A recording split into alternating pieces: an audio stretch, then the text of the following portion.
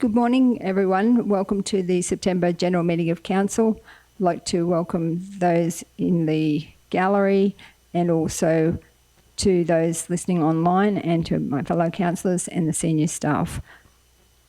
I'd like to now call on, so we have no leave of absence or apologies, so I'll call on Major Michelle Miles to offer prayers for our council.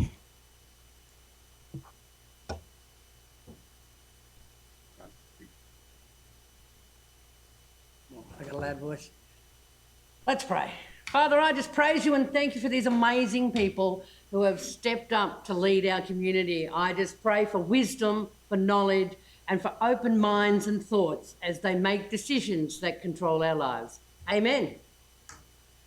Thank you. Thank you, Major Michelle. That was very impactful. I now call on Deputy Mayor Ros Height to perform the recognition of traditional owners.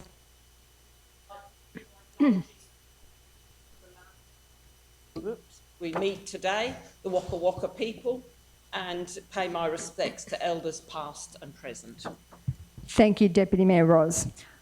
Now call on any councillors who have a declaration of interest. Yeah, I'll start with CEO Mark. Yep, thank you, Mayor. So an item's coming back to the agenda for a negotiated decision notice. I'd like to inform the meeting that I have a declarable conflict of interest in relation to item 12.7, the negotiated decision for a request for development permit for reconfiguring a lot out on Benin Ellesmere Road. This declarable interest, conflict of interest arises due to a close associate having made a submission on the application. I will be leaving the room and staying away while the matter is voted on and discussed. Thank you, CEO Mark. Councillor Jane. I, Councillor Jane Erkins, inform this meeting that I have a prescribed conflict of interest in relation to item 11.1 EBA update final. The nature of my interest is as follows. A prescribed conflict due to a family member being a child is an employee of council. I propose to leave and stay away from the place where the meeting is being held while the matter is discussed and voted on. Thank you, Councillor Jane Erkins. I'm handing over now to Councillor Heath Sander. I, Councillor Heath Sander, inform this meeting that I also have a prescribed conflict of interest in relation to item 11.1, the EBA update final. The nature of my interest is as follows. A prescribed conflict due to a family member being a sibling is an employee of council. I propose to leave and stay away from the place where the meeting is being held while this matter is discussed and voted on. Thank you, Councillor Sander. Councillor Deneen. I, Councillor Deb Deneen, inform this meeting that I have a declarable conflict of interest in relation to item 11.1 EBA update final. The nature of my interest is as follows. Declarable conflict due to a related party to a family member having a close personal relationship with my child who is an employee of the council. I propose to leave and stay away from the place where the meeting is being held while this matter is discussed and voted on. Thank you, Councillor Deneen. Councillor Sander. I think I'm going to be out of the meeting more than in today. I, Councillor Sander, inform this meeting that I have a prescribed conflict of interest in relation to item 12.4, the registers of pre-qualified suppliers. And this prescribed conflict of interest arises due to a matter relates to a contract with council to supply of goods and services. I propose to leave and stay away from this place where this meeting is being held while this matter is discussed and voted on. I also inform this meeting that I have a declarable conflict of interest in relation to item 16.2, the award of contract SBRC 2526-11, the plan and design for the South Burnett Tourist Parks.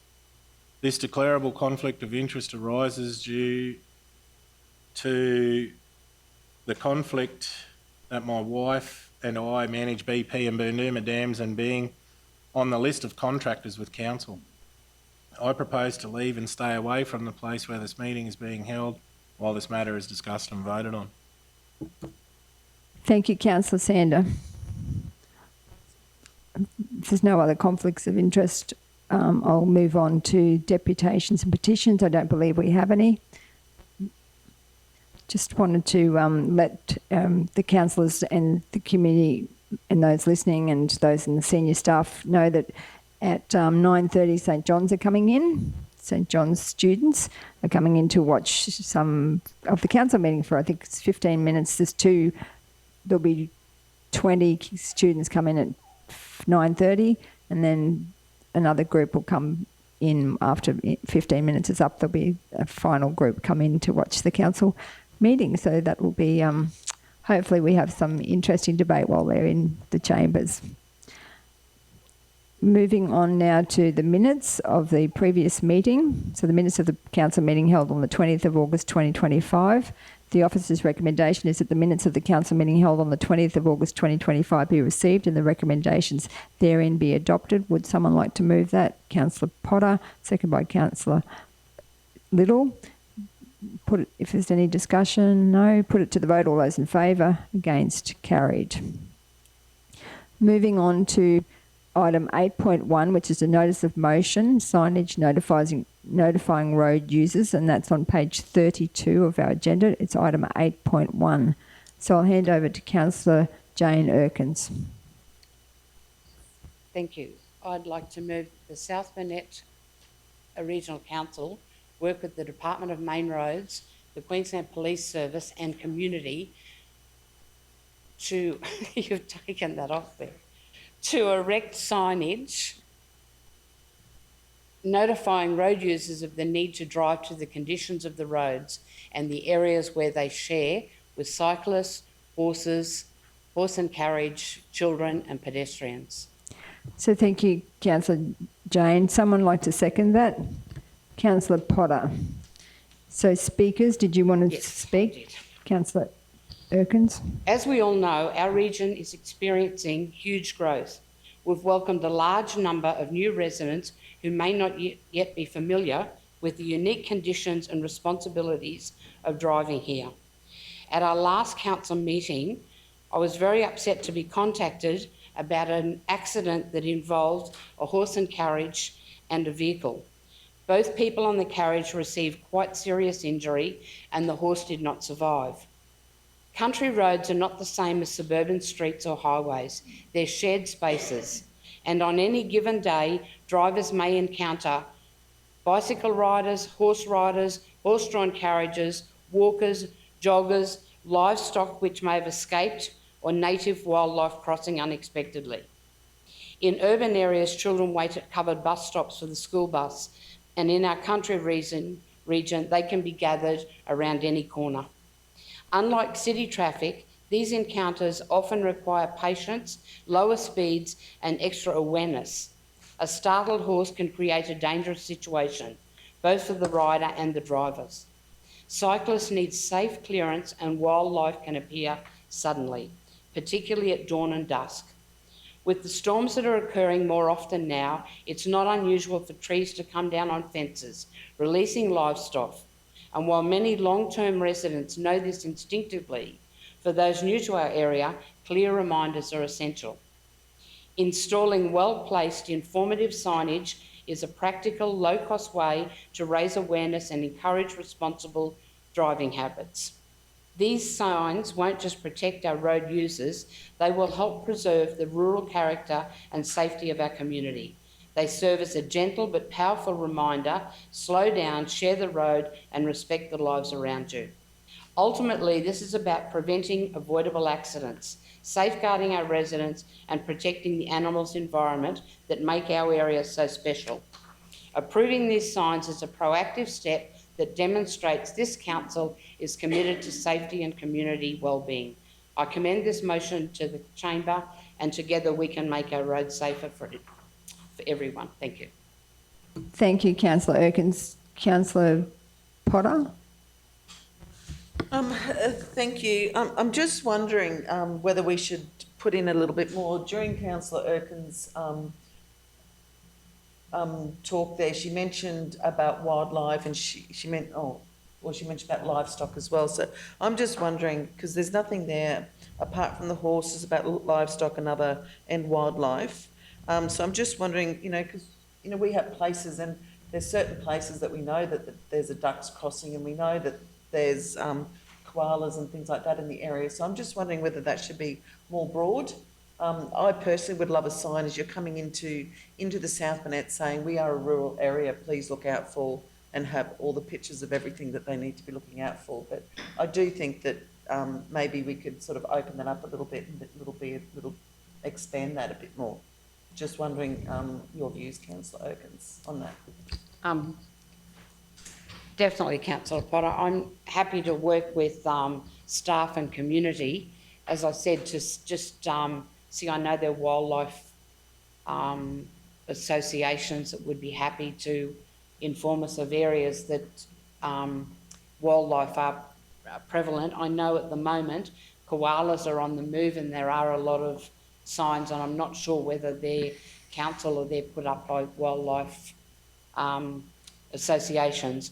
So, really happy to work in with those organisations. And I know I have been contacted by residents who have ducks at their place, and the ducks and the babies cross the road, and she was very upset and rang me because someone was not aware and they'd run over one.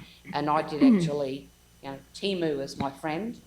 I actually got her a couple of signs just put on her gate that people can see when they drive down the road. But I know myself, I once ran over some quail, and that was probably 25 years ago, and those little babies, I still worry about how many of them the mother found. So I don't think anyone likes to run over it, but as I said, people are unaware. If you come from an area, you're unaware of the wildlife that we have, and one of the reasons people move here is because it's a country area.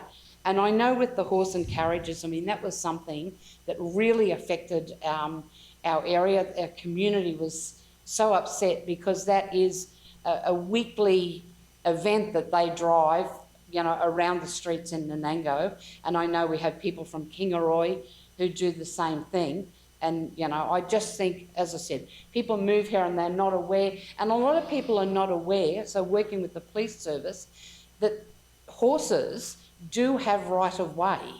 So, it's very frustrating when some of these carriage drivers have come and told me that drivers will get behind them and blow the horn. We've spoken to the police about that, and they are happy that if the carriage drivers report these, that they are going to be taking action, which is really good. And as I said, the signs, I think, are the first measure to inform people, and happy, Councillor Potter, to work in with any wildlife groups. Do you want to add the wording wildlife in as an yes, extra? Yep. Wildlife, livestock, Yep. Wildlife and livestock. Yep.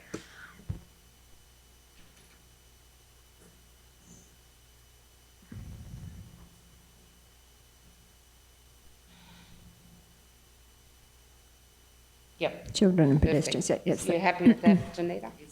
Thank you. Thank you. Thank you. Councillor Sander. I support what Councillor Erkins has put forward, but I also want to point out that I believe there is currently too many signs on the road. People don't pay attention to signage anymore. Even if there's signs up there, people won't, it's not going to help. It may help a little bit, but it's not going to solve the issues. But in Queensland, it states here that the road rules require you to slow down and give the horse plenty of room, with the exact distance depending on the speed limit of the road.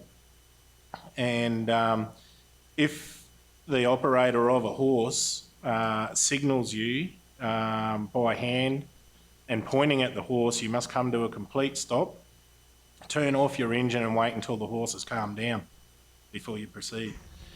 So what I would also like to do with that is, not only if you're going to put signs at the entrance to the South Burnett, I would like to lobby or send a letter to the state government so that people who are getting their licences when they're doing their learners, this is actually added to that, so because a lot of people aren't aware of these issues. That's exactly right. They wouldn't even know that that was the rules. Whether we can send a letter to the state government and have that added as a part of their your learner driver test, that's a great so that it's just acknowledged and people do actually get taught that. Yeah.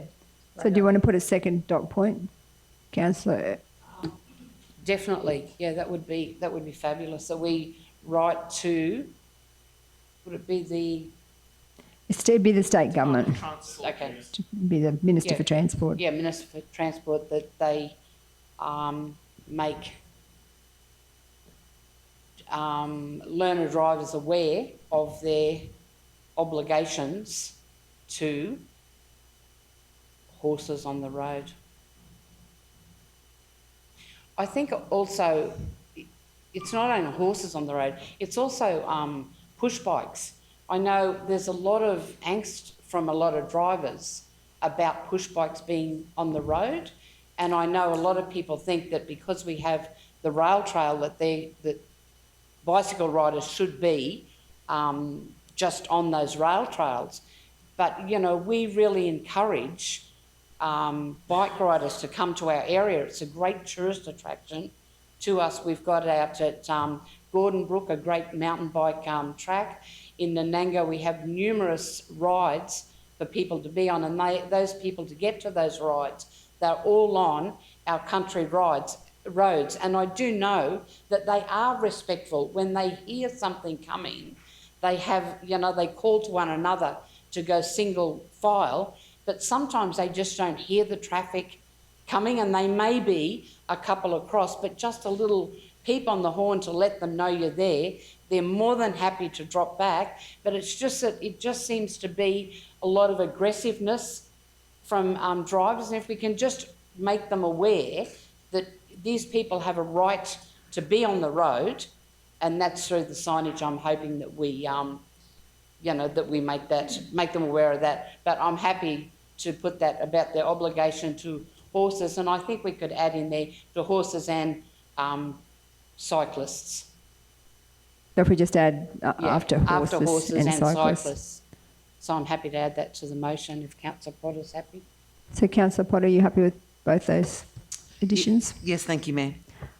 Councillor Hyde. Yes, I'd just like to comment on the fact that it was an awful accident. And I mean, I've driven ponies and carriages on local roads, so I understand that. But I agree with Councillor Sander. I'm not totally sure signs make any difference, because you see signage saying slow down, koalas cross here. I've never seen anybody slow down. So I'm supportive of it because I'd like it improved, but I'm not totally convinced that we want signage everywhere and you just get an overload of signage and nobody takes any notice. But I do think it would be worth contacting the carriage club and encouraging people with carriages to have more fluorescent things on the back of the carriage, maybe flags, that sort of thing, because while bicycle riders tend to have high vis, or, well, they should, it's a good idea too, carriages tend to be dark at the back. There's no reflectors, no flags. So I think it would be worth, and I'm sure that we don't need to put that in the motion, Councillor Erkins could talk to the carriage club to say, I think it would be a good idea to have more reflective stuff at the back of your carriage. Can I answer So, that? yes, Councillor Erkins. The members of the carriage club have contacted me. They're wearing now high visibility shirts. They are actually very safety conscious, and they are doing that. They're putting they're now wearing high vis shirts. They wear protective protective vests. They wear helmets. I mean, they were extremely lucky. One of those people on the carriage was actually thrown 30 metres. I mean, she is really, both of them are very lucky. And, you know, the fact the horse died. And I understand what you're saying about the signs, but there are routes that carriages take in our area, and I'm sure here, with there's people here, there are actually routes that they take. So it's just an awareness sign, you know, carriages on the road. You know, it's not actually teaching them the road rules that I'm thinking of that. It's just saying this is a road, just notifying this is a road that you may encounter horse and carriages. This is an area where, you know, bike riders go. So just something like that. That's why I say working with those groups and the community who are the users. Thank you. Councillor Deneen. I just wanted to say also that not just for the safety of the animals on the road and that sort of thing, but I've had a friend with a roo come through her windscreen, and also another friend who's pulled up where a horse has gone through the front of a car. So people can actually be killed by the animals coming into the car. Maybe some people who haven't been in the country long don't realise just how that can impact. So I think it's a great idea. Thanks, Jane. Well done. Thank you. And it also supports the community. When we went to Nanango, there was certainly a mood and a move, and it was a part of the community plan to get some signage and to make people much more aware. And as you said, it was very fortunate that both of those ladies are still here with us. Councillor Little. Yeah, I just wanted to say that in the having just put a young person through getting their licence recently, there are already questions in place around push bike riders and emergency services on the sides of roads, what you're meant to do, slowing down, how you get past them, all of that. So there's already rules in place there which are already part of the learner's licence experience. I'm not sure about the horses though. I can't remember anything about horses. Yeah. So, yeah, thank you, Councillor Little. Any other comments? Did you want to have some closing remarks, Councillor Erkins, or are you happy just to... No, I'm happy if we just go straight to the vote. We're ready to vote. Put it to the vote. All those in favour? Against? Carried unanimously. Thank you. So now we're moving on to the councillor divisional updates, and I will go first with that one.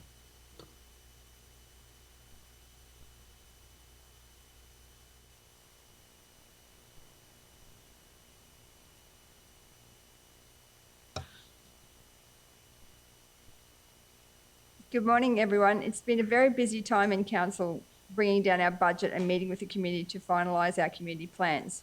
The feedback has been finalised, and we will be putting the plans back up on our website for a final check by the community before endorsing them.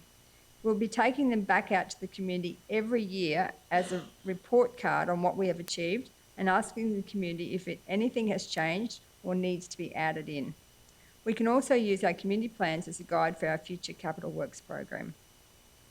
Don't forget that the nominations for Australia Day have now opened and will be closing on the 14th of November at 4:30 p.m. There will be all of the usual categories, but this year we are putting an emphasis on the local achiever, as the winners of the local achievers will be put forward along with the volunteer of the year to go into the final for the citizen of the year. Please nominate anyone that you know who has gone above and beyond for their community, as we want to recognise all of the unsung heroes across our region. The awards ceremony will be held in Proston next year on the eve of Australia Day, January 25, 2026. We hold our ceremony before Australia Day to ensure that any award recipients will be able to be acknowledged in their own communities at the Australia Day events that are held right across our region on Australia Day. Don't forget, next month in October, we are again pinking up the South Burnett to raise money for the McGrath Foundation. This year, as always, we are raising money for our wonderful breast cancer nurse, Sue Cox, but we are also hoping to get an all-cancer nurse for our region into the future. Relay for Life is also coming up, so please nominate a team and join in the fundraising for Cancer Council Queensland. Relay for Life this year is Saturday the 11th of October at the Kingaroy Rugby League grounds from 2 p.m. until 10 p.m. Council continues to do holding works on flood-damaged roads. We have done 47 roads with holding works, which is temporary works before we do the permanent works. We do this because it is a lengthy process to get to the roads that are flood damaged, and sometimes we need to make the roads safe before we do the full reconstruction. Please don't panic if you see works done that appear to be unfinished on a flood damaged road, because it is likely that they will be holding works. Finally, I would like to thank and recognise our staff who will be receiving awards tonight at a service recognition dinner. We have a great team of staff, and together with our CEO and my fellow councillors, we will use this opportunity to reward them for their service to our organisation. Thank you.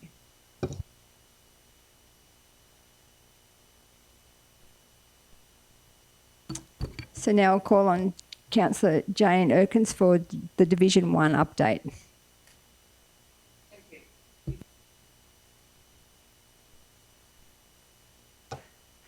Before I go on, I should also make mention of the fact that my fellow councillors are all keeping a wide berth on me because when I arrived this morning, I didn't feel too well. So it's not that they're all ganging up on me. I'm sitting away. Over the past month, I've attended a range of events and meetings which highlight the strong community spirit and collaboration we are fortunate to enjoy in Nanango. The monthly opening of Ringsfield House was again a success, with volunteers welcoming visitors and serving morning tea. These small but meaningful occasions help to foster social connection with community pride. The 3-day one-act play festival showcased 15 impressive performances, and congratulations to all involved for providing high-quality entertainment and demonstrating the strength of our local art scene. And it was really great to see members of our local art theatre group obtain prizes in that event. Council also welcomed the Local Government Association this month, and councillors all gathered to discuss key issues and receive important updates on our roles and responsibilities. These meetings remain an invaluable opportunity to share insights and strengthen our collaboration. As chair of the Local Traffic Advisory Committee, I raised several road safety concerns from Division 1, including the, I did put yours in as well, Linda, including the Arthur Street East intersection with the highway, the Tarong Road turnoff, and the pedestrian crossing in front of the Nanango Pool. And I'd just like to let the community know that they are on the list. We also met with the Blue Light Queensland representatives to discuss the future of the Nanango Blue Light facility. We're exploring opportunities to reinvigorate the program for the benefit of local youth and the broader community. The Ringsfield House Open Day, hosted by the Tai Chi organisation last weekend, brought together a range of community groups and services. The event was well attended and highlighted the diversity and strength of our local organisations. Council has recently assisted in preparing approximately 120 meals for the South Burnett Support Alliance, a practical demonstration of Council's ongoing commitment to community well-being and an indication of 7 of us all in a little small kitchen and all still getting on, still speaking. Infrastructure updates include the early commencement of pipe replacement works in Bunker Avenue, as well as the replacement of the hydrotherapy pool heat pump, with the facility now open again for public use. While I was unable to attend the Heritage Music Muster due to prior commitments, I have received excellent feedback on the event and extend my congratulations to the Nanango Show Society for its success. Thank you to all residents for your ongoing involvement and support in keeping Nanango a vibrant and connected community. And I'd just like to mention that we have representatives from the Carriage Club have just arrived, but too late to see that we just passed the motion to have signage put up. Thank you. Thank you, Councillor Jane Erkins, and I'll ask Councillor Linda Little to give the Division 2 update.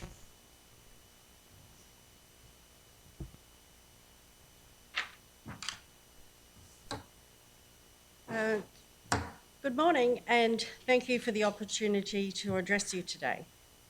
Each month, it is a challenge to select just a few highlights, as there are always so many worthwhile activities and events across our region. I am grateful for the chance to attend these on behalf of Division 2 residents.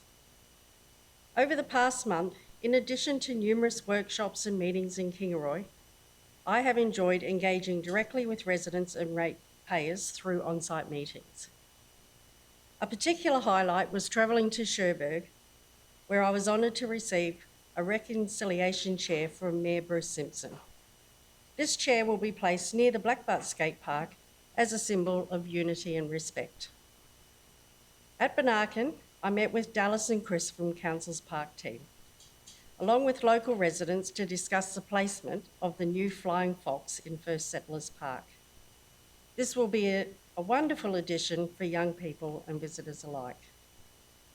I also attended a biochar demonstration in Blackbutt and participated in community plan feedback sessions in Blackbutt, Benarkan, Mainwell and the Bunya Mountains. These sessions were very well attended and I look forward to presenting the finalised community plans to Division 2 residents soon. Councillor Erkins and I also had the privilege of visiting Morris Street, Blackbutt, where we were given a demonstration of the Trimble survey and machine control device by our roads team. The pride and professionalism shown by the crew was inspiring, and the technology clearly increases efficiency and quality in road construction. On August 30, I attended Music on the Porch, hosted by the Bunya Mountains Community Association. Despite the cold and windy weather, the event was well attended and the music and poetry were of a very high standard. Funds raised on the day will go towards the construction of the new Bunya Mountains Community Centre. The Blackbutt Avocado Festival on 13th of September was another outstanding success. This free, family-friendly event was a credit to James and his team of volunteers. Many thanks to all the volunteers, sponsors, stallholders and visitors who contributed to making the festival such a vibrant community day. Mayor Cathy and I even took part in the strongwoman competition. While our result was quite modest, we can proudly say we had a go. We're in training for next year. Finally, I would like to acknowledge and sincerely thank all the South Burnett Regional Council staff. Your commitment, professionalism and hard work are deeply appreciated and play a vital role in making our region the best that it can be. Thank you. Thank you, Councillor Little. Councillor Potter for the Division 3 update. Thank you. Right, thank you, Mayor. So as councillors, we have all done many things. We have been busy over the last month meeting with staff, community members, organisations, government departments, doing workshops on a wide array of different issues. But from now on, I'm going to be looking forward to what's coming up in our communities. So the highlights of what is coming up is, as already mentioned, the South Burnett Relay for Life, which is on the 2nd of October from 12 to 8 p.m. So get your teams registered and raise money, and let's keep the South Burnett up there as one of the highest fundraisers for the Relay for Life. It will be a full day of fun and entertainment, including the colour run at around 2 p.m. during the festivities. I would like to add here that the South Burnett Relay for Life has just hit over the 100,000 mark, so which is exciting, and thank you, South Burnett, for that. Pinking Up South Burnett, as already mentioned by the Mayor, but it's on again this October, and we'll also be doing a window competition across the South Burnett, which I have not told the other councillors, but they will be judging the window comps in their own areas. And that's for the Pinking Up South Burnett. And I do believe that there may be bribery may happen in this space. So any bribe will be paid to the McGrath Foundation Pinking Up South Burnett page. Thank you very much. So we will be doing an official launch at the start of the month. And we also have a very special and beautiful mosaic piece of art donated by the very talented Karen Hibble-Shepherd that will be auctioned off at the end of October, so stay tuned for more details. I will be working closely with Councillor Jane on this project, and we're meeting with Karen tomorrow to start off our discussions on this. And if you haven't seen it, it's an absolutely beautiful piece, so we'll take a photo and we'll post it to the Pinking Up page. So that is for the end of the month. We've got upcoming local disaster management group meetings and trainings, because you can never be too prepared. And this forms part of the work we do as councillors in the disaster management space. Australia Day Award nominations, as already mentioned by the Mayor, are now open, so please get your nominations in. We have some incredible people throughout the South Burnett So come on and let's acknowledge them. They really deserve it. Our amazing Youth Council will be running a family movie night on the 4th of October, so please look at the Council Facebook page for more details on that one. The Arts, Culture and Heritage Advisory Committee will be looking at the Regional Arts Development funding applications next week, and we'll be able to share those at the October Council meeting with a bit of luck. St Mary's Catholic College has their Night for COTA, which is a celebration of technologies and the arts, and I'm actually assured that it will be a night of creativity and innovation. So I really can't wait for that one. Tobinga State School Yumbin Learning Garden opening is tomorrow, and I look forward to seeing the work that the staff and the students have done for that garden. So I believe the Mayor and Councillor Deneen will be joining me on that one. So that will be very exciting. I am looking forward to seeing what they've done there. Councillor Deb and I have also started meeting with the Kingaroy Police. We've got another meeting tomorrow, and these meetings we're going to be doing every month as a catch-up with the police. I would also like to end with a thank you to our staff for all the hard work they do, both internal and external. You do an exceptional job, and thank you very much. Their staff did an amazing job for Cumbia for the Cumbia celebrations. They did an amazing job in Blackbutt, and the towns have just been looking beautiful. So thank you. Thank you, Councillor Potter. I'll call on Councillor Deb Deneen to do the Division 4 update.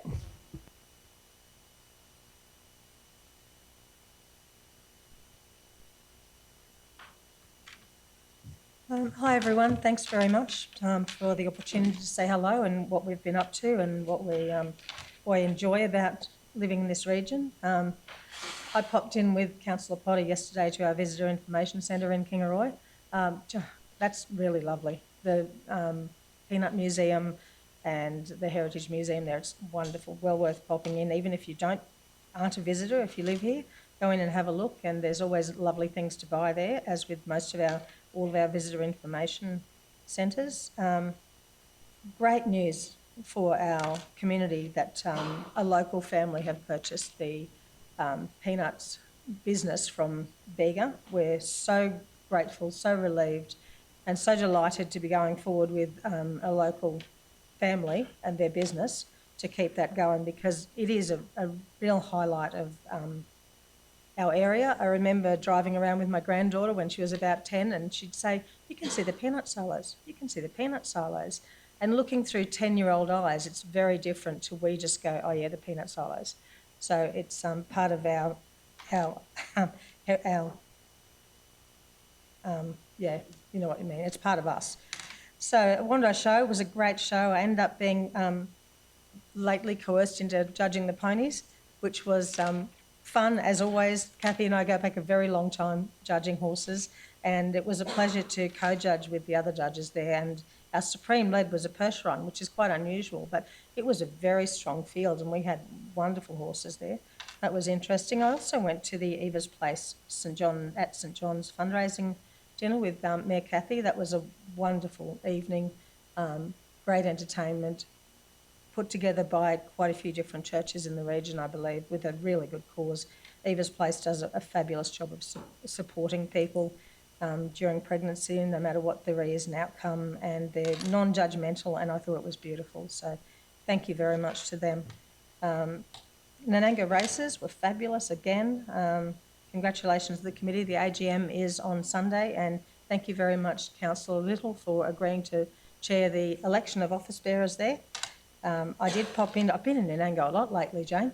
I did pop into Ringsfield House and tried their scones and their beautiful sandwiches. Another open day there, it was just fabulous. That's iconic, and we're so blessed to have it in the South Burnett.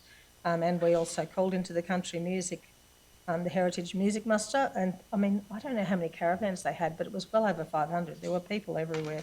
Nananga has definitely been popping lately. Cycling without age, I believe, was the inspiration for the the South Burnett Rail Trail, Stanwell and the Wandai Art Gallery to partner in getting a rickshaw, trishaw, so that it can take people who just can't ride bikes themselves for a ride along our rail trail. And it's just, it was delivered yesterday, It was fantastic. It's going to be great. So thank you very much to all involved. And thank you very much, as always, to our great staff. We really appreciate you. Thank you, Councillor Deb Deneen. Welcome to the St John's students and staff who have come today to watch our council meeting. We're very honoured to have you in the room, and just so you are aware, we're currently doing the divisional councillor updates. So every councillor gives an update, what's happened in the last month, and we're up to Division 5, which is the Mergen area, and we've completed 1, 2, 3 and 4. So, but thank you for coming along, and we hope that you can get some understanding of how council operates. So we've got our councillors around the room, and at the back, we've just sitting in the back row there, we've got our General Manager of Finance and Livability, is Kerry Anderson, and we've got an acting General Manager of Infrastructure, is Kevin Searle. So they're our senior staff here, and we've got our CEO and myself as Mayor, and then we've got Danielle takes the minutes of this meeting. So just might quickly get the councillors to introduce themselves, if you wanted to, Councillor Potter. I'm Councillor Potter. I've got Division 3, which takes up Kingaroy, Coolabunga, Goodjar, out towards the Stewart River, towards Cumbia. So I've got I'm sorry, but your school is not in my division, but I do have a really good division.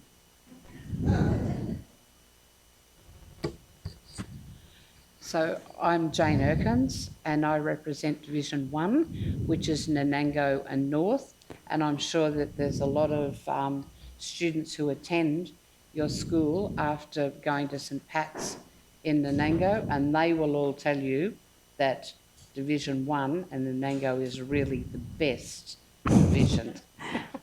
So, thank you. Deputy Mayor Roz. Hi, I'm Ros Height, Division 6. Division 6 is basically the western side of the region, so it has a lot of the rural areas, but also Crawford, Memorandee, Waroolan, Tingura, Wandai, Geelong, Cumbia, and various towns in between. And I would like to mention my 3 children went to St John's when it was an awful lot smaller, but they had a wonderful start in life, and I'm sure you will by going to St John. So welcome to the council this morning. Hi, I'm Linda Little. My division is Division 2. I take in Blackbutt, Banarkin, Maidenwell, Bunya Mountains, and some of the southeast Nanango area as well. And whilst these other councillors might say that theirs is the best division, I can assure you that Division 2 is the best of the best in the South Cadet.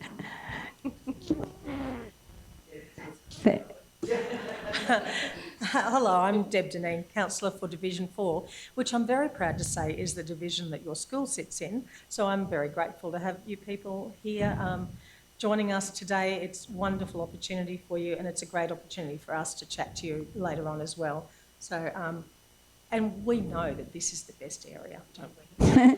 So thank you. See, as you can see, they're very parochial, which is good.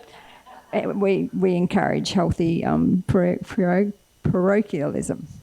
And I just wanted to also introduce we've got our planners sitting there. We've got Manager Simon, and Sam is an officer in planning, and the reason why they're here is because we're going to have some planning issues coming up, and we might have to have some questions from them. And also Helen is my executive assistant, and she's the one who's shepherding you around. I'm guessing that you've already met with Helen, but she's wonderful. So I'll hand over to Councillor Heath to give the Division 5 update. So I'd like to welcome St John's here today. As long as the other councillors believe that they've got the best area, Division 5 is actually the best. We agree most of the time, but when it comes to that, you'll see the clause come out. But I also take in the Proston and Hydesville areas, right out on the right-hand side of the Boondooma Road as well, and then I pass boundary with Ros Height. So you guys, not once did I ever believe that I wanted to be a councillor when I was your age. I never thought that I would be. and never thought that I would follow the path that I have in life. But once you leave school, you can make all your decisions at school what you want to be until life matters. So things change and you'll work out. You can have a set on life in school what you want to be, and it'll never work out that way, but at the end of it, it always does work out how it's meant to be. So you'll slot into places in life where you think that you're not going to be able to handle it. You just push through and you'll get there. In the end, it all works out. Division 5 for the last month has been very busy. Last night, Mayor Duff and I attended the school, and this might come back to something that we mentioned last night. The Mergen State High School had their arts and media night, and to see the play they did, Peter Pan was the first one, and it was funny to see. I knew the main actor in Peter Pan. You can't get 2 words out of him during normal times, and last night he was very, very loud and played the part well. So, and then they did Shrek after dinner, and I suggested to the mayor that we approach other schools in the area, because those kids last night, and I believe you guys would do something similar with the media and arts, and I suggested that we put the challenge out there to let the Mergen school attend King and Roy and put on the play, or so that your school can see how they did it, and then you guys could attend Mergen and put on a play or whatever, just so that you're not only doing those plays for your school and the parents and the teachers, that the other areas are seeing it as well. Because that last night was, I would pay to go and see something like that, which we did. But I mean, it was a gold coin donation, and you'd be paying $25 to go and witness something like we seen last night. So hopefully down the track we can liaise with the schools and see if we can create something like that to continue, because it takes a lot of effort to put on a play. And all the work in the costumes and everything like that, it would be better if it was seen across the region, not only within their local schools. So we've had attended a lot of events and that. We did an AGM for the Proston Men's Shed. I'd like to congratulate those guys for what they're doing out there in their local area. Moffedale area, there's been confirmation of some major road repairs at the end of Rippingale Street for drainage issues, which should be happening very soon if the guys aren't there this week. Middle Road is being completed and there's extra work to be done in the Proston area.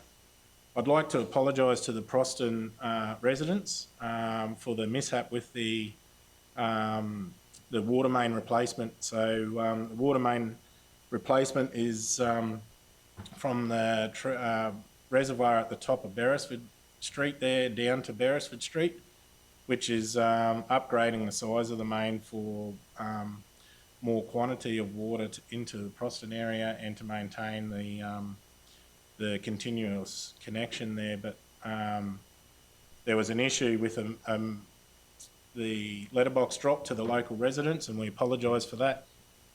And we'll work closely with the local residents to ensure that that connection still takes place, but everything is they're kept up to date with what's happening there. Also with the Proston Pool, spoken with the Mayor and senior staff, and we're going to be working on a possible solution for that in the coming days, and just to ensure that we can get the best outcome for the community there, and we'll see what we can do. The Tableland Hall is having a 100-year celebration dinner this Saturday night, and hopefully everyone can attend. I believe there is some spare tickets available still. They have to cap it at 90 due to the size of the hall, but I believe there's still a couple of tickets available if you wish to attend. And the Proston area, the locals are getting a free bus on the 30th of September to attend a fun and flicks day afternoon at Boondooma Dam, which is an afternoon of, I believe they got laser tag and a few other youth games and stuff to happen, a free sausage sizzle, and then a movie night. I just don't know what the movie is yet, but that'll be probably released on social media today. But hopefully everyone can attend that who lives in the local area as well. So, and if you haven't visited the dams recently, We had a fishing comp on the weekend with over 90 fish caught. I believe there was 98 fish. And so, which is good to see the dams coming back and fishing in the local area. So, thanks. Thank you, Councillor Sander. I'll call on Deputy Mayor Ros to give the Division 6 update. Thank you.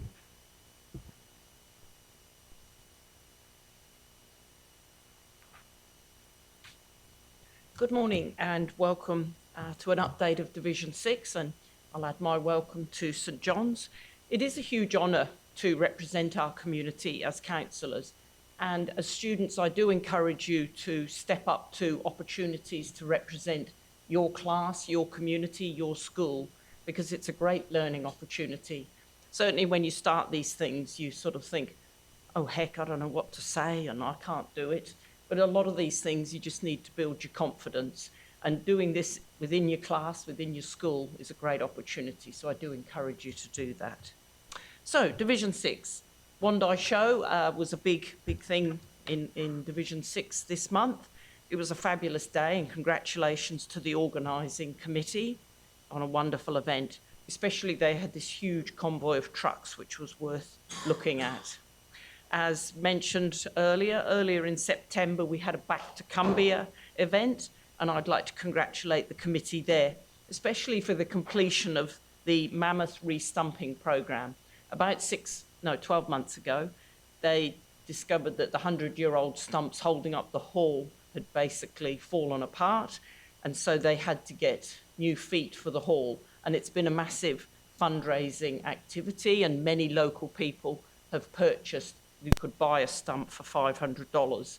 So the Back to Cumbria was also a celebration on the fact that the hall is now fully re-stumped and will be good to go for another 100 years. And special mention to Bill and Sandra Stephenson, who very much drove that programme.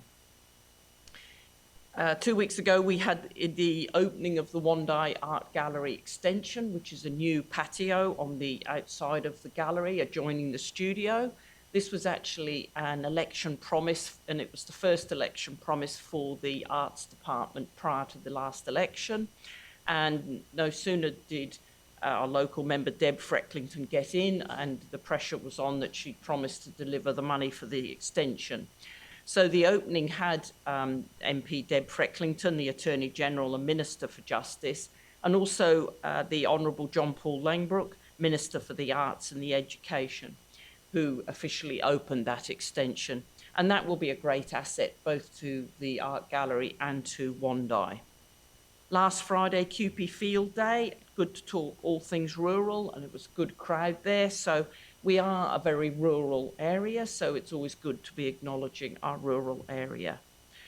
I did go to the Nango Music Muster opening last week, and congratulations to the organisers for that and to Les and his committee.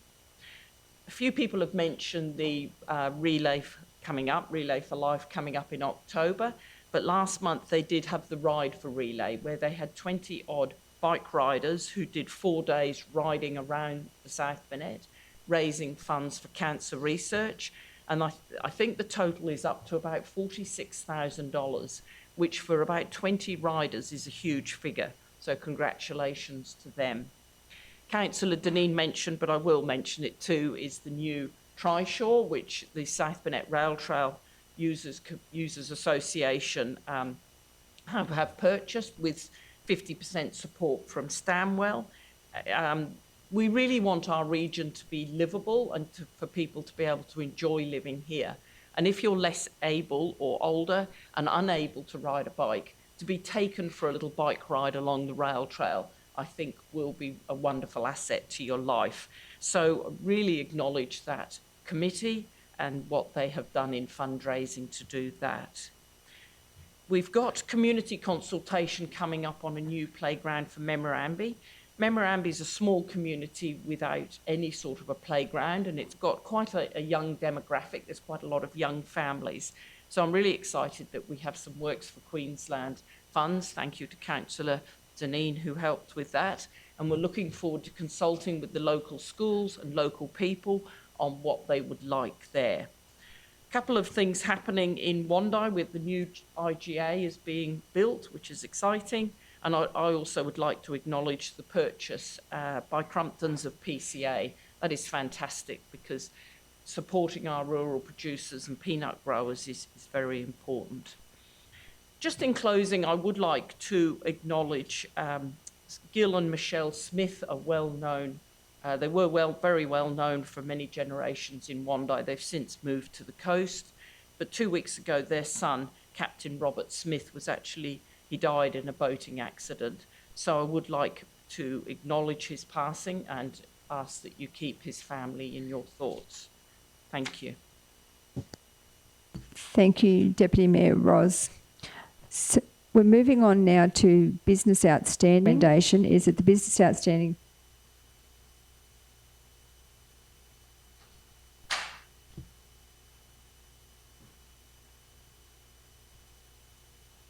So we've just got a technical issue here, so I've just have to repeat that because it didn't come over the recording. So item 10.1 is the business outstanding table for ordinary council meeting on page 34. And the officer's recommendation is that the business outstanding table for the ordinary council meeting be received for information. Would someone like to remove that? Councillor Deneen, seconded by Councillor Little. So I'm just going to ask if anyone has any business outstanding. Councillor Little. Thank you, Mayor Kathy. So we're on page 36, which is the first page. Rural residential blocks. The resolution was that the South Burnett Regional Council review the overgrown property policy and consider the designated town area maps and the adjoining rural residential allotments to 1 hectare or less that may not have been captured in the policy as part of the annual review. So this was something that was started in 2023, February of 2023. We are now September of 2025, and it doesn't seem to have moved along terribly much in that time. So I'm just wondering, is there an update, and is there going to be a policy coming to council on that? Can I, if I can help on that one? So, Councillor, you may or may not been at the Red Tape Advisory Group last week. That ties into this. So it's been very slow burn because a lot of these are tied up to the local laws. They are, and it sounds like, I'm just conscious it doesn't sound like an excuse, but the resourcing and getting around and getting someone into technical expertise. But policy and procedures have been reviewed by the department in partnership with governance. So they're actually, that little update went to the Red Tape Reduction Task Force. It's sort of moving more into that space about how we can streamline it. It is tagged for, and this will continue to be a slow burn, it is tagged for that local law review, but getting the policy and the governance, the procedure is the word I'm looking for, sorted out in the first instance. Also, work's being done on, I'll call it streamlining, but getting a consistent template as far as correspondence, reviewing all the correspondence we send out and getting that all so that it actually all talks to each other and it's consistent with either the legislation and or the local law.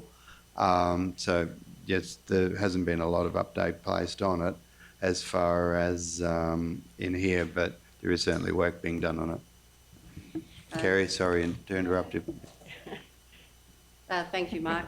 I just did want to mention though, and I'm sure all of us councillors are the same, that we get calls from our residents and ratepayers about overgrown allotments, especially 5-acre blockies that only have their properties as holiday homes. And and then people who live here and look after their properties get quite concerned with the overgrown allotments. Yeah, it's an interesting one as far as you have the two conflicting, where we deal with, and certainly where we found, and even talking through offices such as the Ombudsman's office, there's a degree of investigation and practicality, and because of 5-acre block and where we fit, so we're, again, following up from the workshop that we had with councillors and QFES the other week, so we're coordinating a date with QFES to come in for the fire burn. What we find sometimes in the 5 acres, depending on where they sit, they also overlap with the rural fireries and whose jurisdiction and what. And again, this is not a bad thing, but we're not us, and so we're looking to coordinate the fire and the burn off regime with QFES as per the outcome. So we're just calendars at 30 paces at the minute trying to get dates. Exec Services is coordinating that date meeting so we can work through. That'll be a full morning. There are other mitigating factors. We have people where we take action or come back to, and then we end up in a dispute between neighbours because I want you to mow and I don't want to mow. Everything from rare and native wildlife to rare and native dangerous, not dangerous, I'm thinking of a triffid, but endangered plant botany, native cultural heritage issues, and those sometimes in those ones that don't necessarily or vacant landlords. Not everyone agrees that council should take action with their property, and a lot of those blokes exercise their rights as well. I'm totally agreeing with you. It is an area, and it's regrettably sometimes a little bit more complicated too for communities' benefit. Then why don't you just issue a notice and make them to mow? Sometimes that would be lovely if we could in every occasion. Yeah, I suppose also getting back to, fire breaks around fence lines and that sort of thing, just so we can keep our properties safe and secure, and their properties can be as well. So if anything happens, like a fire, it doesn't impact properties that are doing. Again, don't disagree with you, but it's just the wonderful world of legislation and local laws and actually the ideal opportunity to deal with people. So, Councillor Littledew, is that all you've got? No, I do have more, but I'm happy to wait my turn with others, so we can keep just going the pages instead of jumping ahead. So, Councillor Potter? Yeah, thank you, Madam Mayor. Look, just on page 37, we've got the local government infrastructure plan that we've been, we haven't actually done anything with that for quite a while, and I just want to make sure that we're bringing that back to the councillors to review. The last time it was updated was back in May 2025, and I'm just reading through the last motion on point 2. It says, consider the necessary budget allocation to undertake the LGIP review process in the 24-25 financial year budget deliberations. So we're in the 25-26, and I really think that this is something that's really important to council, for the pure reason is if you don't expand some of those areas, we really can't expand as, in our own towns and villages. So this is something I'd like to make sure to bring forward and do a review with all the councillors. Thank you. So I might ask Acting General Manager Kevin to comment on that one. Or Kerry, sorry. General Manager Kerry, if you'd like to comment. Yes. Through you, Madam Mayor. So yes, this LGIP review will come back to council, and there'll be discussions in there once we've done the planning scheme amendment, so that way we can keep it all sort of consistent and make sure that we're not updating the LGIP and then changing the planning scheme amendment and then having to, potentially have some inconsistencies there. So Manager Simon might have some more comments on that one. Yes, through Madam Mayor. Look, the LGIP, we had the LGIP review that was undertaken a couple of years ago now. That came back with some suggested amendments that needed to be dealt with the LGIP. We are holding that at the moment, mainly because of the fact that with the planning scheme amendments that are proposed to go through, we want to make certain that effectively our infrastructure is supporting some of these planning scheme amendments that will require additional water, sewage, transport infrastructure to support them.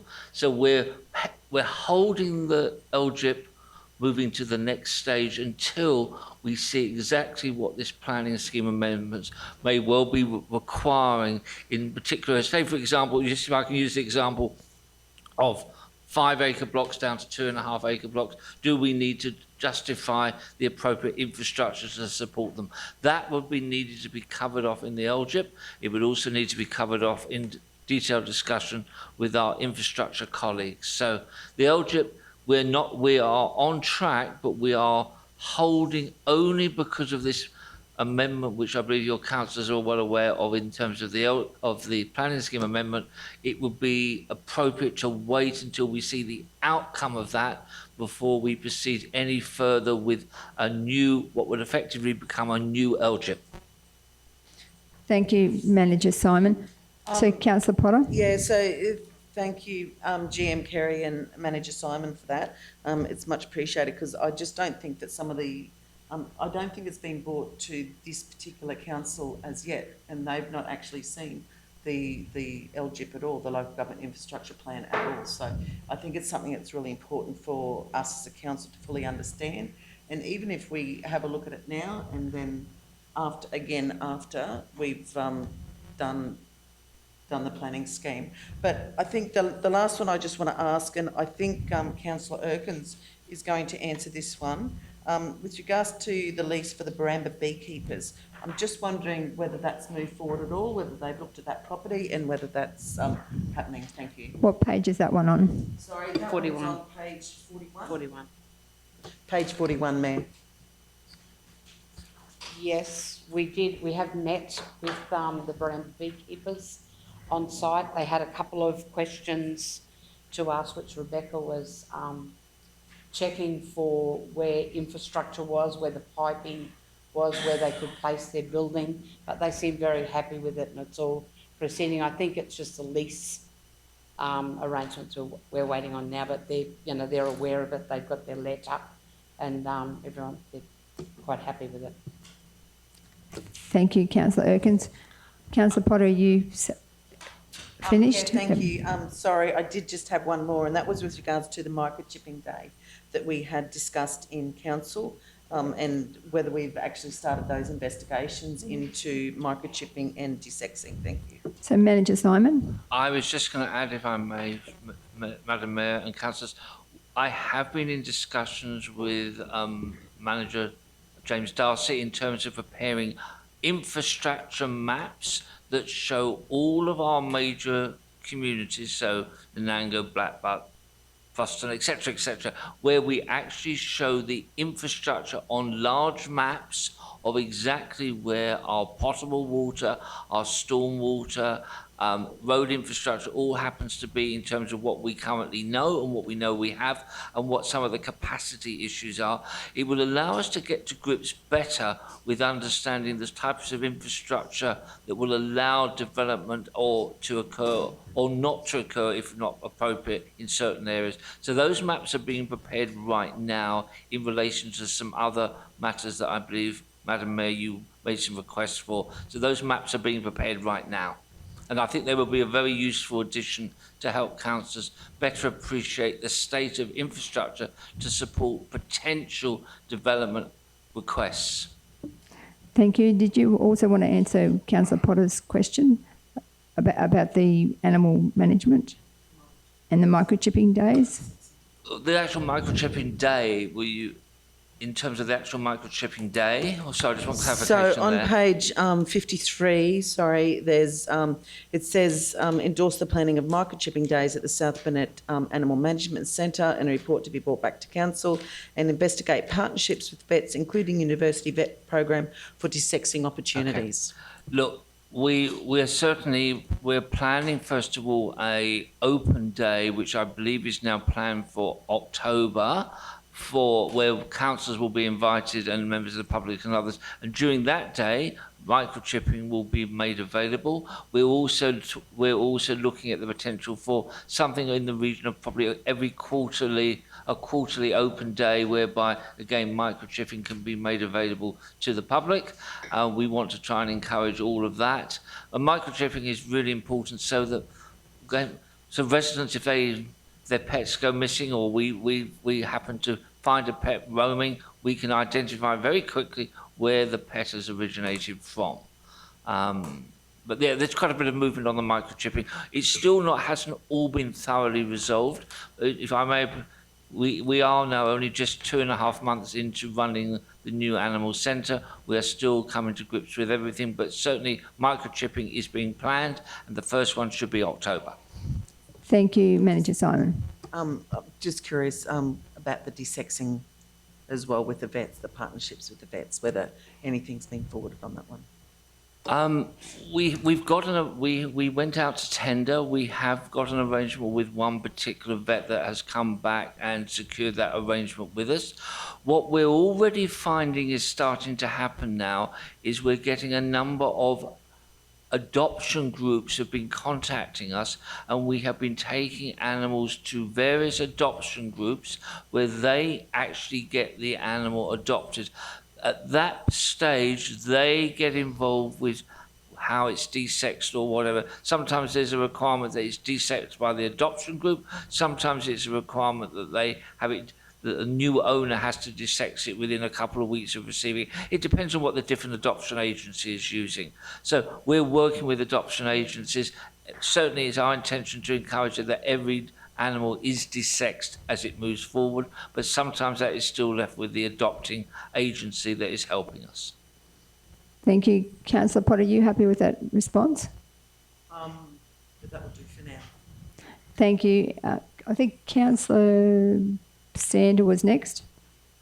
So I just we're just doing the business outstanding. This can take some time, but I just wanted to grab the opportunity to welcome the St John's students, the second group, and the staff and teachers, and just what we're actually up to business outstanding. So this is quite a significant session because there's always a lot of there are resolutions that have been passed by council and they're still outstanding. So the councillors are questioning where they're at the moment. And we did, with the first group, we actually went around and introduced ourselves. So I'm guessing that, I'm thinking that your new group, we need to do the same. So I'll just quickly go around. We've got our CEO, Mark Pitt, myself, Mayor Kathy Duff, and we've got Danielle is taking the minutes. And then we'll just run around the room with the councillors. If you Start with the most important division, Division 6. Hi, I'm Ros Height. Division 6 covers a lot of the western area of the region, the towns of Wandai, Tingura, Waroolan, Memorandee, Crawford, Cumbia, Geelong, and various rural areas in between. My children all went to St John's when it was a lot smaller school, and they had a fantastic start in life. So I hope you are making the most of the opportunities presented to you at St John's, and good luck for your future, and thank you for coming today. Hi, I'm Linda Little. I'm the Division 2 councillor, so my area takes in the southern end of the South Burnett, Blackbutt, Banarkin, Maidenwell, Bunya Mountains, and some parts of southeastern Ango. My area is quite diverse as well, and it is the best part of the South Burnett. We never agree on this. I'm Councillor Deb Deneen, who is Division 4, which is the eastern side of Kingaroy out to Bowie, nearly to Memorandee, and I'm so lucky to have St John's in my division. So thank you very much for coming. We really enjoy having you here and look forward to chatting to you later perhaps. Enjoy the day. Thank you. Hi, I'm Councillor Danita Potter, a councillor for Division 3, which takes in the other half of Kingaroy. I won't say the better half because Kingaroy is the best, hands down anyway. So I take in Kingaroy, Coonabunya out to Kudja, and basically out up to Old Archakura Road, out to Haley Creek area. So that is my division, which, you know, it really is. I'm sorry your school's not in it, but, you know, we can't all be winners like Deb. So, but we do have the best division, Deb and I. Thanks. I'm Councillor Heath Sander. I take in for Division 5 is Mergen, Highsville and Proston areas. And if you do a survey and say which is the best division, I would say Helen will hook you up with some lollies out the back if you say Division 5. So everyone knows number 1 is number 1, and I represent Division 1, which is Nanango and North. It takes in Wattle Camp and parts of Bowie. So, and I do know, as I said to the students earlier, I know that a lot of kids come from Nanango over to your school, and I hope that they add to your school life, and thank you very much for coming here today. Thank you, Councillor Erkins. And we've got our General Manager of Livability and Lifestyle and Finance is Kerry Anderson. And then we've got our Acting General Manager, Kevin Searle, for Infrastructure. And our Manager, Simon, for Planning.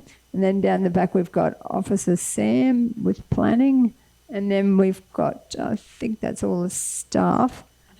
Oh, sorry, and then Helen, obviously you've met Helen, she's amazing. She does a wonderful job for me as the Mayor's Executive Assistant.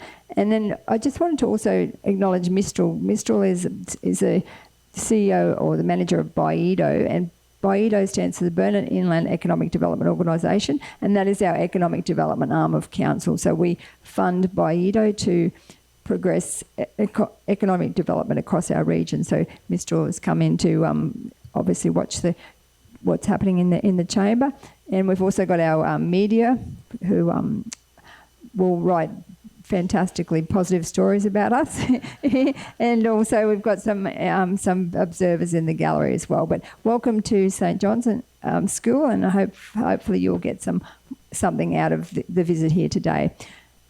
So we'll just move back into this. I think we had Councillor Sander was going to ask a question on business outstanding. 48. Just wondering if we could get an update on the after hours call. I believe it should have been running for a month now, and how's it going? So through you, Madam Mayor, so with this one, we haven't actually moved over to the new provider as yet. We're just finalising all of the contracts. So at the moment, we've sent back what metrics and reporting we would like to try and finalise those last little bits of that contract. And once that's done, then we'll start the progression moving across to the new provider. Thank you. Are you happy with that response, Councillor Sander? Yes, Mayor. While I'm here, there's also another one on page 49 for the art work on the bus to Brisbane. So again, through you, Madam Mayor, so with this one, now that we've got our arts officer and she's got her feet firmly on the ground, this will be one of her projects. So she'll be looking at this in conjunction with Visit South Burnett and just sort of seeing how we can progress this and what it looks like and going forward with that. Thank you. Councillor Sander, you happy with the response? Yeah, I wasn't aware that we had a new arts officer, Mayor, but that's all right. That's all good. Thank you. Councillor Hyde? Me? Yep.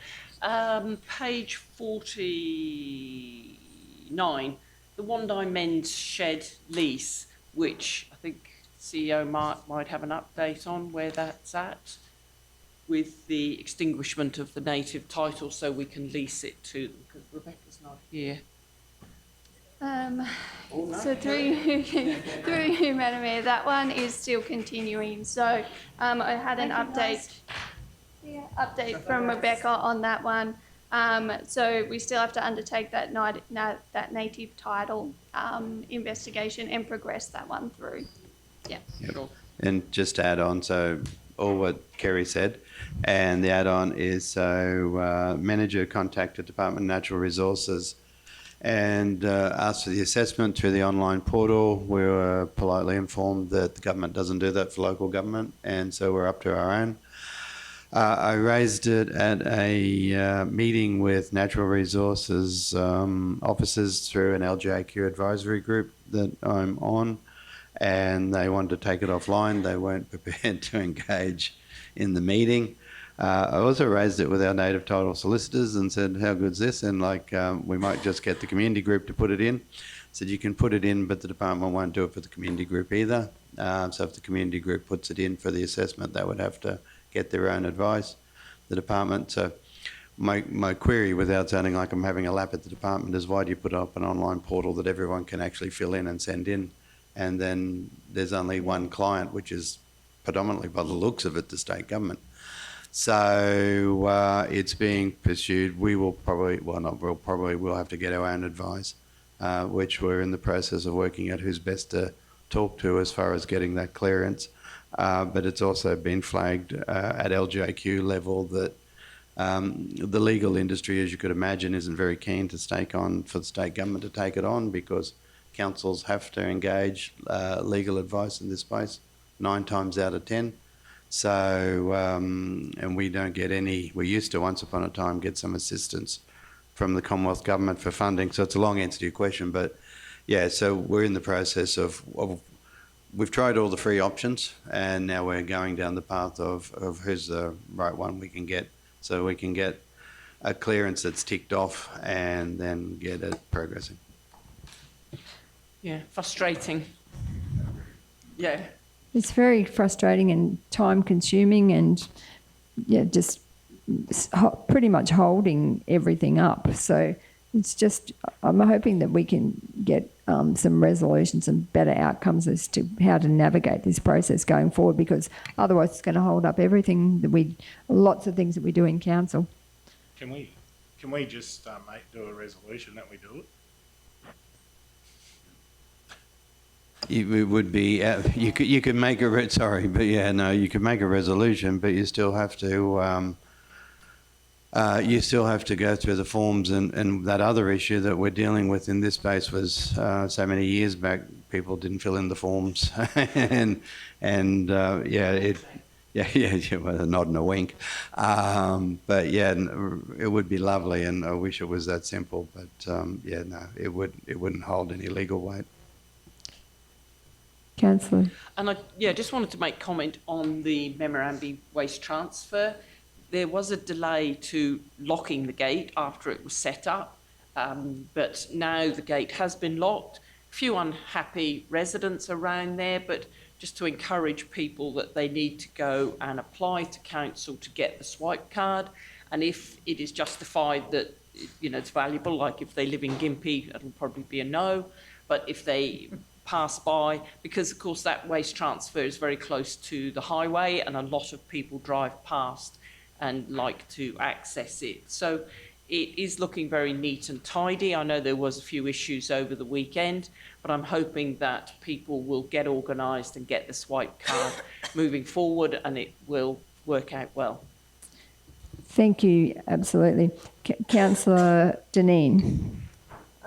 Just page 39, the Baramba Drag Promote lease, how's that progressing? So might hand over to, is that Manager Simon with the lease? No, that's Kerry. General Manager Kerry.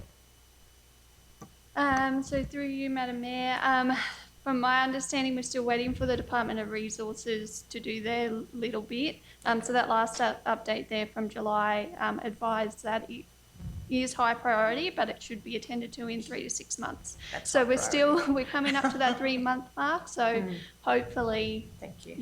That one will progress sooner rather than later. Thank you. Councillor Little. Okay, so going back to page 42, the lease for the Blackbutt Sports Ground Oval to Blackbutt Yarram and Timbertown as a junior rugby league club. So this has been ongoing since January of this year. There was a draft lease provided and a meeting on site on the 18th of July to explain the terms and discuss other items. I'm just wondering, is there any update or feedback on that? Because we are now at the end of the actual footy season, and not having a lease also precludes these community sporting organisations from applying for grants because they need to have some sort of tenure. So yes, just wondering if there's an update, please. Yes, so through you, Madam Mayor, the latest update that Beck sent through this morning is that lease has been sent to them for signing. Okay, so that's wonderful. That one's with them. So hopefully that should all be finalised very shortly. Excellent. Still on that page, well, I've got the floor. The hobbyist breeders and exhibitors for both cats and dogs.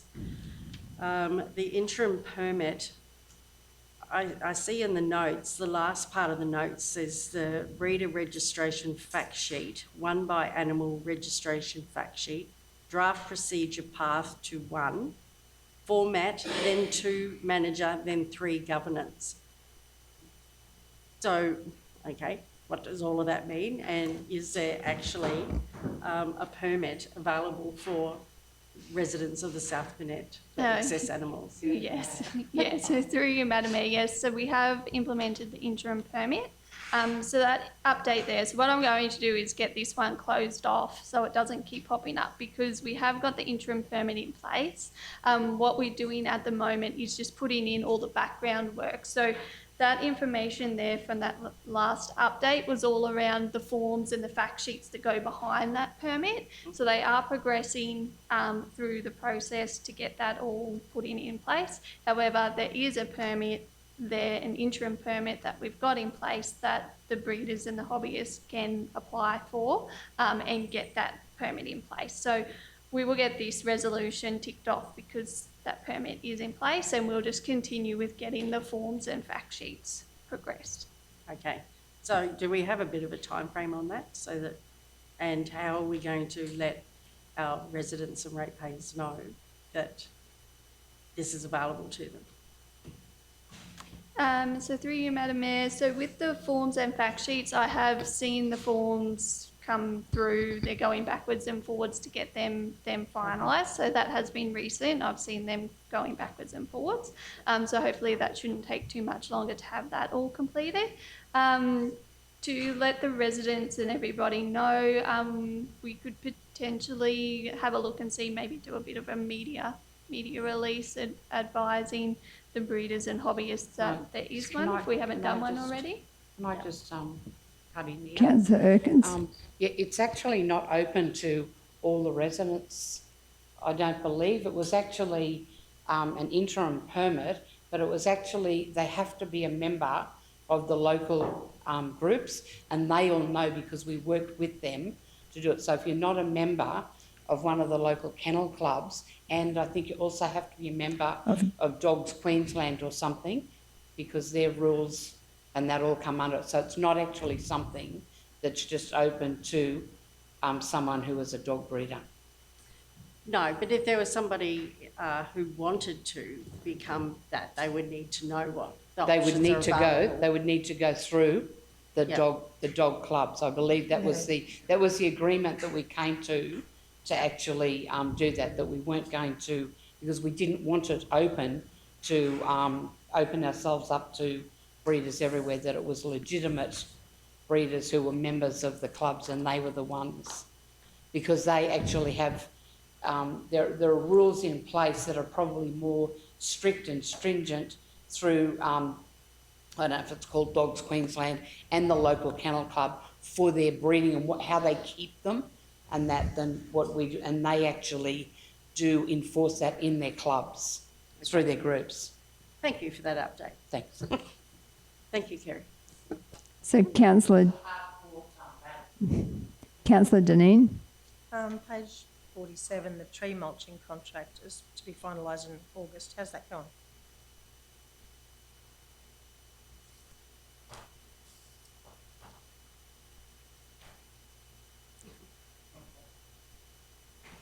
So Acting General Manager Kevin, I think you've got a question.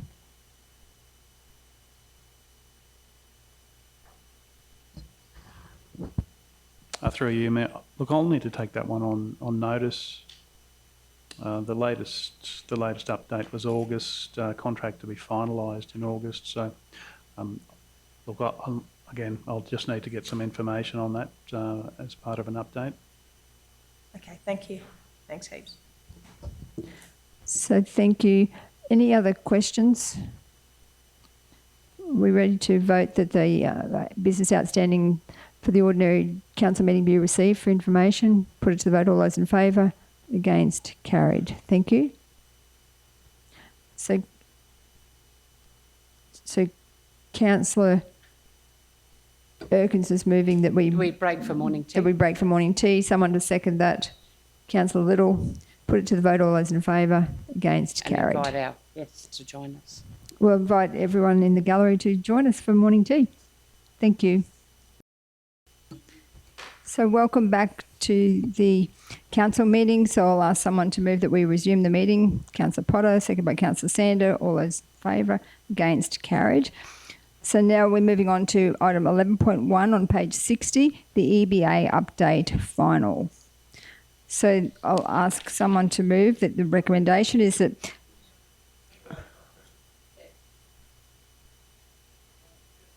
oh, sorry, we've got it. Some of the councillors have got to leave the room.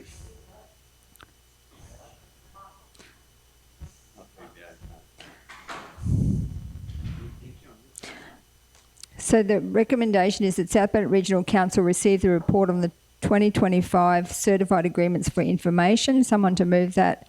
Councillor Little.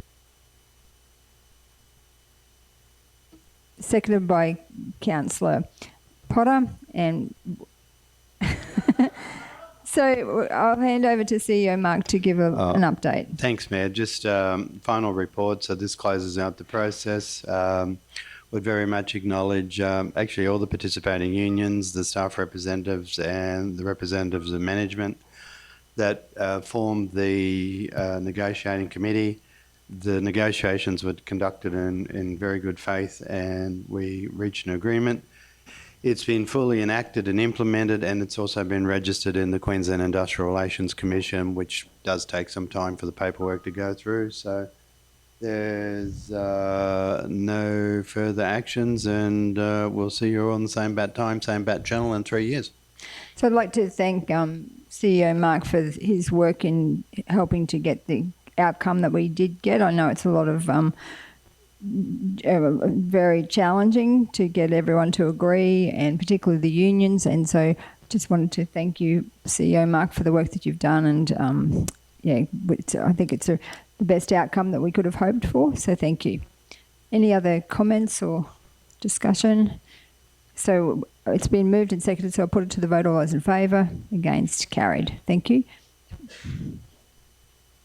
So we can ask the other councillors to come back in. Thanks.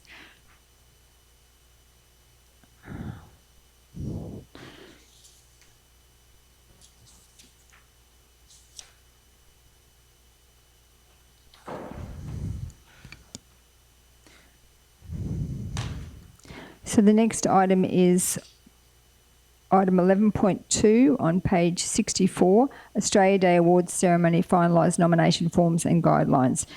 The officer's recommendation is that the report be received for information. Would someone like to move that? Councillor Height, seconded by Councillor Little. Any discussion? Everyone happy to vote? Oh, Councillor Little. I was just going to say I am looking forward to going through and receiving all the nominations across the region and finding the very best that we have here to get awards. And I think we need to encourage the community to put some nominations in, because sometimes the community can be it can be challenging to get the actual nominations, and so if the councillors and everyone who has an opportunity can promote to put those nominations in, because we don't want to be having to extend like we did last time or chasing around missing some particular areas. Councillor Erkins.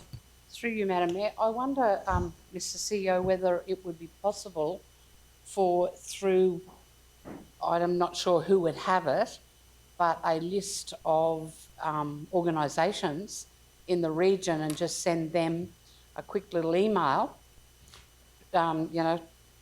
with the link to the Australia Day Awards and encouraging them to put nominations in. Because one of the things that I keep saying, I think it's a great honour to be nominated. Only one person's going to win, but just the fact that you're nominated and recognised by your community. So if we were able to send something out, I presume we would have a list Can I somewhere? answer that question? Yep. Yeah, so all the community groups that are registered through the council would have received a letter with a copy of the forms and Oh, they have? Yes, yes. yes. Okay, all right, okay. Thank you. Yes, that's already happened. So, but what happens is that they just, I don't know, they just put it aside and they don't. I was going to say, I'm on a number of organisations, and I don't think I've ever seen a secretary bring one to the meeting saying that the no. Yeah, well, with our road, yeah, that gets tabled. Okay. We have, Yeah, I think, the Lions Club get them as well, Yeah. and Footy Club and all of those, yeah. can double check the list and make sure who we've got, or if we're missing anyone. Yeah. I'm probably saying more about some secretaries rather than council. But, you know, sometimes I think people, it comes in and it's one of the many things that are not really important. If we can just try through our contacts to stress to people how important it is to recognise those that. And I guess it's a role of the media too. If you could do, I think we've put some press releases out, and obviously we need to spread the word. But particularly now we've changed that format, and I think it's going to be more prestigious to be to win that Citizen of the Year. And hopefully going forward, people will start to realise how prestigious it is, and we can get some more nominations. But I was at the Kingaroy Show Society meeting, and I said about it, but they always seem to, the community groups seem to put it in the too hard basket as if it's like too difficult, but it's not. It's just a simple form to fill out and make sure that someone who is deserving gets recognised. So hopefully this time we will have, we end up getting lots of nominations, but it just takes a lot to get the community motivated. So we've got to try and get that word out there as much as possible, and that particularly that deadline, because I know from other years when that closed, we wouldn't take any after that. So that deadline is the deadline unless we formally extend it. So it's been moved and seconded, so I'll put it to the vote. All those in favour? Against? Carried. Thank you. The next item is 11.3 on page 72. The second draft community plans. The officer's recommendation is that South Burnett Regional Council approve the second draft community plans to be released for final consultation, and that a workshop be held to review with a final report to be presented to the November Ordinary Meeting Council for adoption. Would someone like to move that? Mayor, if I may, just the only thing, following the feedback from Councillor Deneen, the track changes has been reversed on the Kingaroy introduction with regard to Sir Joe, and there'll be a small section placed in the Kingaroy introduction for Lady Flo. So it's just as amended Kingaroy introduction. It's just that's the only change to what was presented in the agenda that we're aware of at the minute. Thank you, CEO Mark. So we just to add as amended to the end of that recommendation. Was mentioned yesterday with Geelong, it's got two items that are in the wrong one. The last two, something about the rail trail. Yeah, actually, Geelong's quite a long way from the rail trail. Yeah, no, thanks, Councillor Hyde. That was, they've been, actually, yeah, my apologies, that's been corrected as well. Yeah. Thank you. So Danielle, if we could just add the word for adoption as amended to the... Oh, is it in there? Oh, okay. Sorry, you've got it in the brackets there. If okay. Daniel, and that's my error. So Kingaroy introduction, comma, and Geelong 10 years. Thank you.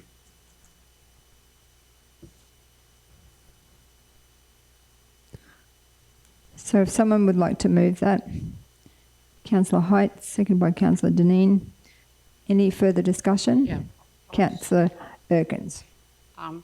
Sorry I didn't get back earlier on this, but there are a couple of things on the Nanango one. We've got in there the fourth oldest town in Queensland. Can we add into that and the oldest town in the South Burnett?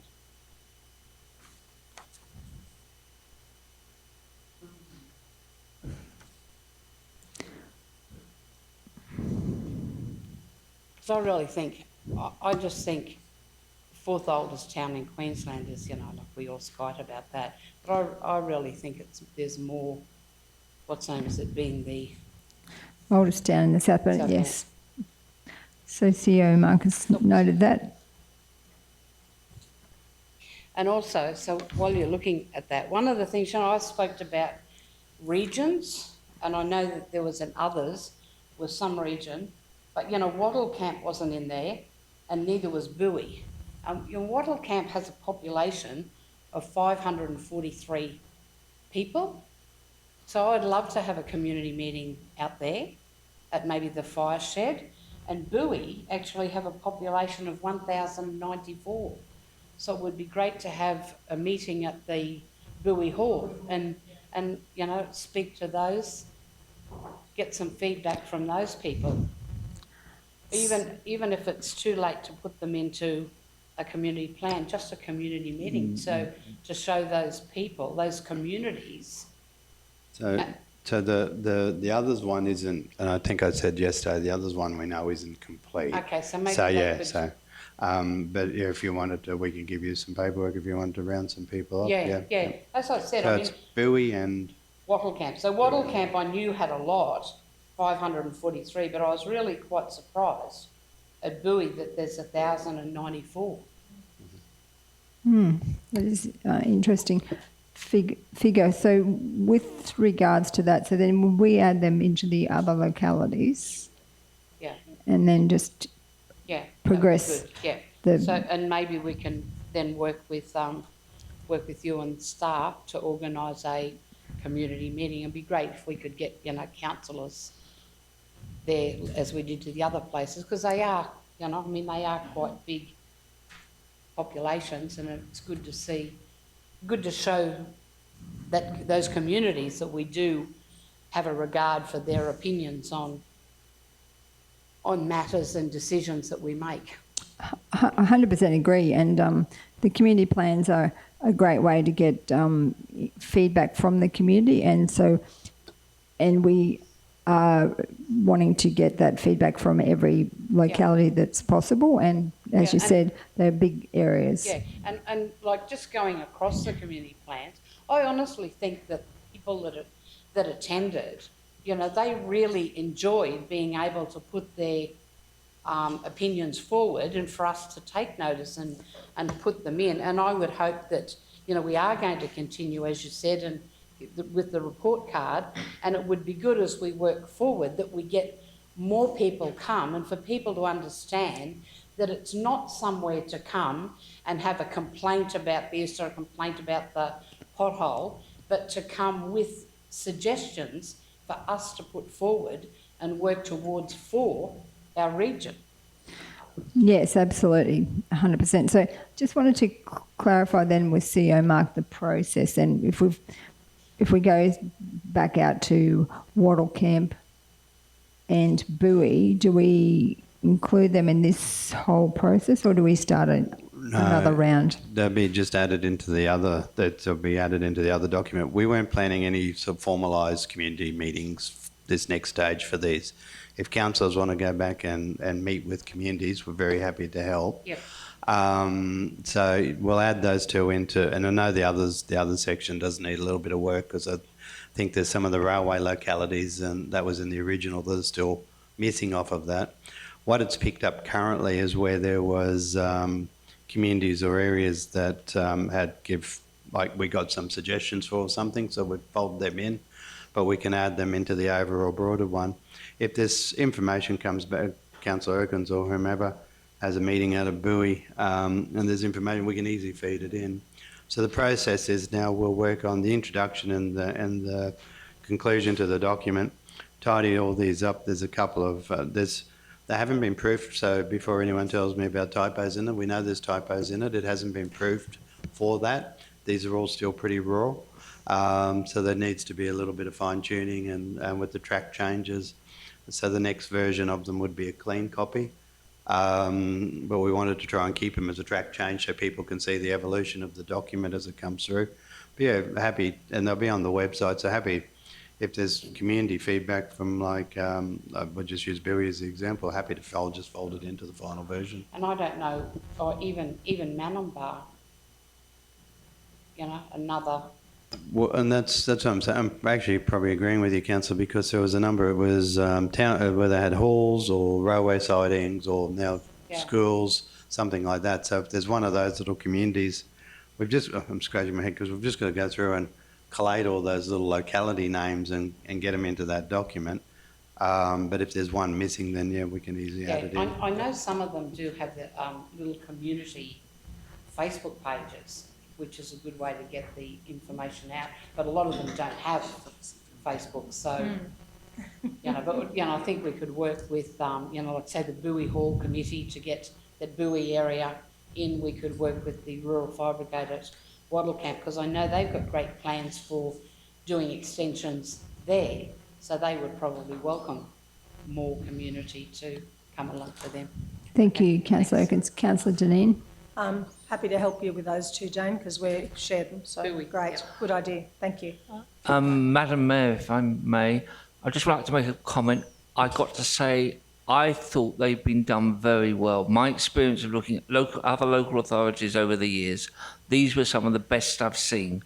I was very impressed with them, and I have to say that genuinely, I thought they were done well. So I must compliment you. Thank you, Manager Simon, and thank you for coming to some of those feedback sessions. Councillor Potter. Thank you, Madam Mayor. Just with regards to, on page 105 under the Kingaroy section, we've crossed out recreational activities for adults and said combined with the lineup. I can't actually find where else it's actually in the plan. So I'm just curious about that one. Also on page 112, it's got, oh, sorry. Okay, 105, yeah.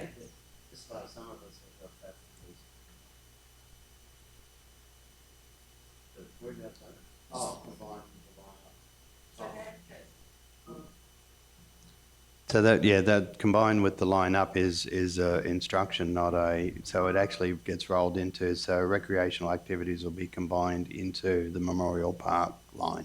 Okay, so it just doesn't say anything about the adult recreational. Yeah, that bit where it's been struck out there and how it's written, Okay. so Memorial Park, replace, remove items, recreational activity, adults, that'll actually get folded into that line. Yep. Rightio. So the next one was actually page 112, and it says here, let's go back down to it.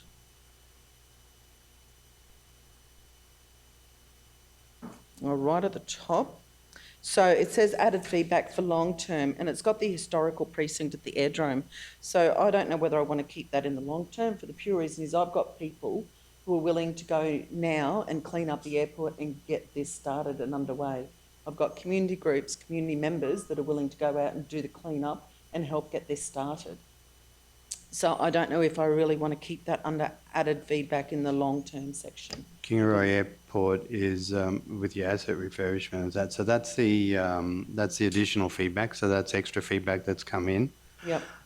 If you go to your original page 105, you've got Kingaroy Airport, the assets, Kingaroy Airport Museum, and this is part of that clean-up work now. So this is, I'll use the term, a dirty copy. It's notes, it's a whole raft of information. So Kingaroy Airport is very clearly in the 1 to 4 year term, so this will start to be followed. This is why when I was speaking to the Mayor, I want to bring it back for, I know it probably sounds a bit laboured, but a third go, because we'll start to fold all this back together now and produce a clean copy. Thank you. And then that'll be, but yeah, no, certainly appreciate the feedback, and we'll make sure that one ends up in the 1 to 4. Thank you, Councillor Potter. Councillor Sander. So just on page 105, Mark, is that the dot point with free entertainment once per month? Is that to be eliminated, or is that shaded for a reason? About a quarter of the page down. About 8, 9 dot points down, it's got free entertainment once per month. It's Kingaroy. Because that was our feedback.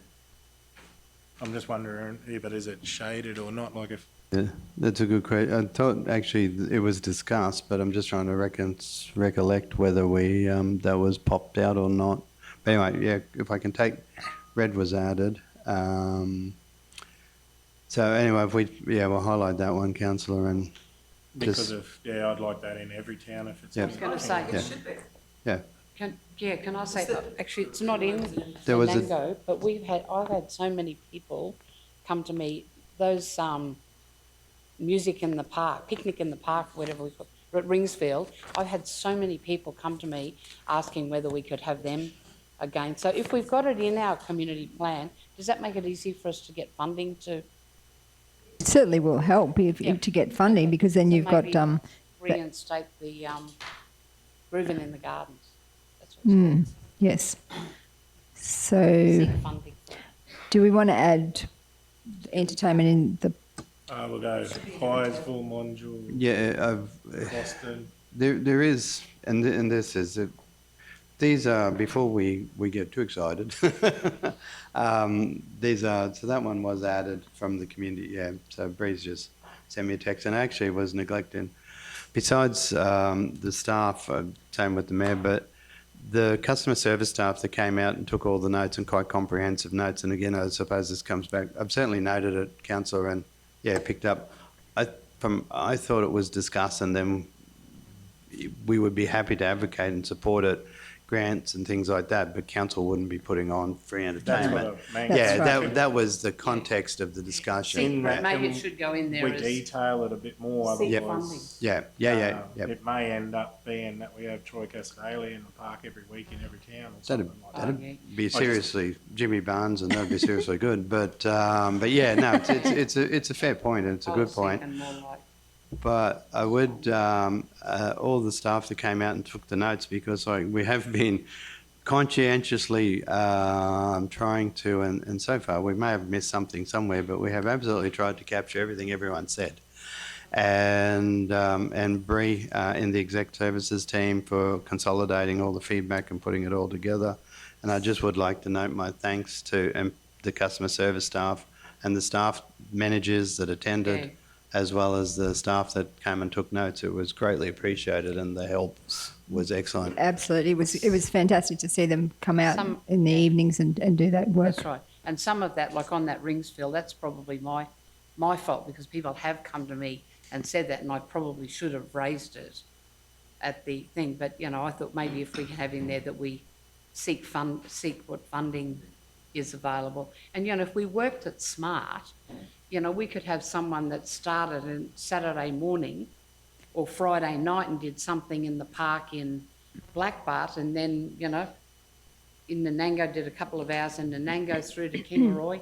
We could get someone to come for the weekend, and there's some really great affordable groups. All we've got to do is, give them a little bit of money and accommodation, and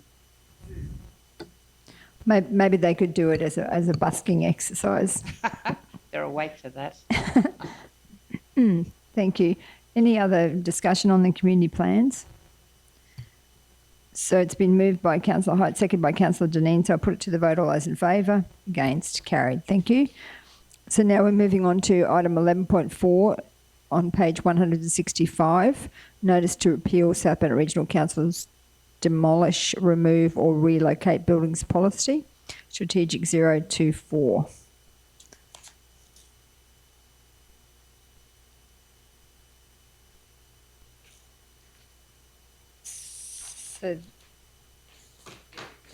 So we need someone to move that the matter be lifted from the table.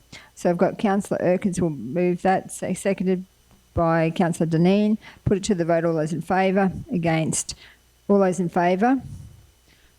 Councillor Erkins and Councillor Sander, are you in favour? All those in favour? Lifting it from the table. All those against? Carried unanimously. Thank you. So now it's on page 165, item 11.4, and the officer's recommendation is that the South Bennett Regional Council South Bennett Regional demolish, remove or relocate buildings policy strategic 024 be repealed. Would someone like to move that? Councillor Little, seconded by Councillor Deneen. Could I have someone from the leadership team explain the reason why we're removing that or repealing that policy? Yes, so through you, Madam Mayor. So the reason this one's being repealed is because we're actually splitting it into two separate policies. So they're the next two items on the agenda. And the main reason behind why it was decided to have two separate policies instead of one was just to give a bit more clear direction on what our policy was if you were bringing a dwelling into the region and what our policy was if we were taking one out of the region, just to make it a little bit more clearer. Thank you, GM Kerry. So is everyone happy that we ready to vote on this one? So it's been moved and seconded, so I'll put it to the vote. All those sorry, Councillor Sander, you had a comment or a question? I love the fact that on page 167, Mayor, that we've made sure everyone is safe and that the lead-based paint should be removed from areas that are likely to be chewed or licked by children. I love that.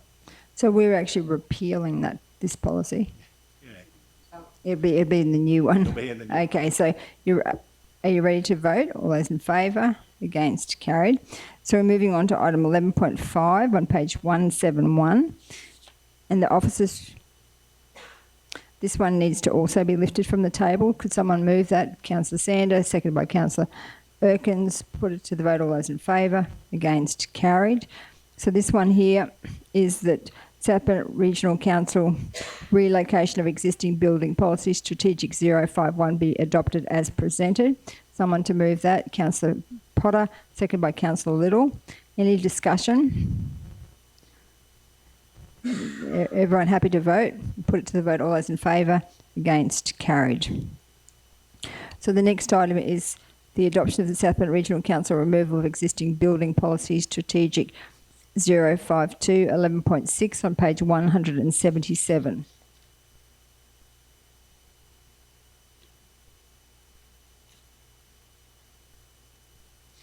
So I've got Councillor Potter has moved that the item be lifted from the table, seconded by Councillor Height. Put it to the vote. All those in favour? Against? Carried. The officer's recommendation is that South Bennett Regional Council removal of existing building policy strategic 052 be adopted as presented. Would someone like to move that? Councillor Height, seconded by Councillor Little. Any discussion? Everyone happy to vote? Put it to the vote. All those in favour? Against? Carried. Thank you. The next item is item 11.7 on page 182. And this one here is to do with the Coolabunga sale yards.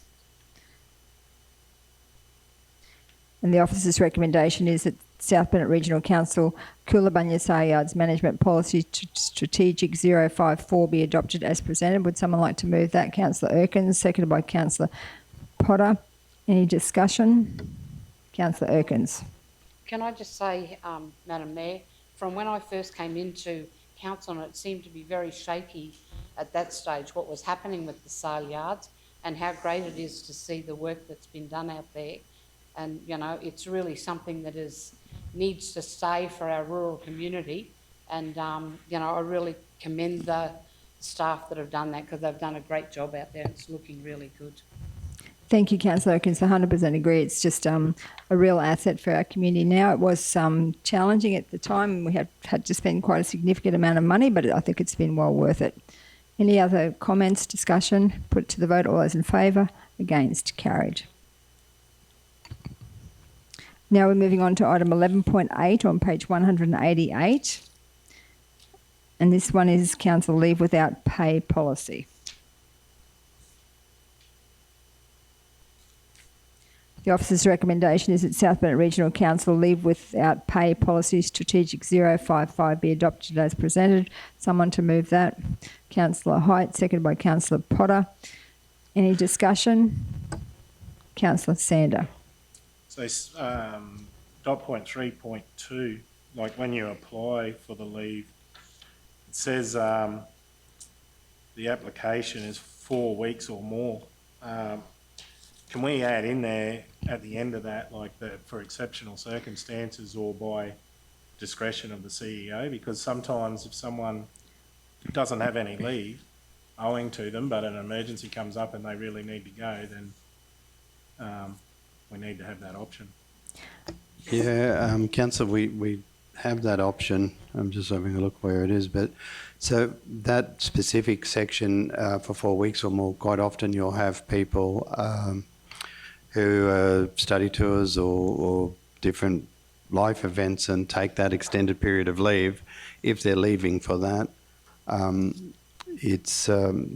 we request them take 4 weeks or more because it's just so hard it can be so hard to build the backfill. For where there may be, where there's sections where we don't have, where someone doesn't have leave, sadly, and they put in, so leave without pay is the last rung of leave. They can't access leave without pay normally unless they have other leave. There's a leave without pay form that comes through the process and on final sign off on it. So there's a form for everything. We have a form for that one. So they can, like say if someone got sick in their family, they had no leave, but it happened instantly and they needed to go now, there would be that discretion that you would possibly allow them to go without? Yeah, short answer, yeah. Can't think of one where we've not, and there may be examples, but I can't think of one because inevitably they come up to me to final sign off, and as I said, like we've personal leave, whole raft of leave, but new starters, Christmas shutdown type periods, people won't be, but yeah, where they have those sorts of things. Generally, it's sorted out at general manager level or manager level. As I said, I'm final sign off on that process, so, but yeah, I can't think of one I've knocked back. Sorry. Councillor Erkins? Through you, Madam Mayor, Mr. CEO, I don't know whether you would know this, but if someone does go on leave without pay and it's for a family emergency, do you know whether they're eligible to actually get a Centrelink payment? I don't know the exact details. I would imagine for the extended period of leave or how long it would be. People have been on leave without pay and applied for benefits before. Sometimes, not often, but I have done in the past, called a reference, but some sort of a letter of support for their circumstance. Yeah, I'm just not sure what the Centrelink or the trigger point is for how many days. Yeah. But yeah, it is possible. Any other questions on this particular policy? Councillor Sander? 3.5, home-based work. Does council currently have anyone working from home? We do not on a permanent basis. There's a number of forms, so we've got a form for everything. We have a process where there's a workplace health and safety assessment. We didn't do the blanket workplace work from home even in the COVID years, so we do allow it, but each one is a case-by-case basis and has to be. So it's probably sort of changing that question a little bit. Flexible arrangements, we do engage with staff on a case-by-case for flexible arrangements, but there's no one permanently working from home that I can think of at the minute. Councillor Sander, are you happy with that response? Yes, ma'am. Okay, so are we any other questions? If not, I'll put it to the vote. All those in favour? Against? Carried. Thank you. Moving on to item 11.9 on page 193, and this one is the adoption of the South Bennett Regional Council Biosecurity Committee Terms of Reference. So the recommendation is that the South Bennett Regional Council and Cherbourg Aboriginal Shire Council Biosecurity Committee Terms of Reference, Strategic 056, be adopted as presented. Someone to move that? Councillor Height. Someone second that? Councillor Dineen. Councillor Height. Yes, I've just got a couple of queries on this policy. 3.2, the terms of appointments. It's a maximum length of appointment of 6 years. My concern there is a little bit that if you have councillors who are in for several terms in a row, you could conceivably end up in 6 years' time having no councillors on it because they've all reached their 6-year maximum. you want me to mention the 3 comments I've got in one go, or do you want to answer them individually? Well, I'll probably just answer them individually. CEO Mark, did you want to respond to that one? I was wondering why that was a bad thing. Sorry. I knew there'd be a smart comment. I'm not sure. Was Leanne coming in for this one, or was that a silly question? Leanne was coming in at the moment, but it was, she shouldn't be too long. Yeah, so maybe if we grab your 3 questions and then we can pick them off. So yeah, I don't have. So do you want me to mention the other questions? Yes, or do we please, yeah. want to go on to the next item and come back? If Leanne's going to be a while, what's the best way forward? Yeah, well, I was just in the process of chasing Jennifer down for the next item. Okay. Oh, well, I'll just tell you. Jen, if you're next listening, we're up to you. Yeah, Jennifer's coming. So if you ask the other 2 questions, yes. 3.3, resignation, the second dot point, where the resignation is from an organisation, an eligible applicant from the original expression of interest shall be appointed.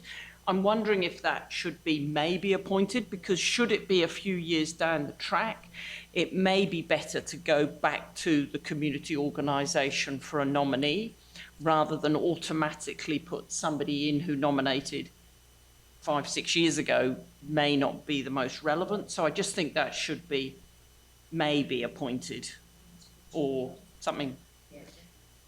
And then my third one is the 3.4, 1, 2, 3, 4, fifth, the quorum, about the 5th paragraph. The quorum for the committee will be 51% of the membership.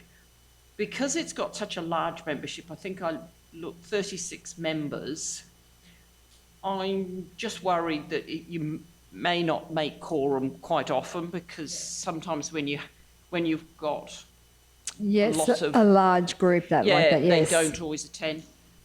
And then probably my 4th comment would be, just not sure, under meetings, can people log in on Teams? Do we need that there online? I actually can't remember if that was in there. I just thought about that afterwards. Rather than be physically present, can they attend? I think that's just a given these days, isn't it? Seems to be, but yeah, so they're my 3 comments.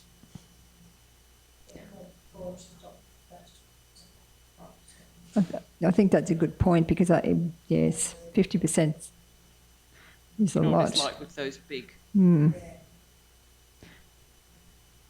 So I think my second point about interest from the original expression of interest may be appointed, or we may go. I think we probably don't need Leanne for that. We could make a decision on that. Ask Leanne about the subsequent terms, the maximum 6, and then the quorum. What does everyone else think about the quorum being less than 51%? I definitely think it should be less than 51%. So, CEO Mark, do you have a response for that one?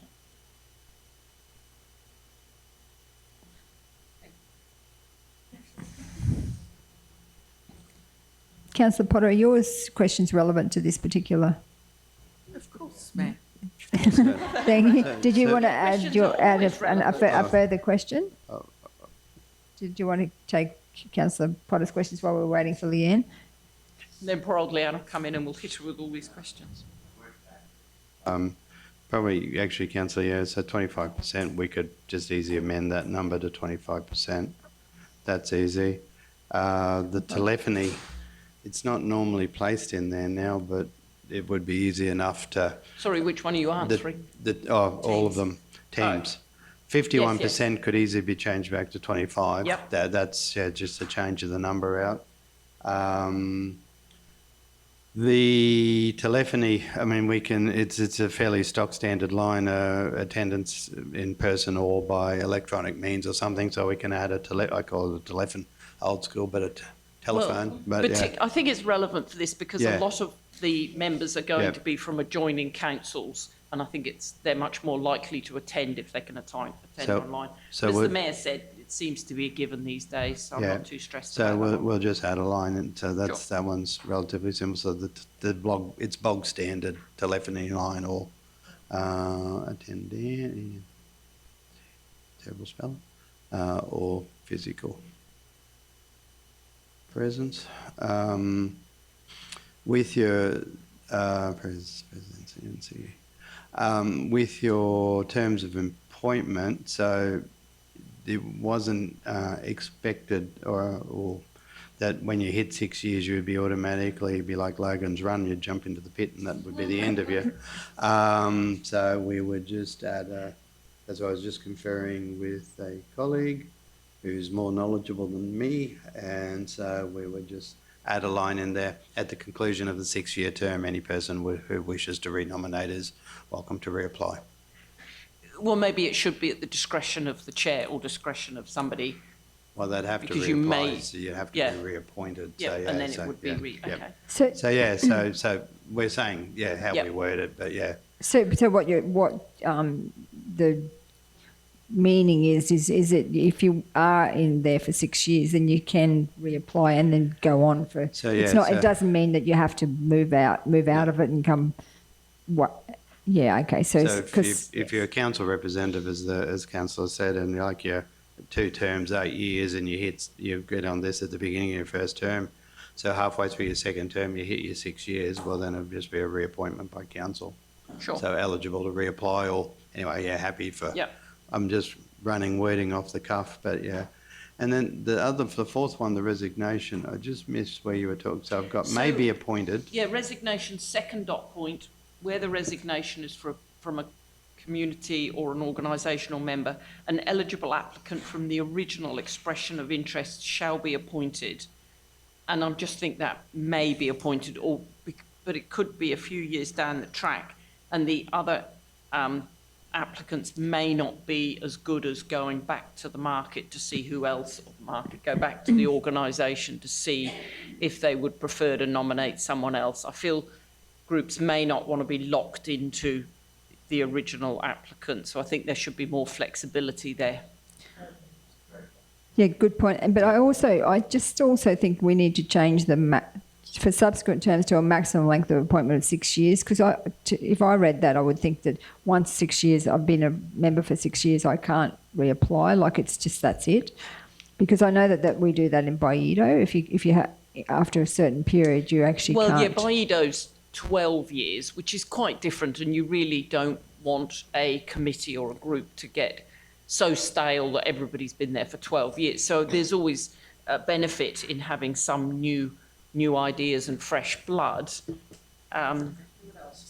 Yeah, but then I just feel that if it's because it's got councillors there, yeah, like you say, if they do more than 2 terms or more than 1 term, they automatically get kicked out. Yeah, so you'd go, and that's. So how do you think it should be worded, Kathy? I just sort of think it just looks like you're only allowed to be in there for 6 years, but what CEO Mark's indicated is that you can reapply, but it doesn't look like that in the way it's written. And giving that feedback, we'll add, that's what I was saying, I'm just looking for the right words, but, okay, well, the other, eligible, so we'd add a line in for after your 6-year term, all applicants are welcome and eligible to reapply. Yes. Or An committee appointment member. at Yep. discretion of the committee or whatever. Committee or the chair. I'm happy for you to wordsmith The other that. bit with, given that it is a councillor committee, it's a council advisory committee with councillors, we could just drop in there as well as the eligibility to reapply. This section does not apply to appointed elected representatives duly by resolution, because you're appointed by resolution effectively to be on it. So we could put eligible to reapply an exemption to councillors. Yeah, because that would be because you would already be appointed. And we do with the statutory meeting, we appoint councillors to any of our committees and that sort of thing, so.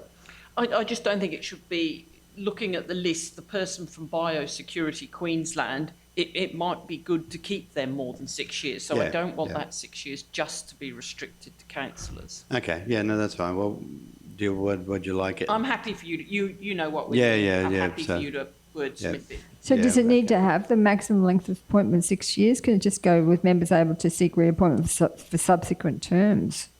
Maybe just delete to the maximum length, because then they have to seek reappointment and then it's the committee's decision whether they are appointed. Yes, I think that's Because probably better. the council appointments will come up at every statutory meeting, because that's when we do our committees. Yep. Yeah, yeah. Okay, Okay, so if we just full stop it at We'll terms. stop it after terms. sure. Councillor Potter. Yeah, thank you, Mayor. Just a couple of things. So one of them I've actually already answered myself because I've got the answer on page 197, because I was making sure that because I spoke to someone at the QP Day and they said they'd actually really like to come along to the meetings sometimes, but they're not actually one of these groups that have been invited. And I was just making sure, but we do have third from the bottom dot point sent presentation from external parties. So that's already in there. So I've answered my own question with that one. The other one is, I know we've got the group listed and everything like that, but with regards to some of the organisations we've got on this list, what would happen what happens when they fold and then we got new organisations that have come in that space when we've got them all listed as such? So does it give the opportunity for this group to actually include those ones and then drop other people off ones that have actually folded?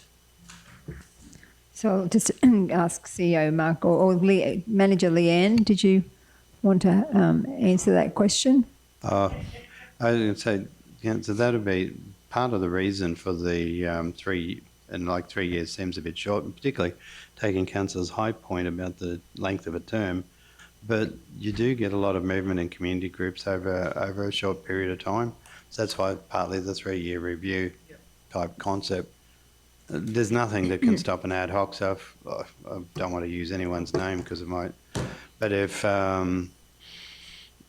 save the prickly bush tree group X is it folds up and they become the not save the prickly bush group X, well then we can bring a report back and tidy that up at that point in time. But otherwise you would do a review of your membership and your groups every 3 years, I would think, as part of the process. Councillor Sander. Yeah, item 3.4. It's I've just worked out the numbers. There's about 36 on there that could be there at any one time. Where are we going to have these meetings? Yeah. I did think of a couple of pithy responses as well, and then taking Councillor Potter's point about everyone who may want to come along, I think we need to have them in the supper room. Yeah, that'll be. You'll have quite a broad range, and so supper rooms, well, be it here or venues like that across the region, if they move around, you'd nearly be in your halls or your supper rooms. So they'd have to be able to, because we talked about teamsing in, so there'd have to be opportunities for those that can't attend to teams in.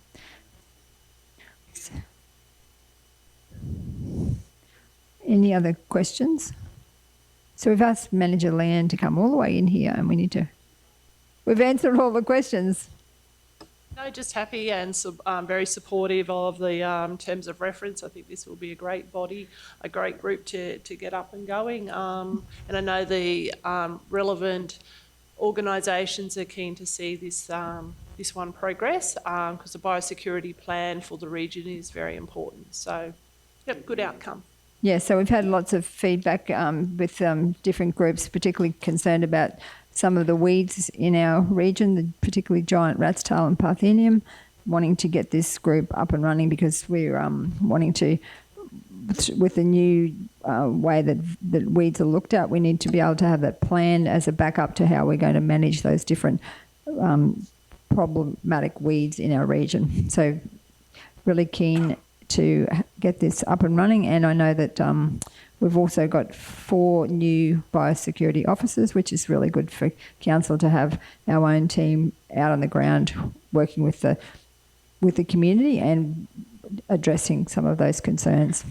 So everyone, Councillor Sander. I just noticed we've had an incident, not recently, but over the last few years with fish in the dam. I'm just wondering whether Sunwater should be a part of this as well. Part of the training session that we took part in, the actual exotic fish are not part of the biosecurity plan. They will be dealt with separately. So that was, remember we spoke about that at the last training session with the department when they were here. So happy to liaise with Sunwater, but exotic fish will not form part of the biosecurity plan. It was, yeah, not the exotic. The issue was that there was a lot of floating fish, and they thought that it might have been a chemical in the dam, but it wasn't. It was just oxidisation from the inflow of water. But there could be that possibility that Sunwater might need to be involved in this for instances like that. I guess there's a section there where it says we can invite other people to come in to do presentations. Would that suffice, Councillor Sander? If there was an issue with the fish, we could invite Sunwater in for a presentation? Yeah, that if we added something like that, because there was times, yeah, that there's, you know, we were worried at the time that it might have been a chemical spill, but it wasn't. So Yeah, I think that particular line item is already in there. Yes. Are you happy with that, Councillor Sander? That's we've already got that in there as presentations from other groups. I'm just trying to fill the room there. So any other questions or comments? Everyone ready to vote? It's been moved and seconded, so I'll put it to the vote. All those in favour? Against? Carried. Thank you. Moving on to item 11.10 on page 199, which is the MOU for the permit and licence to occupy for the Kingaroy Soaring Club. So the officer's recommendation is that South Bennett Regional Council approve A, the inclusion of 5 glider parking spaces be included in the annual usage permit. B, that the definition of maintenance is limited to mowing, whippersnipping and spraying of grassed areas and excludes maintenance, repairs and capital improvements to infrastructure, including buildings, pavements and asphalt surfaces. C, pursuant to section 2571B of the Local Government Act 2009, South Bennett Regional Council delegate to the Chief Executive Officer the power to negotiate, finalise and execute the agreement on terms and conditions considered satisfactory to Council. And do I need to read all these, do you think, CEO Mark, or just as tabled? Because there's dot points 2, 3 and 4. So if there's, I'll ask for someone to move that. Councillor Potter, seconded by Councillor Deneen. Comments, Councillor Erkins. I am just concerned as to the bunkhouse. I know that the reports here have it as just about needing a bulldozer in, but as I said when we were having discussions on it, Councillor Potter's just left, but I mean Councillor Potter is very upset, as with Councillor Deneen, on concrete being moved because it's part of the history and heritage from out there. And I just think that bunkhouse, where I understand it is really dilapidated and asbestos and all that, I just think it is a valuable asset, and I believe that if we worked with the Soaring Club to see what sort of funding would be available through heritage type grants to see if we can preserve and protect the building. So do we need that as an extra dot point? Were we suggesting that? Or? Yeah.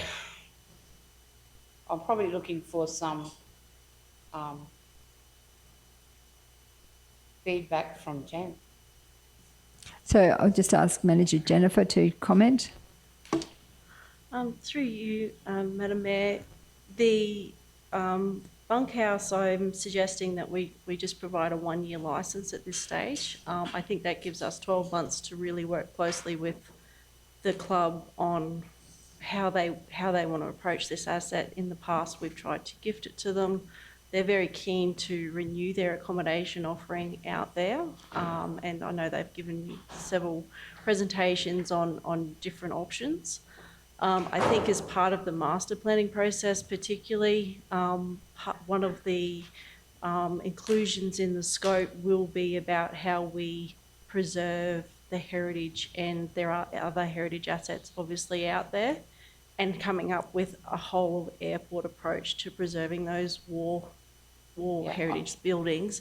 In the short term, I think we keep that conversation going with the Soaring Club about what we want to do with that building or And if it is council's, I guess, endeavours that they do want to retain it and end up with it refurbished, then perhaps we need to have that conversation in the budget next year about if we're prepared to put some capital works funding towards it, or partner with the club, or, you know, where it sits, I guess, as a priority across the capital works program going forward. I believe because of its heritage, you know, I just think there would be some grants available, and I do know that, you know, we have had discussions.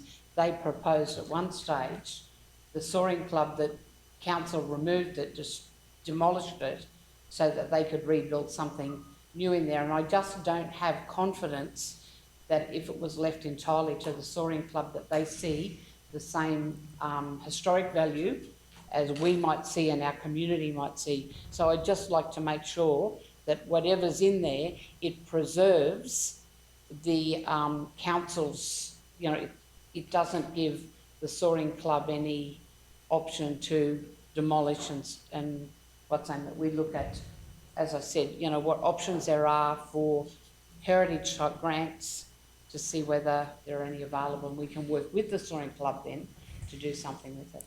So long as that's in there. Yeah, so definitely I think we can include some terms within the licence that does say to the club, we in this next 12 months want to see that building preserved. Council still owns the building. Yep. The club did not accept the offer of that gifting in that resolution that's part of the report. So council does own the building, so we just reiterate that in the new licence. Yeah, that's probably you know, we did want to gift it to them before, yes. and I think if we did, that would be the end of it. So that's what I want to make sure. We don't do that, that we keep it so that we have the option to preserve. So do we need to put something in this particular resolution, or are we just going to rely on the conditions of the lease? I would recommend that we rely on the conditions of the licence, and with the delegation to the CEO prior to it being offered to the club, that we just review those and assure those terms are included. And then it's up to the club. The club also has the option of not wanting to accept those terms and not wanting to enter into a licence with those terms. And then if we were faced with that situation, then basically that area then reverts back to council anyway. So I think we will come to a negotiation and a licensed occupier that reflects, I guess, the feelings, if that's wholly supported by all the councillors, to ensure that building's preserved. Councillor Erkins, are you happy with that response? Yeah, as I said, you know, I think I made my point clear. That's of course that my fellow councillors also have that same point of view.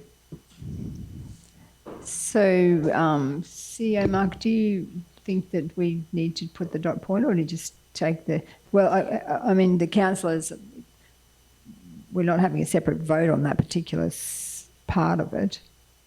Yeah, I'm probably with Jen. It's part of the licence condition.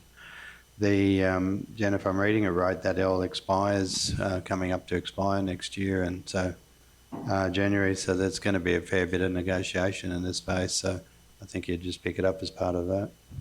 So, everyone happy that we just put it, leave it as a part of the MOU conditions? So, Councillor Hyde, I think you had your light on next, or? Not sure.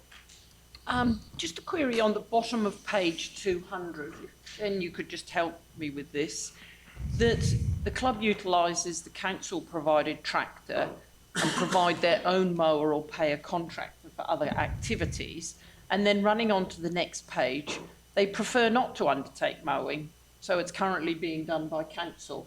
And I thought, well, hang on a minute. Could you explain that a little further, please?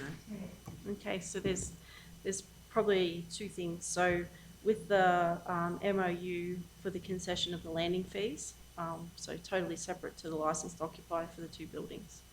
As part of, I guess, a recommendation to try and derive some value back to the asset for providing that concession to the club, I've approached them and said, well, can you maintain these specific areas in lieu of council giving that concession? We've, back historically, council's always and still has a tractor and slasher out there, and users used to slash what we call airside, but the prominent areas like the runways and the runway strips where there's a lot, obviously, aircraft traffic. As trying to, I guess, find some space for them to mow to meet, you know, that value. There's some land behind the fuel tank and around the hangars and around their clubhouse that's airside, but doesn't have that level of air traffic that I feel we could ask them to maintain using that tractor or slasher or their own machinery or a combination of both. Hoping to leave that sort of open at their discretion, just so council gets some value back for that concession. So it does, I guess, help with the maintenance of airside from the fact that if I have to, I guess, add that onto the schedule with parks, it may add a day and a half. It can't really be done with the big mower and conditioner that we use out on airside because the country's a little bit rough. Whereas the older tractor and slasher does a better job. So it's not for their exclusive use. So if we've got staff that need to use that tractor and slasher, it's just there for that use as well. But that's basically the premise, is that we're just trying to get some value back for that concession. Does that answer the question? Yeah, the first one, and then the second one. Sorry. The second one, they're meant to do some mowing, but they don't want to. So councils do it. So how much is it costing council to do this mowing that they prefer not to do? So the... Sorry, top of page 201. Page 201. That line. Around the terminal building. So around the terminal building, yes. So originally in my negotiations, I asked would they be interested in doing just the mowing around the terminal building. They've said we'd prefer not to. At the moment, council parks do. So again, I was just trying to negotiate some more value. So roughly how much is it costing us to do the mowing? It costs airside comes out of the airport budget. It's roughly around $45,000 a year. So that uses our internal plant and fleet and park staff. We don't use contractors. And then the actual land side around that terminal building and the nature strip on Warren Trust Drive, there's actually parks do that, and that's incorporated in parks budget because it's open space. So I'd have to ask them what that would cost. But it's treated no different, I guess, to any other road or street that parks mow. So yeah, sure. Just trying to share a little bit of the workload. Still costing us quite a lot. Yes. Thank you. Councillor Potter. Yeah, thank you. I'd actually like to back up what Councillor Jane was saying earlier with regards to the heritage of that area. I think you all know my feelings towards maintaining the heritage for the airport and how important it is to the people who live in the South Burnett, especially certain people around Kingaroy who have actually given me their the undertaking that when we actually start that clean-up out there, they're going to put their boots on and they're going to come out there and we're all going to pull those trees and weeds together that we need to get rid of. So it's going to be an amazing spot once we get that up and running, and to keep the heritage of every single building out there. And if you even look, I just want to sort of probably do a bit of a shout out to the men's shed. The men's shed have new, their new toilets, the new shed, but they've done them in the colours to actually match all the buildings that they've already got, the old vehicle pool building and the ambulance building. So, and it looks really good. It sort of almost blends in together. And keeping that heritage in the way it should be for the airport, and ultimately having a walk around space that people can walk around and have a look and see what each of those buildings were for, I think is really important to keep. So keeping the glider hut for me is extremely important, in keeping that heritage of the place. Thank you, Councillor Potter. Councillor Little. Yeah, so I just want to make a comment on the report for the licence to occupy the bunkhouse. So reading this report, the Kingaroy Soaring Club commenced occupation of the building in 1960, although it did not enter an official licence agreement until 1991.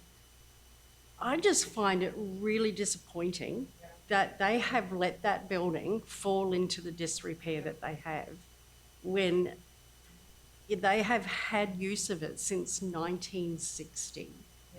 So it just boggles my mind when I see all the things that other community groups do with council assets, how they look after it, how they contact council when something needs doing, they get advice on how they can go about fixing it or get assistance with grants and all of that. And they just seem to have taken possession of this building and then gone, not ours.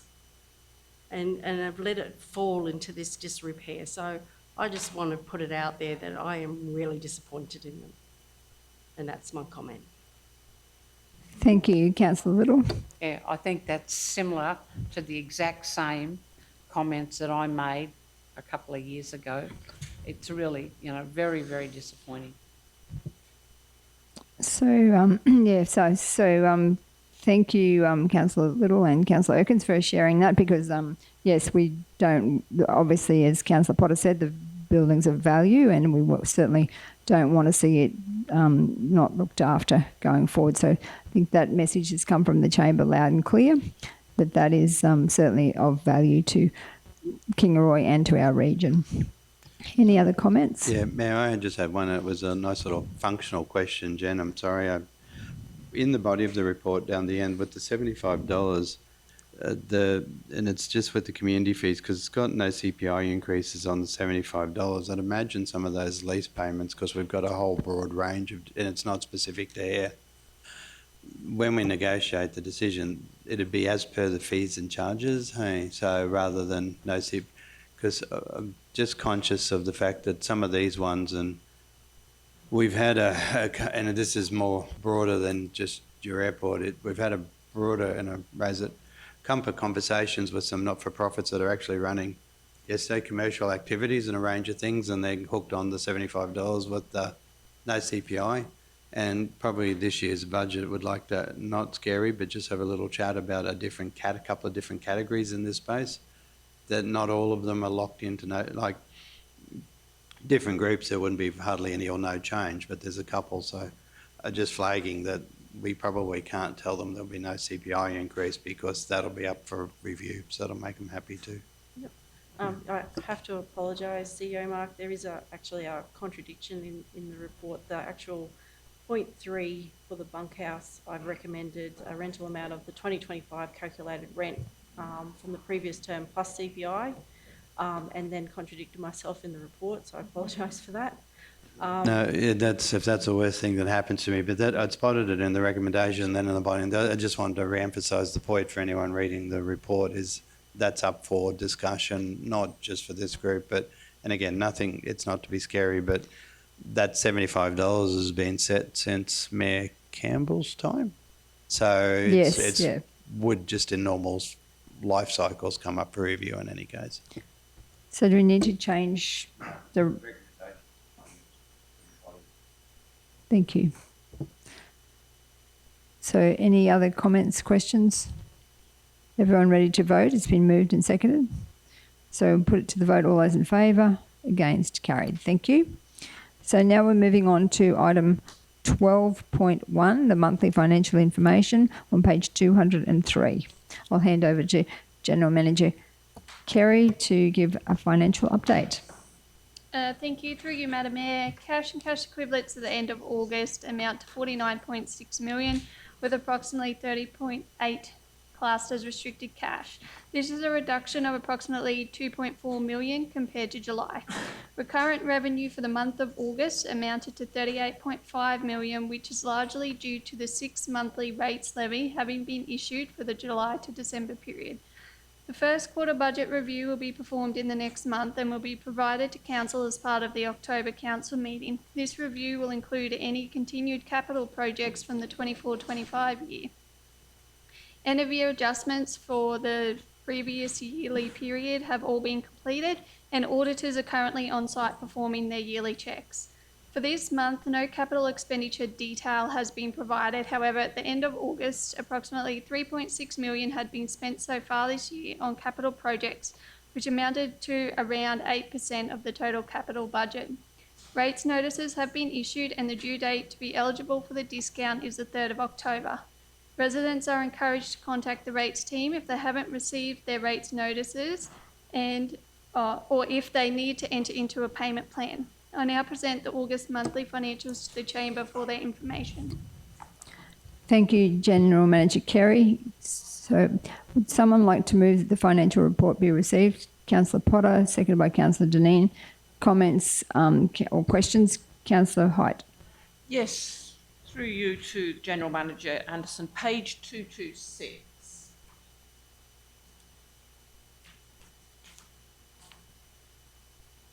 Got it?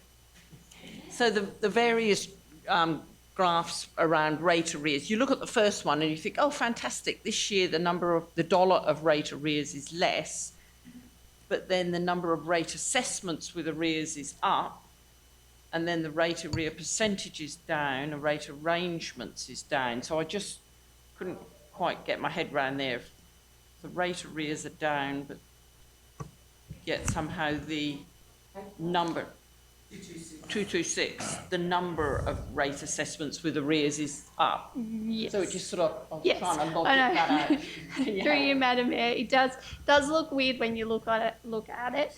So the reason really is around the fact that because we've cleared a lot of the backlog of the quite larger balances, so the overall balance of what is outstanding is lower. However, we still have a high number of people that might have arrears, but they might not be necessarily large value of arrears. Right. So that's why it sort of looks a little Yep. weird.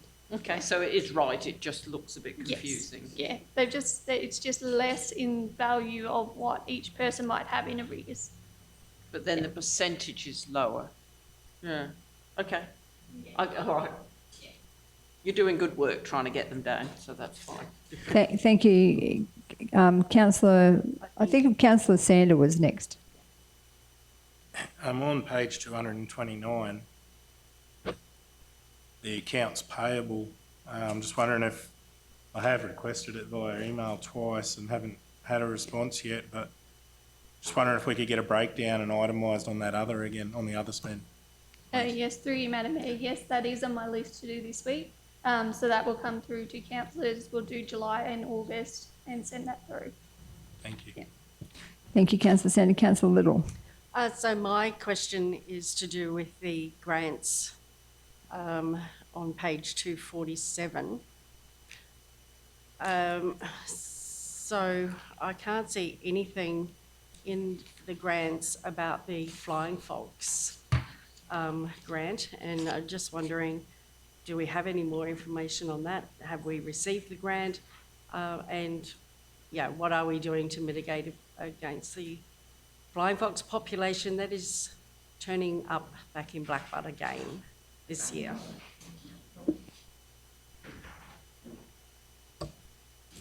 Through you, Madam Mayor, yes, we are waiting with great interest in regards to this grant. We have not received any further advice back from the department since we submitted our second component of the grant that they requested for more information. So that has gone into the grant provider, but nothing further on that. So at this point, we have no update on the actual grant to provide to the community. However, just in regards to the grant, in regards to the flying foxes, Council has in their budget to have a look at doing a vegetation survey of Lions Park to see whether or not that habitat further up to Romeo Creek would be suitable for the flying fox. So that's in there. We'll engage, we'll go out to quotation for a contractor to provide us with a quote to actually do that work, where we do a thorough vegetation survey, and that survey would be looking at whether or not we've got suitable habitat for the flying fox in other locations of Blackbutt. Okay, so with that contractor, consultant, whoever it is, are they going to connect with the community, and especially those members of the community that are there for the protection of the flying foxes? So, and seeking advice from these experts as well. Most definitely, we would like to work with the wildlife carers and some of the other organisations that have been, that have also participated in the community consultation when we developed the roost management plan. So yes, the idea would be is to engage with them again and have them involved in the actual report. Because the flying foxes, it's always changing. Their habitat changes, the environment, the climate. So we're always looking for that input of the locals because they are experiencing and seeing those changes, you know, weekly. They're there, living in that environment. So most definitely we would invite them to have input into that. Okay. So just to finish, it's in the works and it's going to be happening soon. Yes. So I just don't want it to be put on the back burner. No, look, because we would- it's a massive impact on the residents that live in that area where the flying foxes are. That's right. We're very interested in progressing this project. We were just keen to hear about the funding and hopefully we were going to have some really positive information for the community in that regard. But at the same time, we do need to start progressing now with the vegetation survey and getting that underway as well. Thank you. So, just on the page 247, is that grant listed on here, the application? So I couldn't find it. No, so sorry, I could probably answer that for you, Madam Mayor. So the little listing that gets put there in that item 10 of our report only looks at anything that's happened over the last 3 months. So because we applied for it a while ago, it's just dropped off of the list at the moment because it's longer than that 3-month period.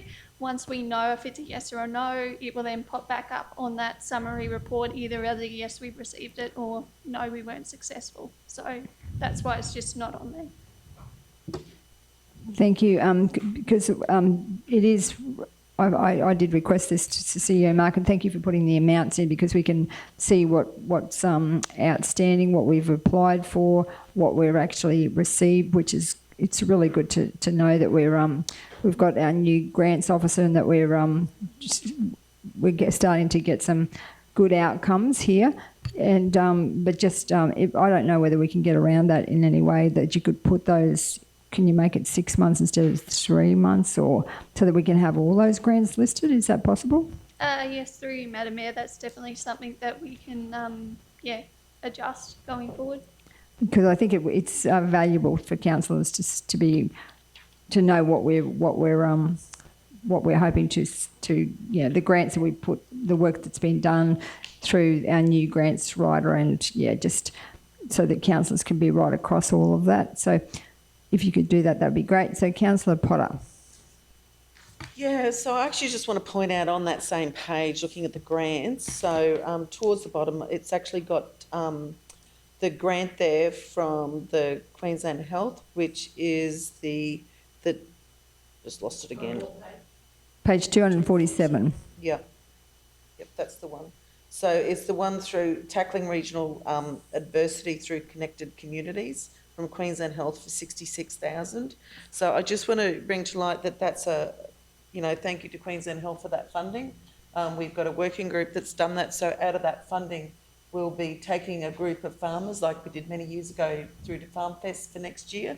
And we're also going to do something with the school kids and get a iron and clay up here for the school kids. We're working with Kingroy State High School with regards to buses and that from other schools now. So it should be something for our community, and we're very lucky to get that funding from Queensland Health. Yes, so thank you, yes, for raising that, because I know the farmers, when we took them down last time, they absolutely loved the trip down on the bus and the day at Farm Fest. It was really, really well received. So thank you for raising that, Councillor Potter. Councillor Sander. Yeah, in regards to that one, can we get a split what it's going to cost, like what the expenditure would be for the Farm Fest trip and then the band? And I also want to ensure that all the farmers in the region benefit from that, and all the kids in the region, not just Kingaroy State High School. So thank you, Councillor Sando. I think Councillor Potter, you got your light on, you'd like to answer that? Yeah, so with regards to iron and clay, we've talked to all the high schools and we're looking at buses from all the high schools because I believe we can only do 11 and 12 years. So we're looking at buses coming from all the high schools with 11 and 12s in the South Burnett. And with regards to Farm Fest, it'll be the same as we did last time. It'll be pickups at Mergen and, you know, Geelong and things like that, which is exactly what we did last time with the buses. I think we had about 3 buses throughout the region coming. Do Geelong. We didn't do Geelong? No, and there was a little bit of an issue because for Geelong people it was shorter for them to drive direct rather than drive to Mergen to pick up the bus. So it's something we might like to consider. So as I said, we've got the working group working with that, and Alan from Baito is part of that. So that is something we're looking at with the different buses from all the different areas throughout. So yes. Thank you, Councillor Potter. Councillor Little. So that means the bus picks up from Blackbud all the way through? All the way through. We've got a working group working on that. So because Farm Fest is next year, we've actually got a bit of time to sort it out. So, but yeah. So any more questions, comments on the monthly financial information? Just wanted to reiterate and thank General Manager Kerry and the team for the managing the rates because of the change in the valuations. That was very challenging, but I think we got a good outcome, and most of the community so far have been quite not excited to receive the rates notices, but some of them, that's probably an overstatement, but they certainly have, some have actually dropped in their rates, and which has been good news, and we've been able to keep the rates to the overall rate 2.25, and with the variations it's been obviously challenging, but yes, well done to your team because it was a massive job to navigate that whole process, so thank you again. So any other comments? Councillor Potter. We're ready to vote. Put to the vote. All those in favour, against, carried. So now we move on to the exciting drawing of the winner of the $500 credit towards their next period rate levy email initiative. So this was to encourage people, if they could, to go on to email to receive their rates rather than by post, which is saves council money. And so the incentive was to have all the eligible applicants go into the draw for a $500 credit towards their next rate notice. So that's item 12.2 on page 248. And my job is to press a button and we get the number. And then I believe that Craig, Manager of Finance, is going to then let us know the locality of the suburb. And then we're going to just check and make sure that that particular person is eligible to receive the $500, so we can't actually name the person, we're just going to name the locality. Is that correct? That's correct, Mayor. Okay, so I press the button over here, over there, and then you're going to let us know. Okay, yes. So let's have a drum roll.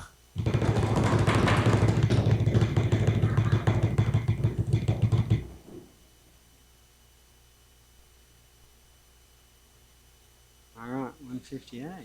So it's number 158.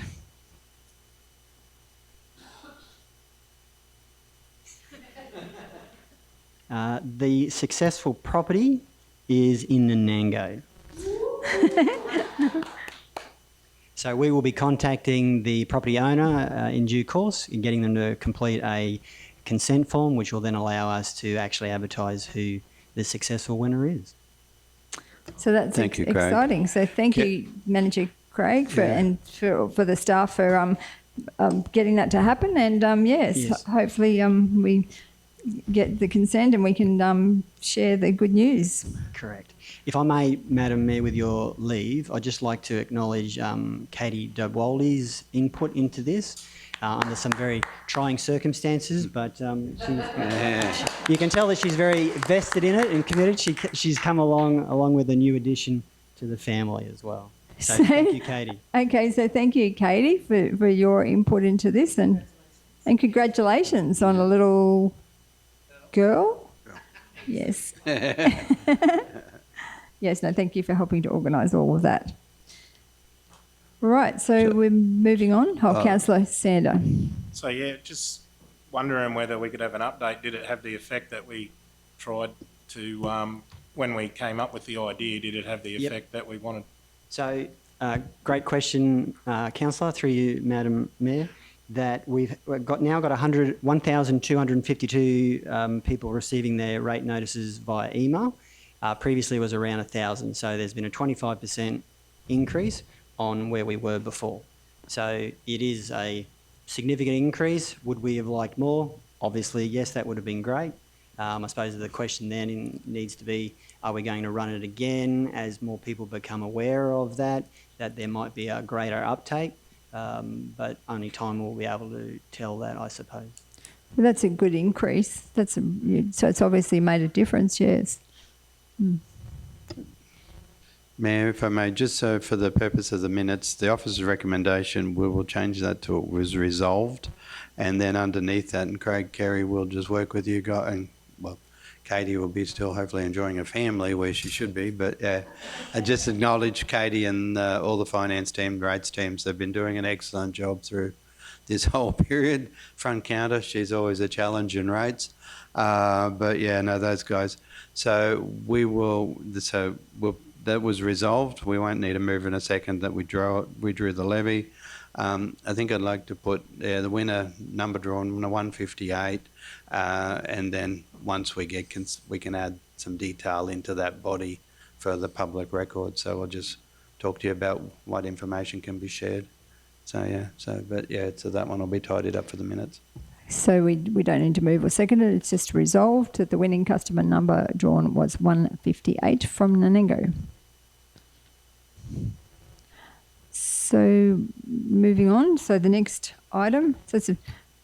Now we've got to get back to the regular council meeting, which is thank you, Katie. Sorry. Oh, there's been a suggestion that we have lunch first. Did you want to stay and we'll just get some photos or anything, or? So it's been moved by Councillor Little that we resume or retire for lunch, and someone to second that. Councillor Erkins, put it to the vote. All those in favour, against, carried. Thank you.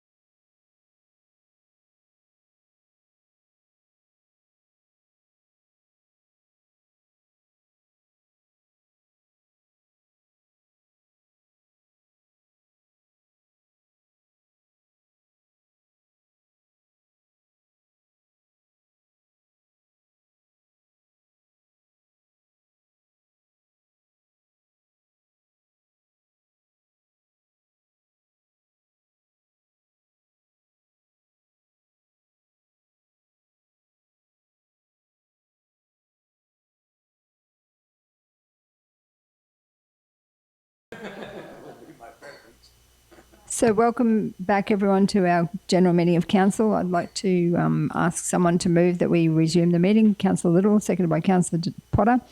We'll put it to the vote. All those in favour, against, carried. Thank you.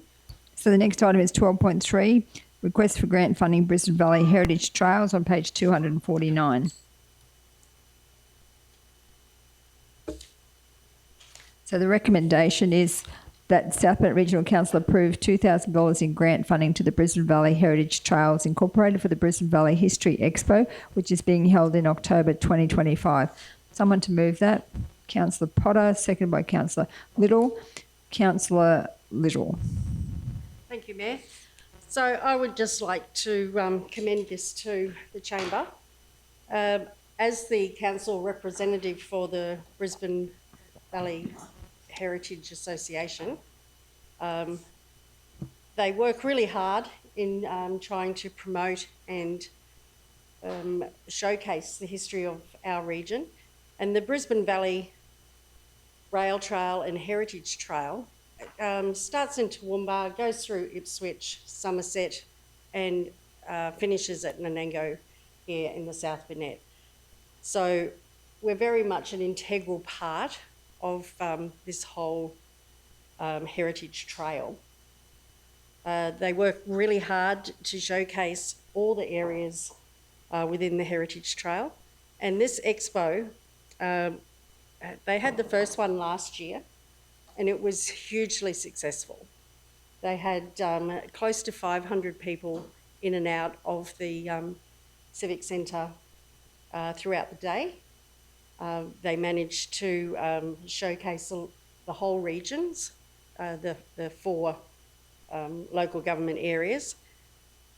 And we do believe that it led to more visitors coming to the South Burnett and finding other areas of interest for those people that really love and follow history. So it is a fairly small request for assistance, it only being $2,000. Some of the South Burnett exhibitors that will be in attendance down there is the Black Button District Tourism and Heritage Association. And as we know, they do some amazing work in Black Button, Banarkin, looking after Jessie's Well and all the areas around, the historical areas around Black Butt and Banarkin. There's the Brisbane Valley Heritage Trails. Of course, they'll have all of their information there. The Cumbia Historical Society will be there. Nanango History Room, Ringsfield House, the Tabinga Homestead, the Kingaroy Museum, and the Wandai Museum. So they're all fabulous history places and that within the South Burnett that will be there showcasing everything to do with history and the best things of our history in the South Burnett. Guest speakers include 2 from our region, from South Burnett, the Black Button District Tourism and Heritage Association will have a guest speaker, so I'm sure they will be showcasing our region and encouraging visitors to come and visit us here. And the Bunya Mountains Natural History Museum. So that's a beautiful little museum up there at the Bunya Mountains. And again, I'm sure the Bunya Mountains and that history museum will benefit from their attending this expo. Thank you, That's all I have Councillor to Little. So the reason why this has come to council is because it's outside our policy, because it's an event held outside our region. But as Councillor Little has said, that it does benefit a lot of the people in our region. Councillor Potter. Yeah, thank you, Madam Mayor. In that last paragraph of the letter, it talks about looking at the possibility of one at Nanango next year. I would actually really like to maybe put something in that grant funding letter that we give back to them, saying that we'd be more than happy to host something like this in our area, because I think it brings everyone to our area, whether it's Nanango or Blackbutt, it really doesn't matter, because they're both great places to have something like this, and they're both part of the BVRT really. So I'd just really love to see something like this happen, and I think this is a great opportunity for our community to get out there and expose itself to what they've got. Thank you, Councillor Potter. Councillor Sander. Yeah, being outside the region, I'll when it comes time to vote, I'll show that. But I would like to try and find out what they're actually going to use the $2,000 for. So I think it said for the emceeing. Was that? Yeah, so to help cover the cost of the MC and the photographer video person, and also to help cover some administration costs for the Brisbane Valley Heritage Trail and provide fundraising supplies. So the Brisbane Valley Heritage Trail, I do attend their meetings on a regular basis. They are not flush with funds. They generally have less than $5,000 in their bank account, and they mainly use that to produce historical records, books, pamphlets, and that sort of thing. So they generally, they very rarely have that amount of money. They tend to stick around the $1,000 to $2,000, which is made up of raffle, donations, and sometimes the selling of some of their historical books. Thank you, Councillor Erkins. Thank you, through you, Madam Mayor. I think the fact that it's held outside the region is an excellent idea, because once people are here, they're here. Really, what we would need to be doing is attracting people that are coming from other areas into S and hoping to promote and showcase what we have in our region, get them in here. So I don't see any issue with it being outside of the region. In fact, I think it's a positive for us. When we're talking about spending money, as a council, on putting a picture on a bus to encourage people to come here. You know, I think this is something similar, you know, people from outside the region. All these organisations that are going to be there, they're going to be there with, you know, showcasing what they've got in this area to try and promote people to come to the area. So I fully support it. Thank you, Councillor Height. Just a query. My understanding is that community grants groups are eligible if it's of benefit to our region. So I would have thought this would tick the box, because in general, I do like all these applications to come so we can assess them against each other. And I don't particularly like them coming separately. Wouldn't it have been eligible? Well, under I think community from grants? the report, it doesn't seem as if it is. General Manager Carey. Yes, through you, Madam Mayor. So the policy has in there, when in the scope section, around how the policy applies to community groups and all that for events in our region. So that was one of the main reasons why we've put it forward as a separate report. The other reason we put it forward is that by the time that the community grants close and they come to council, this event could potentially have either already happened or would be very close to happening. So it was quite a short window between the next council meeting when potentially the round one community grants will come to council and when the event was. So we do generally try to make sure that they all come at once, but when we have these little ad hoc ones that sort of fit a little bit differently, that's when we'll bring them to council separately. So I think that going forward, we probably should potentially, if what Councillor Height's saying, should change the wording, because I know in the Australia Day we actually have, as long as they are contributing towards our region, they don't actually have to live in our region. So I guess the Gameri Pumpkin Festival would be another one that could apply if we change our policy. But Deputy Mayor Ros, did you want to comment on that? No? Did you want the policy looked at? I just think we make better decisions when all of these are put together, because we're making a decision on one, whereas if we're comparing 20, then we assess them all and pick with whatever money we've got. So I think we make better decisions. So I would prefer that the criteria for community grants was a little more open. And again, you know, if this was compared to something solely in our region, we might pick that over it. So I guess that's going forward. I would prefer to assess them together. So do we want to have a dot point around that, or Well, no, 'cause separate that's- resolution? Separate resolution. Well, that's going to have to go back to the Go back policy. to the policy. Maybe Yeah. Mark can put that down. So for maybe we need to reviewing that just policy review, at some review that stage. policy and look at. But that's not actually relevant to today's Yes, decision. okay. That's just long term. Okay. So if I can just say something to that. So the 24-25 round 2 applications, at that time, they weren't sure if they were going to have an expo. They're still considering it, even though last year was a big success. It's to do with the amount of volunteers and the workload of putting this on. So they weren't able to get an application in for the end of the 24-25 round, which would have, they would have then fallen under the length of time criteria.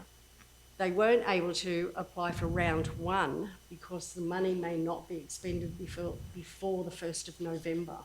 So that put them out of even attempting to apply in the round 1.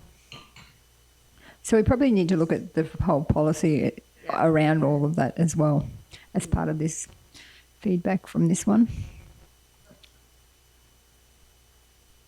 So any further discussion, comments? So it's been moved by Councillor Potter and seconded by Councillor Little. Are we ready to vote? Put to the vote all those in favour? Against? The vote is carried 6-1, and Councillor Sander has voted against that motion. So now we're moving on to item 12.4. And this one is Councillor Sanders leaving the room. On page 255, registers of pre-qualified suppliers. So the officer's recommendation is that the council approve the list of providers to be included in the following established arrangements of pre-qualified suppliers. And there's a list there: civil works, dry hire, electrical services, quarry materials, trade services and wet hire. And that council delegate to the CEO to approve additional applications to council's register of pre-qualified suppliers to support the development of a healthy register of suppliers, to facilitate repeat engagements, to meet operational obligations and public expectation of service delivery.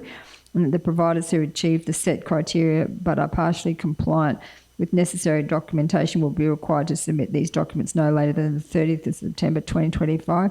Non-submission of required documentation will be grounds for removal from the pre-qualified supplier register.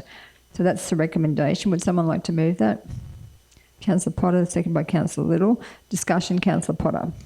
Yeah, I'm just looking at this. So there's quite a few suppliers on this that are non-compliant at the moment. They don't have all their supplier details.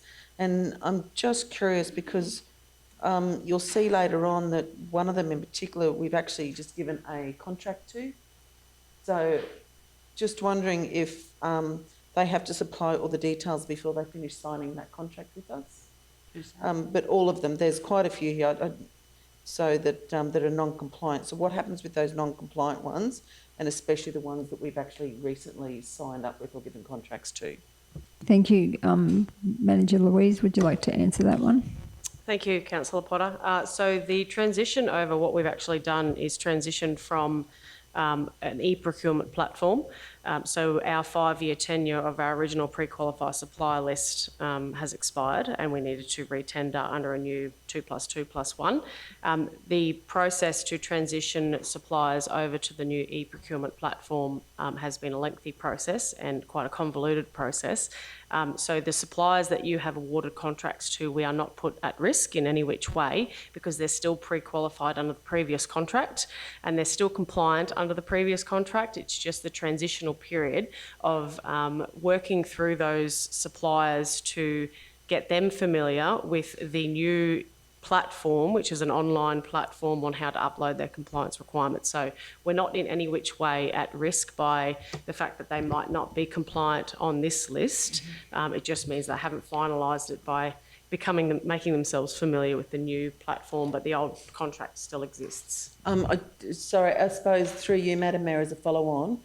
So are we helping them make sure that they're getting all up to date and Absolutely. We've been working with them very, very closely for the last few months. This transition period has been quite extensive, and we're working hand in hand with all of those suppliers on a regular basis. Thank you. Councillor Erkins. Well, I think I have to work out where you were. So just for little jobs, so say you want a builder to do something, like redo a bathroom, where do they come from? As a general rule, we source through our pre-qualified supplier arrangements, because the point of pre-qualifying a supplier in the first place is a risk mitigation strategy. So we maintain... So are there any builders on there? Yes, there are, yep. Under trade services? There'd be a number of builders under there without going through it in fine detail. It hasn't been an easy process, I must admit, bringing our suppliers on board and making sure. A number of our suppliers, even though those that are already contracted with us or who we regularly engage, have received a number of prompts from us to finalise their application process. So if there is a builder in town, in the area, and they're interested in doing, putting in for something, so they've got to contact you? That'd be that. Yes, they do, which is why I in the recommendation, I've requested that we delegate to the CEO to approve additional suppliers so that we can continue. So this was an open tender process for 21 days, as it should be in accordance with the legislation. But we, through the request to add a pre-qualified supplier, the delegation to the CEO allows us to continue to add suppliers outside of that tender period, and that was part of my recommendation. Thanks. So, thank you, Councillor Erkins. Just so the pre-qualified supplier list, is it different to those who are on Felix and Local Buy? So Felix is the e-procurement platform that manages our pre-qualified suppliers, and we've now transitioned over to the e-procurement platform called Vendor Panel. So all of these people who are here will go on to Vendor Panel? Yes. And or Local Buy, or? No, they won't be Local Buy pre-qualified unless they're applying to the Local Buy contracts. All these suppliers are doing are applying to our contracts for pre-qualified suppliers. So it's a totally separate list to Local Buy providers. So if the businesses wanted to get on Local Buy, they just, so would some of these, do they know that it's a separate group, like that they have to go through a different process, or would they just assume that they were on everything that council has to offer? It is a totally different process. So Local Buy open up their panel arrangements every 3 months, and that's a separate process. It's a completely separate tender process to applying to council's registers of pre-qualified suppliers. So our pre-qualified suppliers are based on this organisation's core business categories, and the intent is to identify what our core business categories are so that we can manage that repeat operational expenditure and that repeat engagement. Local Buy is, as you know, a subsidiary of the Local Government Association of Queensland, and they have those pre-qualified supplier arrangements to support local government entities, but it's not specific to sourcing particularly in the South Burnett, whereas this is very South Burnett based. This list is South Burnett based, so this is where we go to as a priority, and then if there's services that we require that our local region can't provide, that's when we will access through the Local Buy arrangements. So what you're saying is that you can't be on Vendor Panel unless you live in this, like have a business in the South Burnett, is that correct? No, that's not correct. I don't quite understand. So, what Councillor Erkins was indicating was that the Local Buy is across Queensland or beyond, and that this one was specific to our locals, but That's what. but now we're saying that they can be from anywhere. Mayor, maybe I can help. If there's anyone could apply, so this is our list. So this isn't an LJQ's list or anyone else's list. We do this one, so this is our list. So it's our process, our list. If I lived in Essex and I wanted to be on it, there would be some possibly from more down that way, thinking of certain contractors. So they make an application to us, they get in on our list.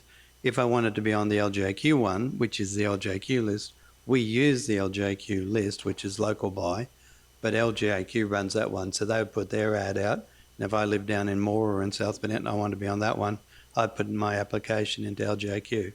So whilst we use the LJQ list, it's not our list. It's anyone in Queensland can use that list if they are in LJQ or Peak Services. But this one is our list. This is just for our council. Anybody could have applied to it, but it's just for our council. It's our list. But Yeah, there's is that- nothing, do we have Yes, anything that's it. Yep. Sorry, do we have anything that tells us that they are South Burnett businesses? Because I just looked up Cut Above Tree Care and they come from Torrington. Well, that's what Manager Louise just said. They can come from anywhere. But what I guess what you're saying is that this list is our priority. So Yes, if this is it's our- the first one we Why have a can't look We at. have another list with people who are actually South businesses that are in the South Burnett, because isn't that what we want to do, support our South Burnett, because they're the ones who employ people in the South Burnett and pay You're- their rates in the South Burnett. You're 100% right. We do want to support local business in the South Burnett, but we also need to meet our operational requirements. So there are suppliers on this list that may be from outside of the region, and it's our list, but to have a healthy register of suppliers that we can engage to service our requirements, not all of them will be local, no, but the intent is that we have a healthy register of suppliers that we can engage to meet those operational requirements.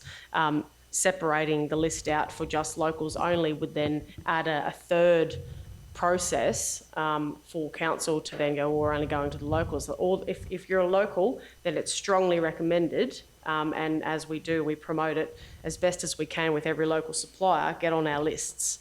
I guess if you wanted to be like what Councillor Erkins has suggested, you could have like the vendor panel could be, you have to be in the South Burnett, and then if you want to get outside the South Burnett, you would have the local buy. You have to go on the local buy to be eligible for us to have a look at, because we're going to look at the South Burnett ones first. I guess that's probably... The local buy is not the South Burnett. It's everyone. So I'm just saying we could have like South Burnett specific, but what this one is anyone can go on it, but you sort of like, but mostly they're going to be South Burnett people, because they're going to be the likely ones to get our type of work, because yes. How difficult is it then for someone to actually go onto this list, considering that, you know, some trades at the moment, they're pretty flat out and they don't want to come and look at somewhere and give a quote, really. But, you know, if they decided that they were interested in doing work for us and giving quotes, how difficult is it for them to fill in their paperwork, considering that, you know, who are they just, they're not just going to be competing with local, they're going to be competing with everybody on the list. Is it worth their while going on the list? Absolutely it is. If they want to get council If they want to be provided the opportunity, they actually have to be on the list. Yes. So Councillor Deneen. I think two things I wanted to point out is local buy is confusing because we think local buy is local, and it's not. It's statewide, it's local government association. So we'd love to swap words around so it was more understandable. Also, don't we have a weighting system for local suppliers in that contract negotiation?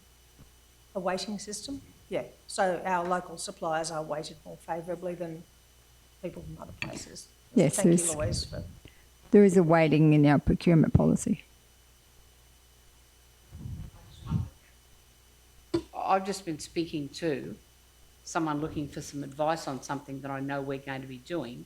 And I said, are you registered with, what's his name? And he said, oh, no, I haven't really bothered. Because what I'm saying is they've got to look at registering, how much are they going to be putting in to registering compared to how much work are they likely to get from it? Like, is it worth their while, or are they just going to be spending time where they could be out earning money filling in forms? It's a very simple process. They are substantially assessed on their it's a substantial response. So essentially all they need to provide us is their business name, their details like ABN, address, contact details, and compliance requirements. The three core compliance requirements are public liability, plant and equipment insurance, and work cover. That's all we need to be for their submission to be substantially responsive. It is a very simple process. It is the act of actually undertaking that application process where they will have to navigate the online system, of which there is plenty of instructions online on how to apply. It's a very step-by-step, straightforward process. It's just that, and I do understand this and I respect this to our suppliers, which is why we sometimes become a bit of a thorn in their sides, because we are regularly saying, can you do this, please? Yeah. Can you please apply, because we need you on our registers, because if we don't have healthy registers, then when we are procuring for goods and services, one, the market is going to be non-competitive if we don't have a healthy register of suppliers to reach out to when we are going out for quotes, and two, we do run the risk on the occasion when we don't have suppliers of even responding. So how do we deliver the works that we're obligated to deliver to the community if we don't have suppliers because they're too busy? Okay, so when we go to, local government seminars or whatever, and they have the trade stands with people selling this and selling that and selling something else. And, why are they talking to us? Why are they not on the... Well, they would be probably on local buy. They'd be on local buy. Yeah. Yep. So with regards to our procurement policy, and say it's required that there's 3 quotes, at what level of our staff officers do they decide on that's okay? Is it at manager level, or who decides whether it's 3 quotes required? Like who makes that decision, and who decides which ones we're going to accept? Is that at manager level, or is that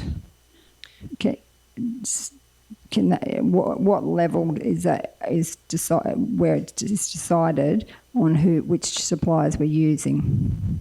So when we tender through the pre-qualified supplier arrangements, it goes out to all available suppliers for the service that we've selected. When it comes to receiving those responses, say we get 5 responses for that, according to our policy, if the value of the works is over $15,000, our policy requires that we must receive 3 quotes, and that then gets assessed through the evaluation panel of that department, including a team member from procurement, as a non-biased perspective, and it gets assessed under someone's financial delegation. So, for example, if it's a $40,000 contract, then essentially it can be approved by the manager of that department based on the recommendation, which is no different to when we bring contracts to council. We make a recommendation based on our assessment of the offers received against the weighted criteria, and then we make that recommendation for council to approve. So it's no different to when we are doing it on the lower levels of value, generally over $15,000. We make that assessment and we present it to our managers or general managers for approval. So thank you. But so then with the panels, are those panels, so in the infrastructure department, for example, is there a panel that's agreed to and they assess all tenders, or is it shifted around, or how do those panels work? Typically it's, you find that the assessment is financial, the financial amount of that assessment is generally relevant. So you'll have supervisors with a financial delegation to make that assessment decision, which might be $5,000 or $10,000 limit. Our coordinators have a larger financial delegation, which is, in the case of my program coordinators, it's $50,000. So they're able to make that assessment, and we rely on them either to have a number of people make that assessment, or if they're comfortable to do that themselves, given the type of purchase, then that they're quite entitled to make that assessment as individuals. So, and then if it's high, at a higher level, who decides, who shortlists the panel that comes to council? For my circumstances, my financial limit is $100,000, and then that goes up to the GM and ultimately CEO and then council. So in terms of for significant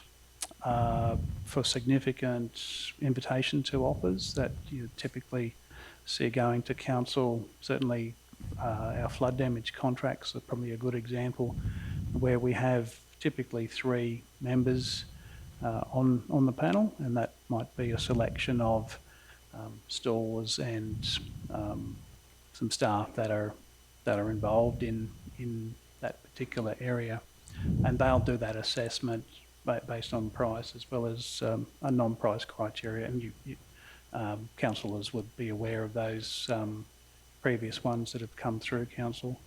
So those everyone that comes to council is the ones. So there's no short list. Everyone appears on the council recommendations. Like the presentation when we're voting, are we seeing every single person that's tendered, or are we only seeing the short list?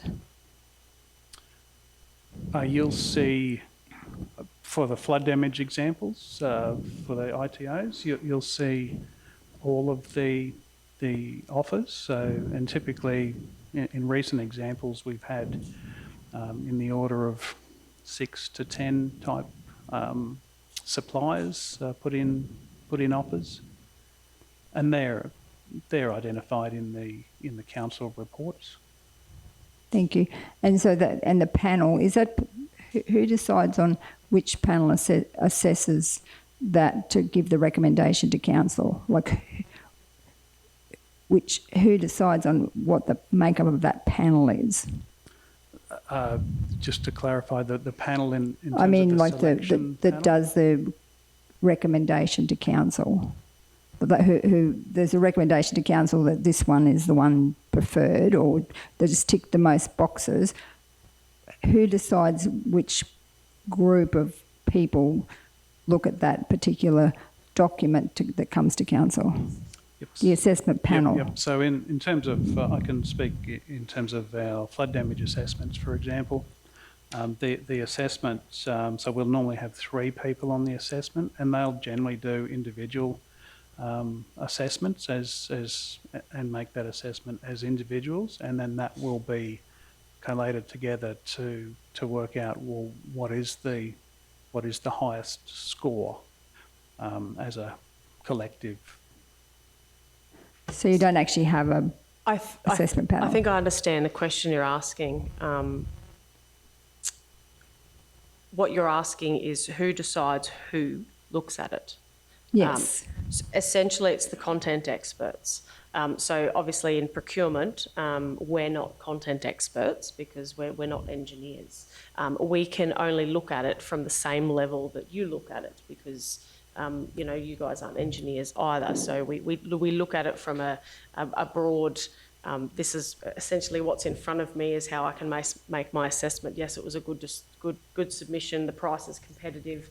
They look like they have capacity and experience to undertake the work. That's how we look at it.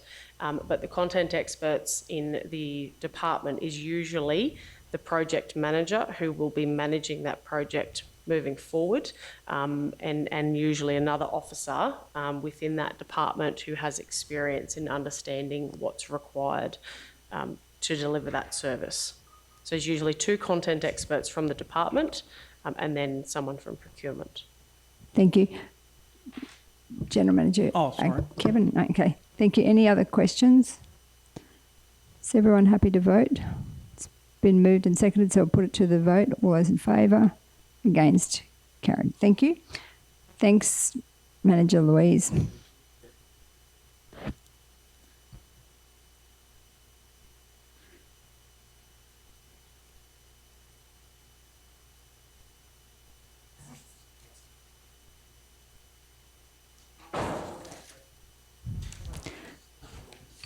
So the next item is 12.5, on page 259, the Bega Peanut Board truck donation. And the officer's recommendation is that South Bennett Regional Council accept the donation from Bega of the 1934 Dodge truck to be housed at the Kingaroy Heritage Museum. Someone to move that? Councillor Potter, second by Councillor Height. So, Councillor Potter. Yeah, look, what a great opportunity for us as council. I don't know if anyone else saw it, but years ago when we used to do regional flavours, Lockyer Valley had actually a produce truck they used to take down there with some of the produce on to push for the area. So having something like this, and this is something that our museum staff or our visitor information centre staff can actually take this vehicle to particular festivals and events to sort of showcase Kingaroy, to showcase the South Burnett, and have it as an advertising display as well as putting all our stuff on it as well. I think this is just fantastic. So thank you, Bega, for this one. Thank you, Councillor Potter. Any more comments? Councillor Little? Yeah, so I'm just wondering how they're going to get it into the Kingaroy Museum. Oh, no, it's not going in. The South Burnett Regional Council accept the donation from Bega of the 1934 Dodge truck to be housed at the Kingaroy Heritage Museum.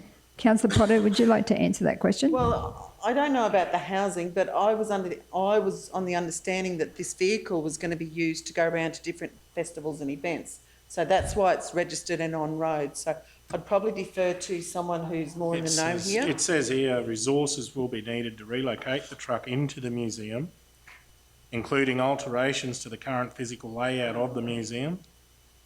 And this will require assistance from facilities and closure of the museum for 2 days. Yeah. So it's got... So I was just wondering, like, it would be absolutely wonderful to have that vehicle go around to all the different events that are showcased in the South Burnett. But logistically, if it's going to be housed in the museum, it's going to be quite difficult and expensive to bring it in and out all the time. So in the resource finance and resource implications, it doesn't say about the actual cost of shifting it. It's actually just got the commercial registration, the maintenance costs and the insurance for the actual vehicle, but it doesn't actually say about the relocation. Yes. But what has been indicated here is we need to change the structure of the Visitor Information Centre to Maybe manage we that. accept, we're only saying. So, General Manager Kerry? Yes, through you, Madam Mayor. I'm not 100% over all the logistics, but I do know that they were hoping, and I know that Manager Beck's been in contact with facilities about how, yes, we would like to use it for certain events, so be able to drive it to different things, be able to have little pop-up visitor information, shop sort of thing when we go to an event to be able to showcase the region, and then have it housed somewhere in that museum precinct for when it's not being utilised, so it can still be looked at and by visitors and all of that sort of stuff. So the logistics are probably still being worked out, but this is just a matter of making sure that council's happy enough to take the donated asset on, with the intent that those are the sorts of things we're looking at potentially doing with it.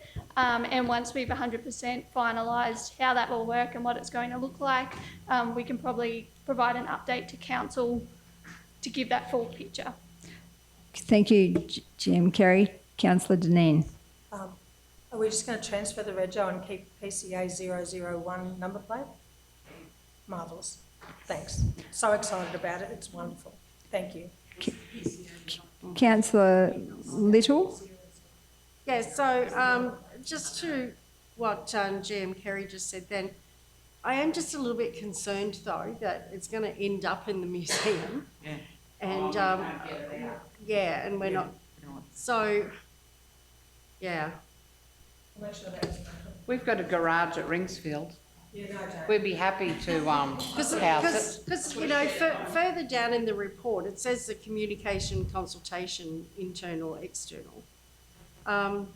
Council's fleet and facilities section has been consulted and aware of the requirements of a vintage vehicle and coordinating the relocation of museum artefacts to house the vehicle.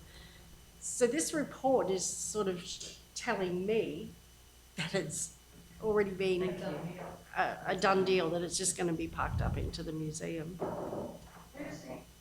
To be fair, I think you're overreading it. My advice, actually, if the general manager had listened to me, I would have just said grab it and just just wouldn't be here because it's such a beautiful old truck.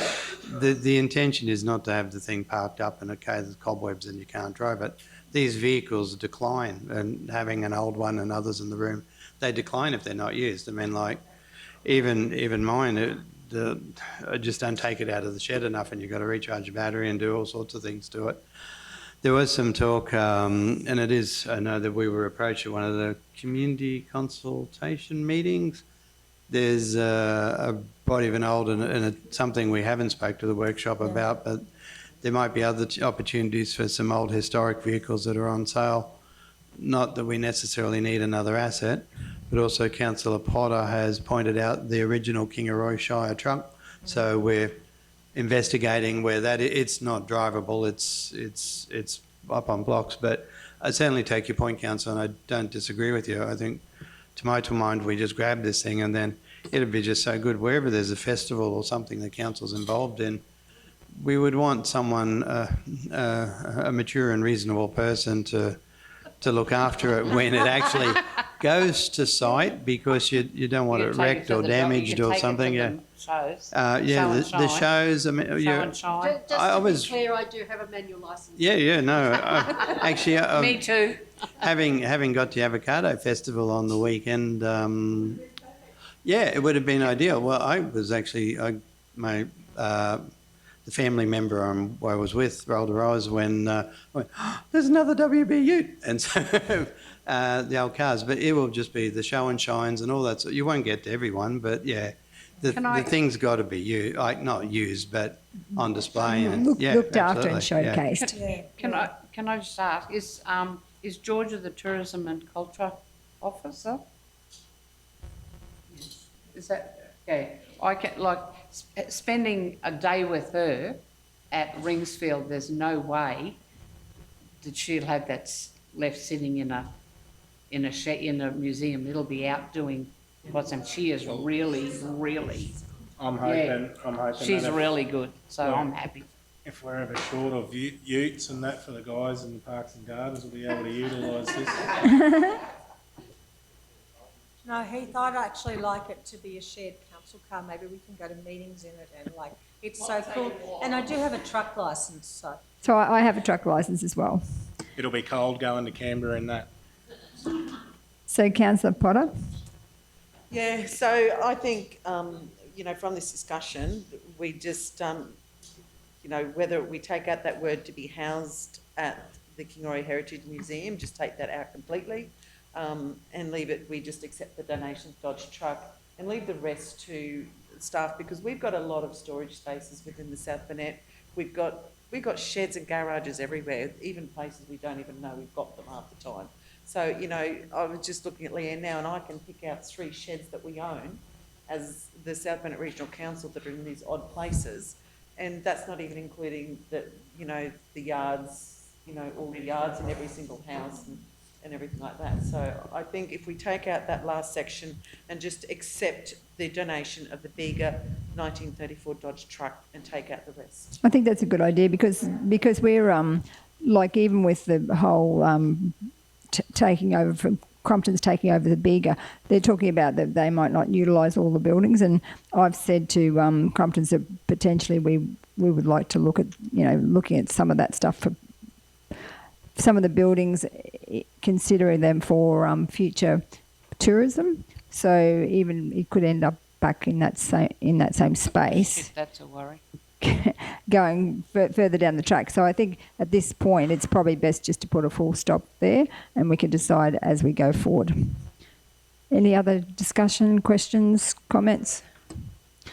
Is the seconder, Councillor Hyde, are you happy with just to put the dot after the Dodge truck.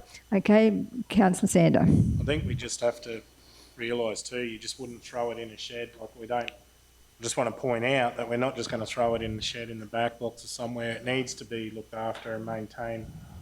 Very rare truck and sentimental to the region, so I will watch intensely where it ends up and where it's housed, because it needs to be kept secure and looked after. And I think because we've got enough interest from people like the CEO and Councillor Sander that it's going to be looked after. So thanks to Bega for that gift. It's really well received. So thank you. So ready to vote? Put to the vote. All those in favour? Against? Carried. Thank you.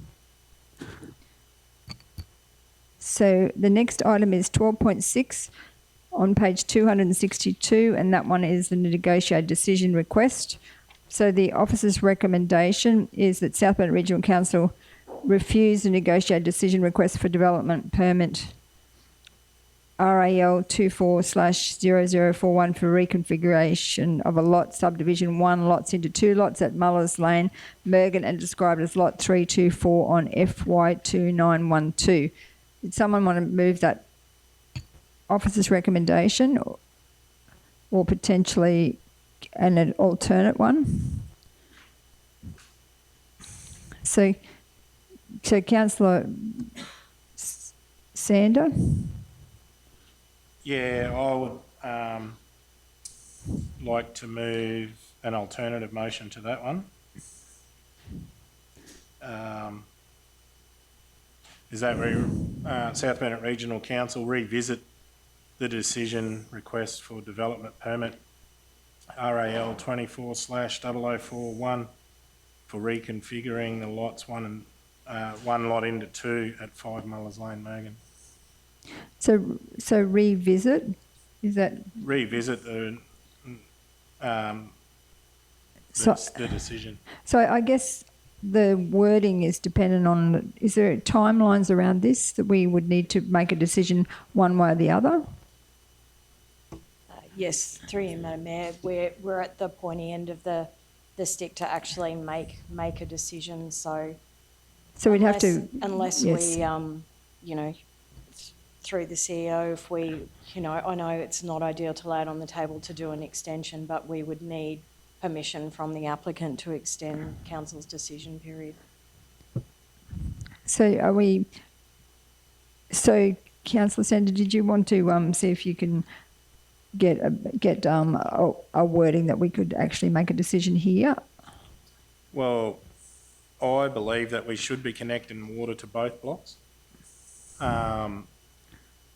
The applicant is prepared to extend the water main in that area, and there is actually 6 or 7 other properties that proceed past his place that are already connected to the water. Sorry, Heath. Madam Mayor, should we move and second this before we? Councillor Sander was going to do an alternate motion, but I'm just wondering, are there other points that are you accepting? You wanting to go the opposite and accept the negotiated decision, like all of the points, or? I was just going to try and do alternate. The conditions need to be adjusted a little bit, and then you could approve, like it could be approved on that.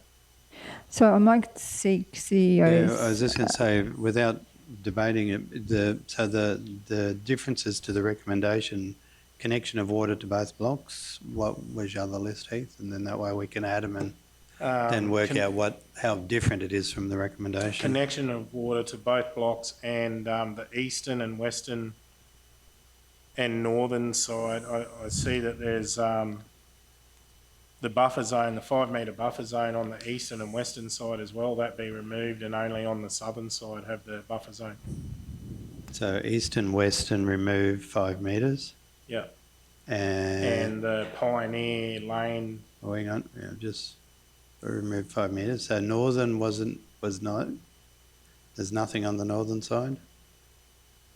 No, the it's a applicant southern side. proposed to put a 1.8 metre fence, like So southern side buffer remains. Is that what you just Yep. said? So, yeah, yep.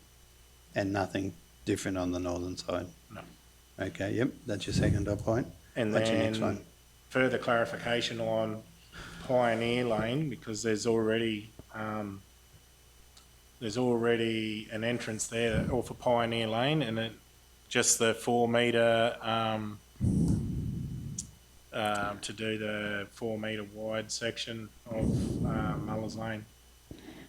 So when you say further clarification, so you're just saying to do the section that is Mullers Lane, not to actually, not the applicant not to have to do Pioneer Lane. Yeah, So because that's, it's already been done and dusted over many years. It's been utilised by other people on that, so the church uses it, and the other resident at the end of Mullers Lane uses it. so that's that's the alternate motion, that we actually accept the negotiated decision. Is that the wording? We accept the negotiated decision with the following dot points. So it's been moved by Councillor Sander. I'll second that because I actually went and had a look and I can see what where Councillor Sander is coming from. So we'll open it up for Councillor Sander to discuss. Councillor Sander. Yeah, these two blocks, if you go and have a look at these two blocks, they've been subdivided in, and which we've allowed to go through. Out the front, there's probably 30 or 40, probably 40 metres to the main highway. There's a treed area which council mow and maintain as just an entrance to Mergen on the right-hand side. Yeah, so from Mullers Lane to the Bunya Highway is probably 40 metres, and Mullers Lane comes closer to it, so it's probably about 25 metres where Mullers Lane meets up with Pioneer Lane. The setting is rural. At the back, you've got farming land, which is just grassed area that they mow and bale from time to time, and so that's why I'd still push for that 5 metre buffer zone on that back southern side. The water main, I believe I'd have to get more information from Manager Adam, but I believe the water main ends probably about 10 metres before lot 1. But there's several water lines which historically go past, so they connect to the water main there near the hydrant, and they continue out past to one's a commercial building, which is the Fat Wag, and then 4 other houses out along there are connected to a pipeline as well. I wouldn't be asking to connect to that small poly line.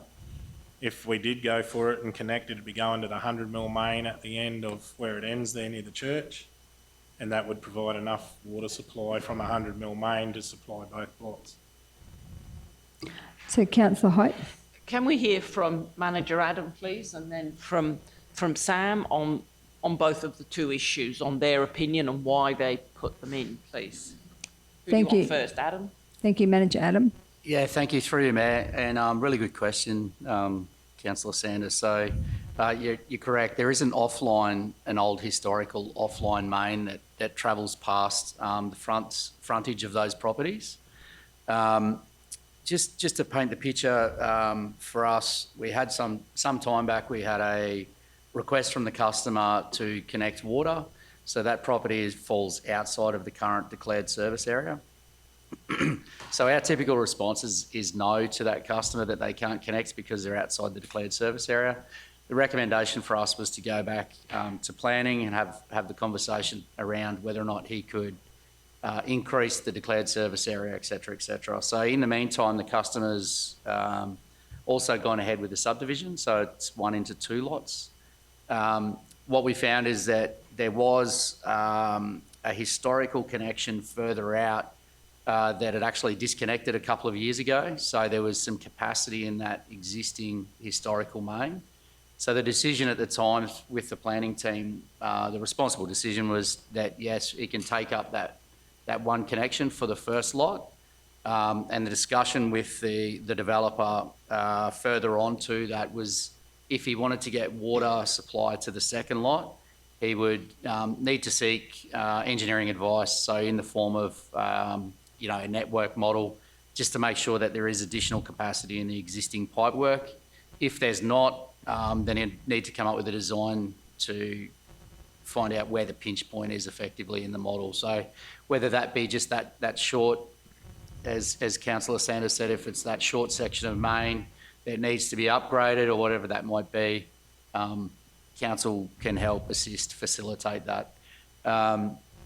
The planning team did not write that into the conditions. They've kept that out of the conditions. So the reason for that was the developers had numerous discussions, I believe, with the planning team, and he's aware that to connect that second block, that he'd need to not necessarily jump those hurdles, but he would need to seek the appropriate engineering advice in relation to the model and find out where the pinch points may be, and potentially do a design and connect to our current standards.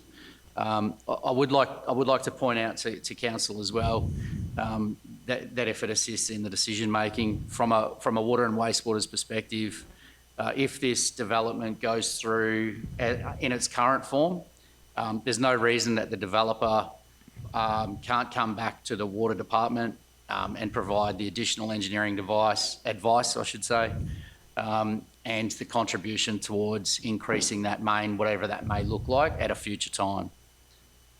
So does that help answer that question? So yes, it does. But if we put the water in this particular recommendation as opposed to the original one, do we need to put a dot point that all costs be to the developer? You can do, I guess. I think part of the conversation that the planning team and our guys have had with the developer is, and I'm not trying to put words or ideas in the developer's mouth, but he may want to sell off the first lot to help create some revenue to do the second lot, so to extend the main. I'm not 100% sure. So by changing the recommendations, you may need to change the conditions in the development application, or the approval, I should say. But I'd have to take the advice from... So is that, thank you, Manager Adam. So Manager Sam, is that achievable if we can change that, the development approval? Can that be changed now so that because I believe the applicant, and I think that was Councillor Sanders' intention, would meet the costs, any costs to the water infrastructure? Look, I think from a planning point of view, if you're looking at, say, retaining the conditions as they are, the applicant can come back at a later time to change conditions under a change application. You can incorporate advice note that, any future connection, can be facilitated through Council's water and wastewater team. So I don't think that you necessarily need to really go down to a nit and grit condition. It can either be advice or through a change application later on down the track. So the dot point are you comfortable with the dot point that's connection of water to both blocks that's Councillor Sanders has put in this motion? I would actually refer to Adam. Yeah, so I think you might be creating more of a nuisance to the developer, Mayor, if you're to do that. At the moment, the way it's conditioned is that the developer only needs to get water to one block currently for the plan to be sealed, so to meet all of those conditions.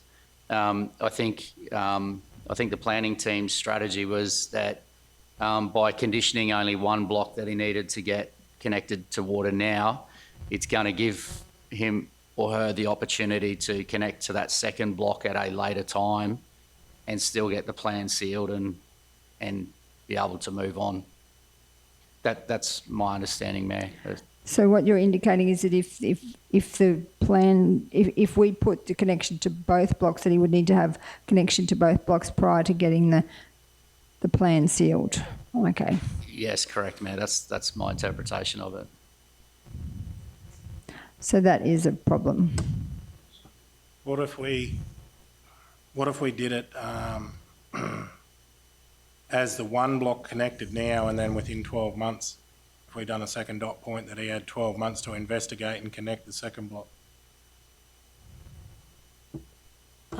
Through you, Mayor, I probably wouldn't like to put a timeline on it, Councillor Sander, because then, you know, you're potentially restricting him financially and cost-wise that he needs to do those investigations to be able to connect. So in the future, if he was to proceed with, you know, the approval as he has now, then there's opportunity for him to just apply to Council's water and wastewater team, as Manager Adam had said, to say, look, I'd like to connect that additional lot to Council's water supply, and that's when the water and wastewater team would actually ask for that additional technical work. Is that correct? So then if we leave it and change what Councillor Sanders suggested, it goes back to proposed lot 2 shall provide an on-site water supply. But we are wanting to move away from that because Councillor Sanders does not want the on-site water supply. He actually wants the connection from Council's water. So we wouldn't want to move back to the original because that's in the direct opposite to what Councillor Sanders is trying for. Are we sure the owner wants this? Well, he's negotiated a decision, and that's what was one that I believe he challenged. He's challenged it. He's put in. He agreed to a lot and disagreed with a couple, and that's one of them. He's happy to pay. The things are on page 278, Ros. And he's in agreement. He would prefer town water connected because there's people past his property that have town water. It'd be one block. It's like the piggy in the middle with no water.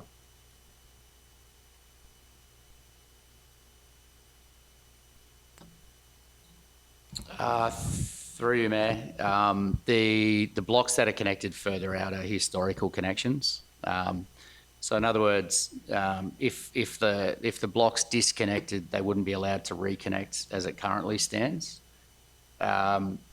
If you did go down the path of conditioning the second block to connect to water, when I say we, the water and wastewater team would help facilitate that if we needed to help assist provide operational works, but we just do that as a subcontractor type arrangement. But the developer himself can engage other civil contractors to do that work as per the design. As we discussed, Mergen has plenty of water.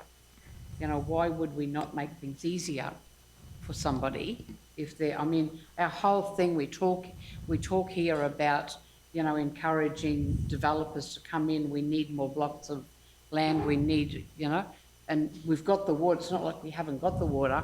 I just can't see why we can't just put it on. So, Manager Adam? Through you, Mayor. It's a very valid point. I use the mango tree analogy. If you have additional mangoes on the extremity of the branch it may cause a failure somewhere. It could drop the whole tree or it could just cause the branch. So the issue that we face, and particularly when we mention around it needs the engineering advice, is they need to check the network model to make sure that flow is not going to create any pinch points on additional services. So, for instance, if we included one large residence on each of those blocks, are they going to steal the water from the people 7 houses down? It's unclear to us. And because it's an off-stream line, our responsibility is that the developer, no different to whether it be 1 into 2 or 1 into 100, they need to provide the appropriate engineering advice to make sure that there aren't any pinch points in that network and provide those upgrades accordingly to accommodate that development. But we don't know whether there's going to be any issues. We don't know whether... Our desktop analysis, so we've had a little bit of a look at it historically. We think there is a pinch point, and as Councillor Sander has pointed out, that we believe, just at first glance, that he may need to extend that main, and that's okay. But he needs to get the appropriate engineering device, get a plan or a design done, and install it accordingly. I think it's... Okay, so Manager Sam, did you want to comment?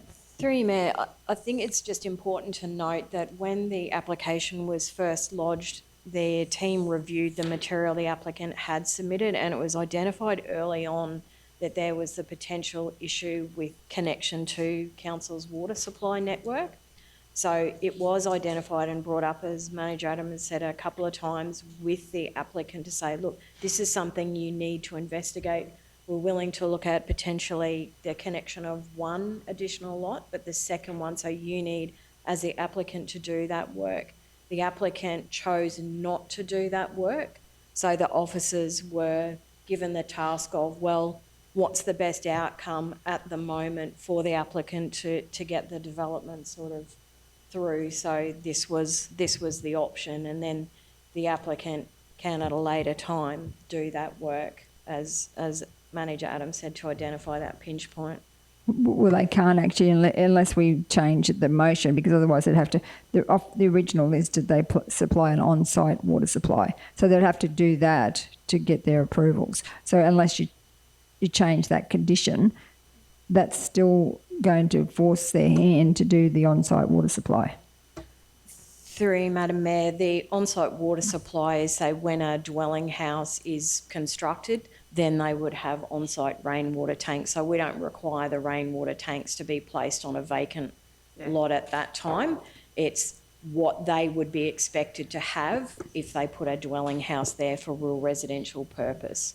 So that second lot that doesn't have access to council's water supply, council would say you would need to provide on-site rainwater tank at the time when you build a dwelling house. So they don't have to do anything for water supply for that second lot until they're going to build a house. So it's an option where it's a condition to note that the future, if we think that potentially the landowner may sell off that second lot, someone goes to build a dwelling house, they know that they, at that time, don't have access to council's water supply network, and they need to provide a rainwater tank to service their dwelling.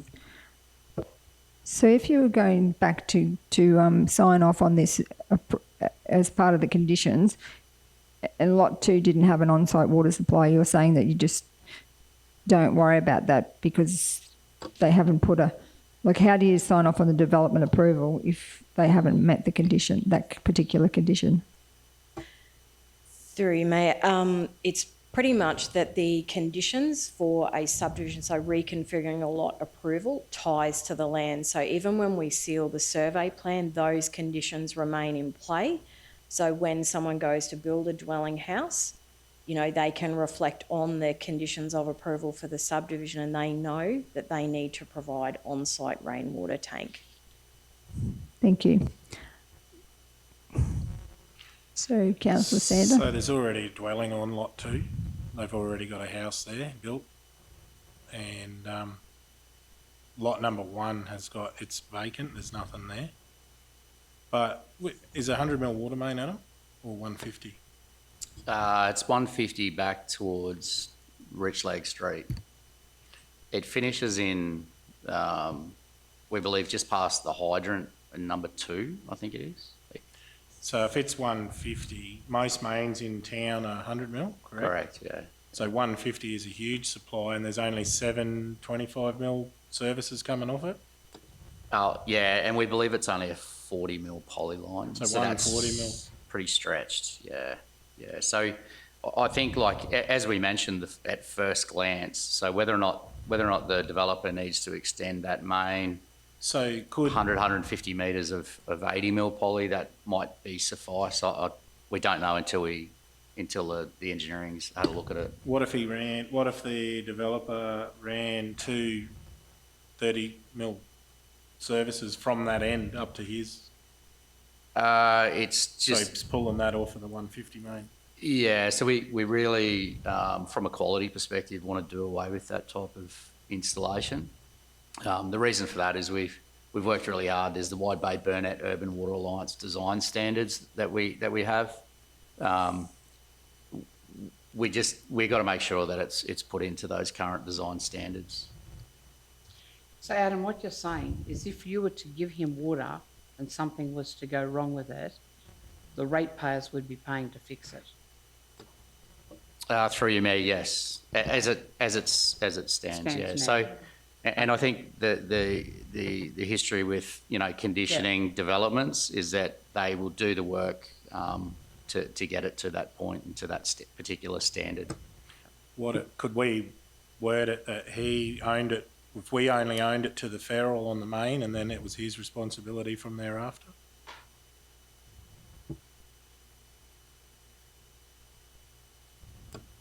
Sorry, how do you mean? Like in the conditions of the...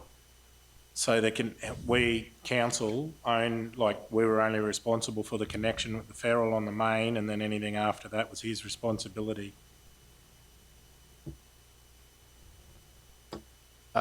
Through your Mayor, again, it's outside of our design standard and it becomes grey area.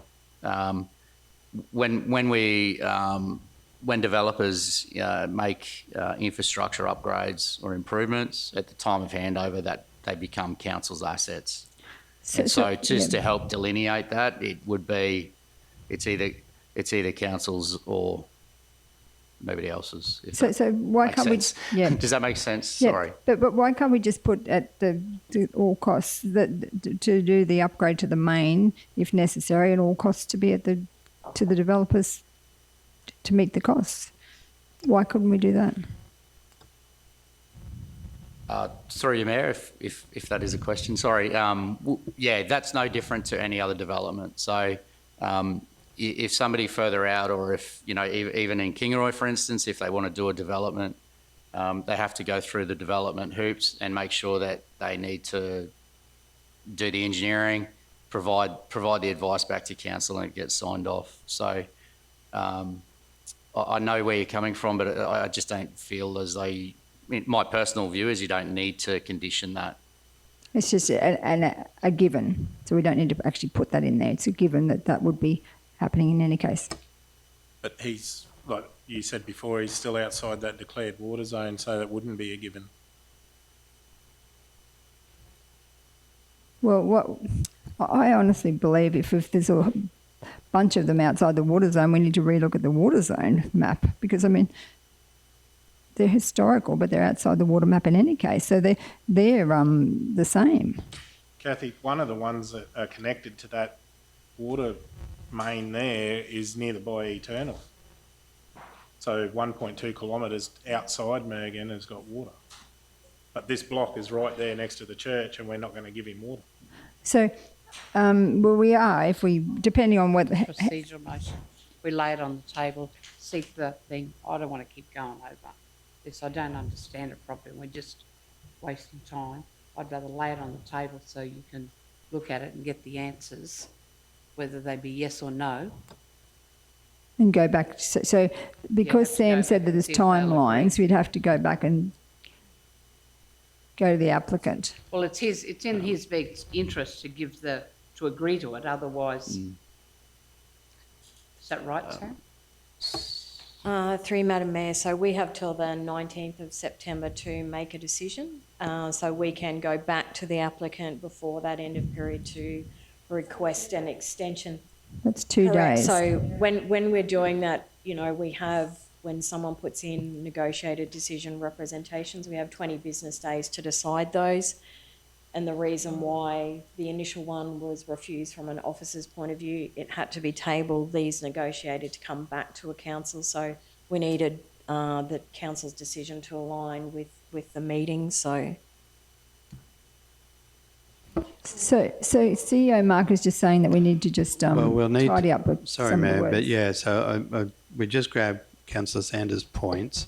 So, and reading his response, so the applicant's response in NJ about that he wants to offset water infrastructure charges if he has to put the application in and everything. The water infrastructure charges will still stand whether he puts the infrastructure in or not. So these would need a statement of, not these are all just the procedural stuff, but we'll need a statement of reasons why councils chose against the planner's advice, and there would be an expectation. So I'm probably a little bit different to Adam. I would be putting in the resolution that he covers all costs, because reading his responses there, he's seeking legal advice as to why he's not in the water area originally, and the overlay maps. I think we'd probably just need to make it clear. So we just need to tidy up the wording of these points if they get up, to make them into proper conditions, and then why you're going this way, which isn't a biggie, but just make sure that we get it right. So do we need to move on to another one while you tidy those up, or what needs to happen? Well, in your hands, Mayor, as to whether you're going to, Councillor Erkins is laying it on, like suggesting we lay it on the table. I think whether there's a mood in the council to deal with it one way or the other. Well, I'm just concerned about now we've got 2 days to try and get back to the applicant. That's challenging. So I just think... we're not very far off just getting it to I think we are. And I think we need to make sure that whatever we do it properly. And I just don't think here is the correct place to do it. I think it needs to be looked at, with the conditions that he has come back with, to see what the implication is to us as a council. And I just don't think that we can do it here. I mean, we've been going backwards and forwards. The advice appears to be from our staff that we shouldn't be doing it. But the problem is we have to make a decision within 2 days. I understand, 2 days, but all they've got to do is leave here and ring him up and ask for an extension. That's what I was going to ask. Can we contact him and see if we can get an that's all they've got to do, and then we've got time to do it. Have we got time to do that? Through you, Mayor, yes, we can contact the applicant. I mean, he wants a decision, so he's not going to deny the officers of requesting an extension. So we do it formally, like we'll contact him. If we can't get him over the phone, we generally send him an email. He's quite responsive, and then we just formalise that request and say we need your agreement on or before the 19th of September. I mean, it's an easy process to do. It's just one of those things that it's the timeline, it keeps going. But he would be more than willing to give an extension. If he wants the decision, he will give the extension. I guess. Yeah, Sam, I was going to say just to I agree with you fully. When I say agree with you fully, it would be counterproductive for the applicant to knock back the extension, particularly council considering it. Because for him to knock back the extension and we get to Saturday, it would be a deemed refusal. So the original, just so council's clear, so the original development notice would stand.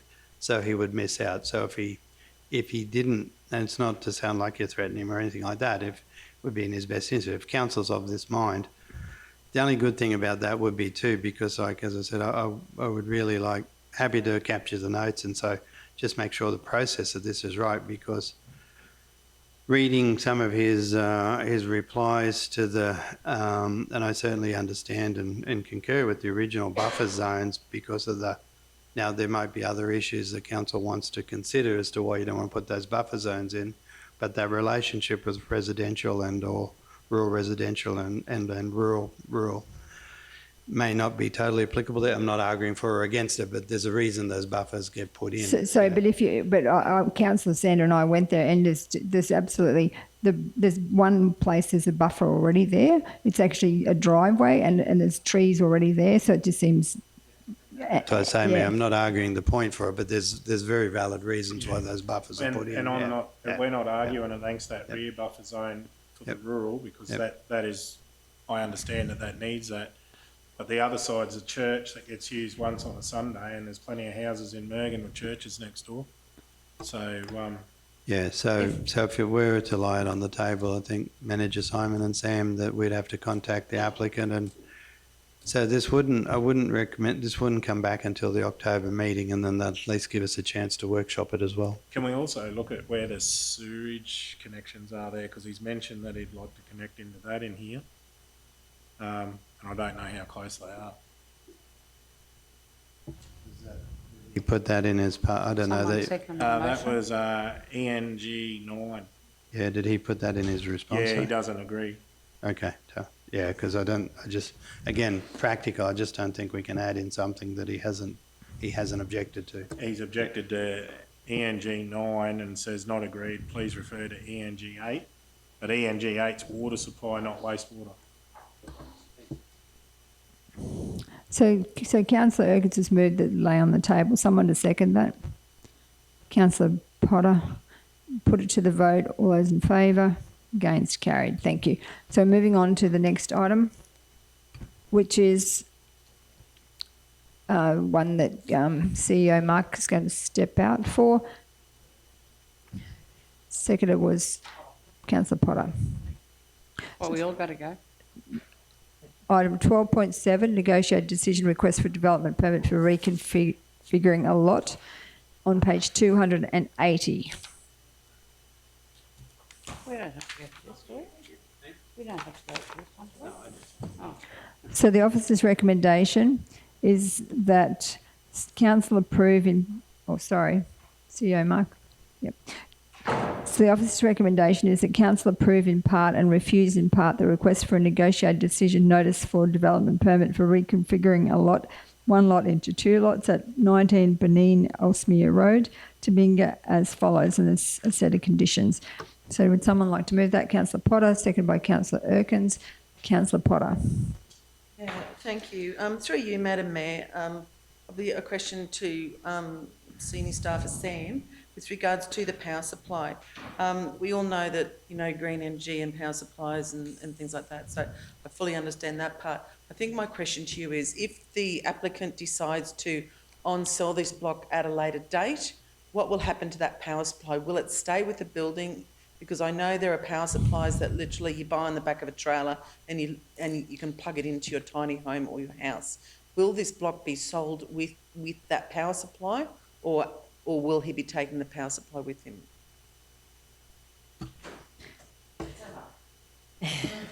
Through you, Madam Mayor. Electricity is such a fun and fickle thing to deal with from a rural residential subdivision point of view, where the costs that the applicants or the developers in Ergon's eyes face is quite substantial. The applicant in this case was faced with a developer's bill of in excess of $130,000 to connect to power. So that required an extension of the high voltage line along the eastern property boundary, along the northern property boundary. Now, normally for rural residential, we would require them to either connect to Ergon Energy's power line through a service line or provide council with a certificate of supply from Ergon saying there's available connection. In this case, it's not, unless they stump up the cash and do the work straight away. Now, what the applicant has proposed is a solar battery configuration, and that would be connected to a future dwelling house. So at the moment, if council was to support the bespoke condition written specifically for this development, we wouldn't require that facility to be on site for council to seal that survey plan. There's the option for them to provide council with the detailed quote and cost for a system to be able to supply and keep the operation of a dwelling house going.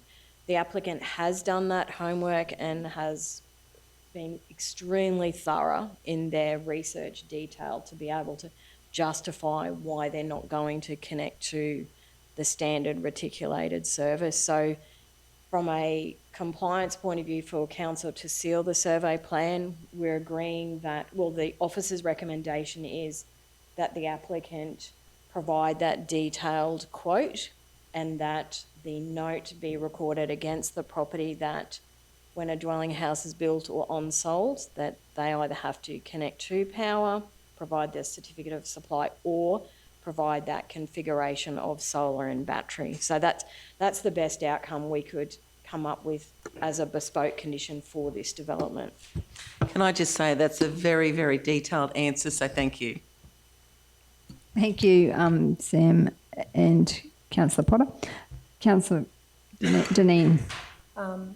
Yeah, through you, Madam Mayor, I was going to say exactly the same thing. Thank you very much for that explanation, and I believe that this is something that going forward that we should definitely have an option for, because things are changing. We shouldn't have to set up to electricity at an enormous cost in some cases.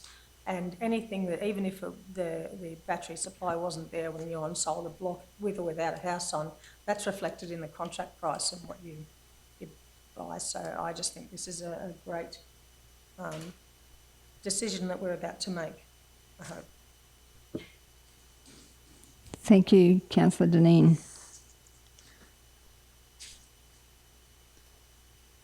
So it's been, is there any other, Councillor Potter?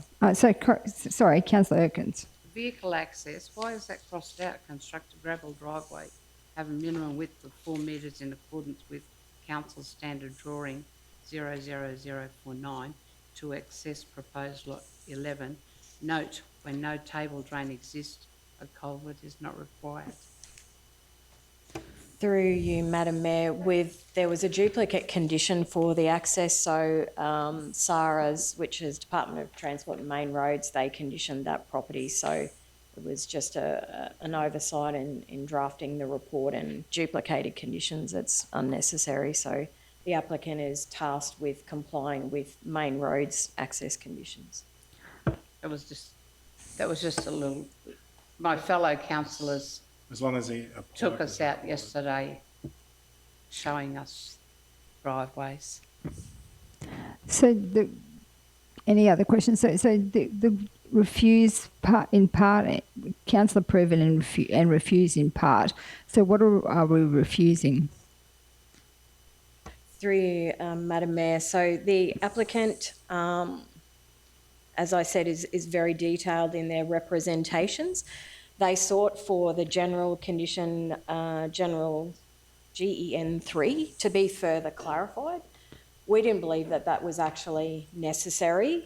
The main reason, it's a standard condition that we put on reconfiguring applications where the applicant is tasked with complying with the conditions and paying for compliance with conditions like whether or not it's the provision of power, whether it's provision of access. So it's made clear that any costs would be borne by the developer, and that would allow council to seal the survey plan. So it's just a standard condition. I think they wanted some further clarification around it, but once you get too clear in the, A, B and C, if there's E that's left out, it's very hard to enforce. So there's no hidden costs or anything. It's the cost that will be borne by the developer, as I said, with access, electricity, and so on and so forth.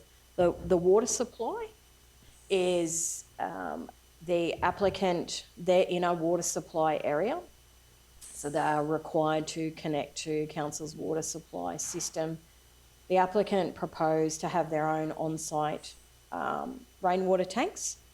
Now, while we don't object to additional water supply, the property is captured within the water supply area, so they are required under the planning scheme to connect.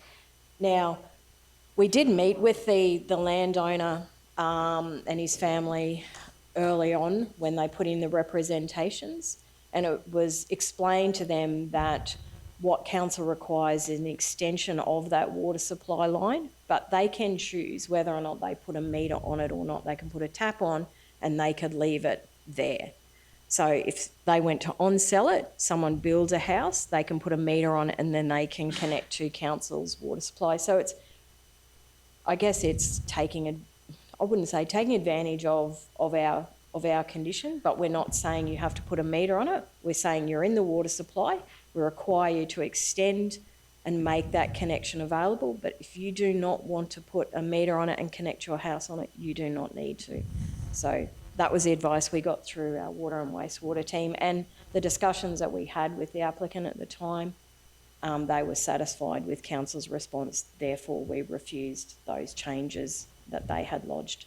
Thank you. That was very comprehensive and easy to understand. So thank you for that, Manager Sam. Any other questions? Are we ready to vote? It's been moved and seconded, so I'll put it to the vote. All those in favour? Against? Carried. Thank you.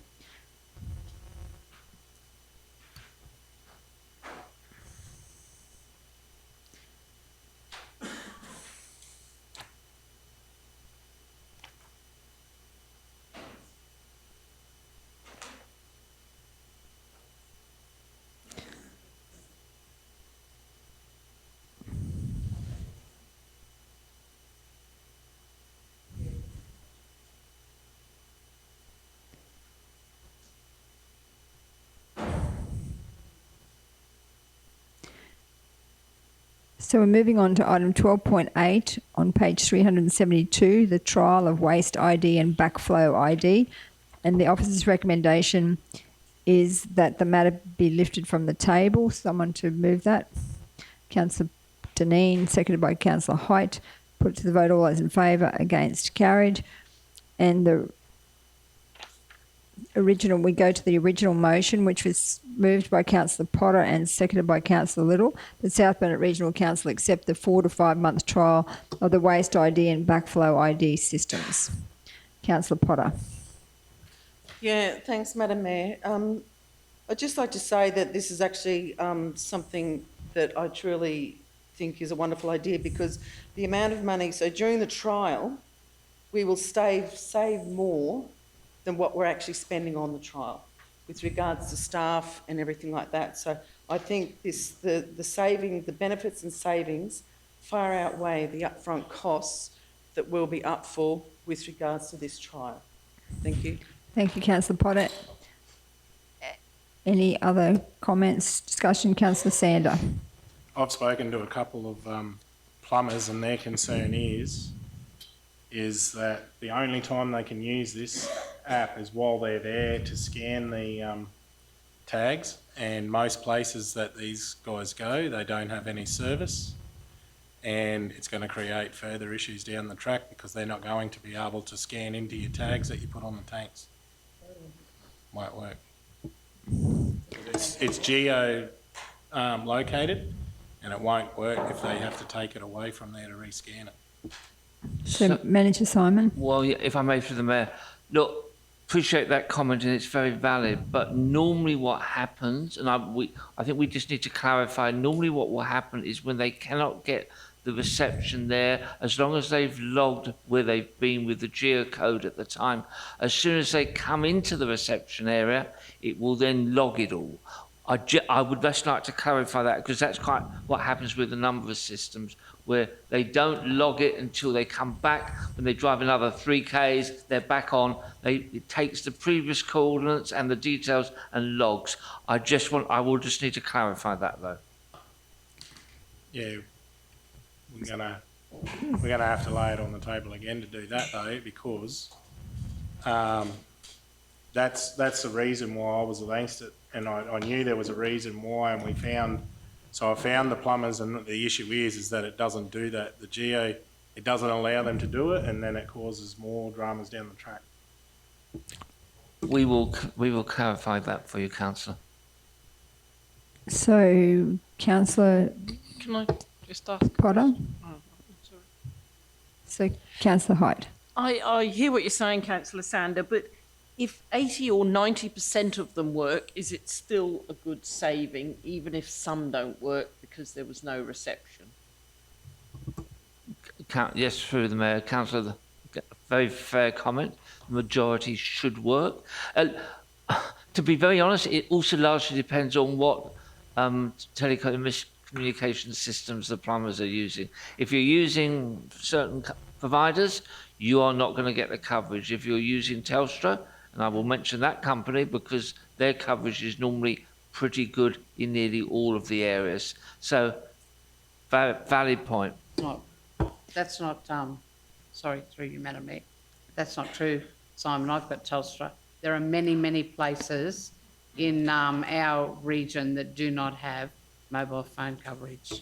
No, I appreciate that. They are still what I call black spots. Yes, Yeah, you're right. There's a lot on those 5-acre blocks that will have these systems.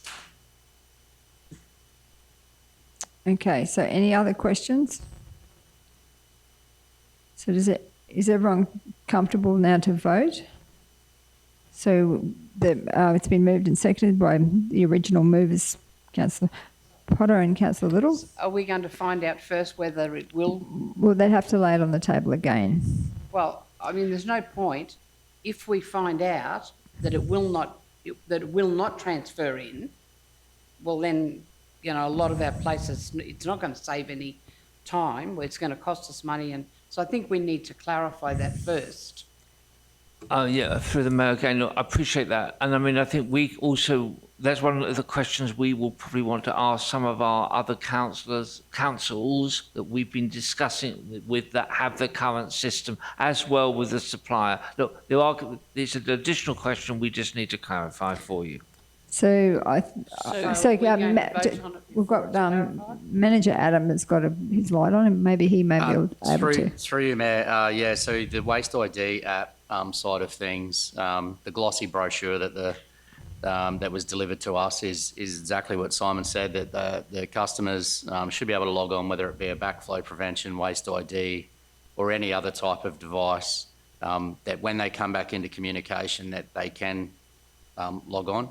I guess the beauty of the trial is to iron out these things. So the trial is not committing council to a 5 or a 10-year contract with these guys.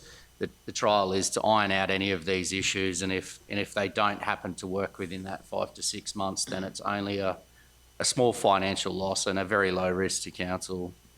And I just wanted to raise that point, if I may, Mayor. If I can just, I know that we use probably systems similar when we do property inspections. We do them where there is no service. When we get back into service, it just sends it through. So are we ready to vote? Is everyone happy to vote? So put it to the vote. All those in favour? Against? Carried 6 votes to 1. Councillor Sander voted against that particular motion. So now we're moving on to the next item is Delegated Authority Reports 12.9 on page 374. The officer's recommendation is that South Bennett Regional Council note and receive the Delegated Authority Report for the month of August 2025. Someone to move that? Councillor Little, seconded by Councillor Potter. Any questions? Put it to the vote. All those in favour?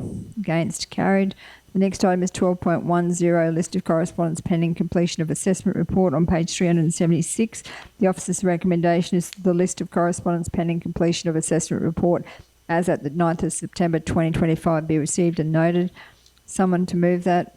Councillor Little, seconded by Councillor Deneen. Any questions? Put to the vote. All those in favour? Against? Carried. The next item is item 13.1 on page 381. And that one is the TIDS nominations.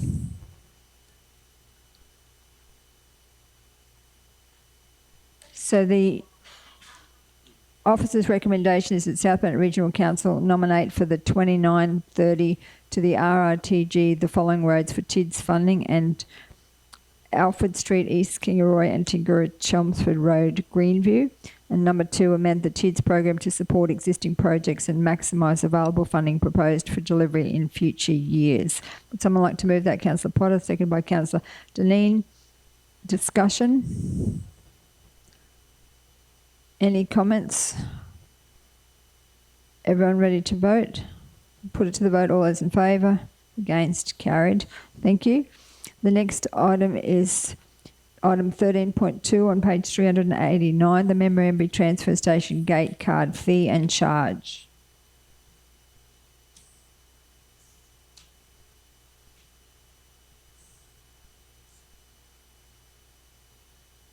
The officer's recommendation is that Council establishes a fee and charge for the Memorandum Transfer Station for the following: A 1, a $20 refundable bond for a gate access card, and 2, a $40 non-refundable lost stolen gate access card fee. Would someone like to move that? Councillor Height. Someone to second that? Councillor Little. Councillor Height. Seeing as we've already been handing out cards and charging people $20, I don't quite understand. Was this not included in the original motion? Because I've already paid my $20. Maybe I should say no and I get a refund. So it's just an oversight. It should have been in there. Okay. Councillor Little, did you have your light on? That's the same question. Any other questions? comments? If not, I'll put it to the vote. All those in favour, against, carried. The next item is 13.3, application for funding under the Department of Environment, Tourism, Science and Innovation, and that's on page 390. The officer's recommendation is that South Bennett Regional Council assist community organisations prepare applications under the Department of Environment, Tourism, Science and Innovation Grassroots Environmental Grants Program to protect and preserve the region's environmental areas. So someone to move that, Councillor Dineen, someone to second that, Councillor Potter. Any discussion? So I've noted a list of potential projects, and I just wanted to add the land for wildlife because the Blackbutt community raised that they've raised that through commentary to me, and I think they also raised it at the community engagement to look at the land for wildlife. Yes, that is correct. So if we can just add that one as the potential project. About protecting natural habitat and that sort of thing as well. So any further discussion? Anyone wants to have any other projects they'd just like to be considered? We're happy to run with what's on the list and include that one. Okay, we'll put it to the vote. All those in favour, against, carried. Thank you. The next item is funding request. It's item 13.4 on page 410. Funding request replacement of timber retaining wall at Kingaroy Netball Courts and Rotary Park. Mayor, we've got two variations of this as the recommendation that was published in the agenda, and then after discussions and some feedback is the 1-2. So it's one or the other. South Bennett, the alternative that has been suggested or proposed, South Bennett Regional Council work in partnership with Kingaroy Netball, seek grant funding for the construction of the new retaining wall along the netball courts to protect the courts, and that any financial contribution council may consider be considered in association to the grant funding to assist with protection of council stormwater. Yeah, well, may be considered. The first consider, Danielle, sorry. Yeah, in front of the B and dot point 2. B, yep, yeah, in front, may be considered. So get rid of that first consider. So where would they be? May be considered. Yeah, get rid of your first consider. May be considered. Now, in council's hand, but there was, we had the discussion about, given the quantum, as I said, with the report, so the funding for the retaining wall is not able to be accessed out of capital. Not saying this is the answer either, but in council's direction is which way you want to go. So can't... It's if we fund the 34,500 as it stands currently, it's operational because it's not our asset. So it would have to be picked up in the first quarter review as to where it would come from. So Councillor Potter, you've got your light on. I certainly do, Mayor. So I know we discussed yesterday, but so far the whole project is actually over $1 million worth. They've actually received a grant from Player. No, because Councillor Potter is. Sorry, are you moving one of these? Oh. So you need to move one before you can discuss the reasons why. Contribute. I'd like to contribute the $34,550. So Councillor Potter has moved the first recommendation, which was the original one. Yep. Someone to second that? So anyone to second that? So unfortunately that recommendation has lapsed for the want of a seconder. So did someone want to move an alternative motion?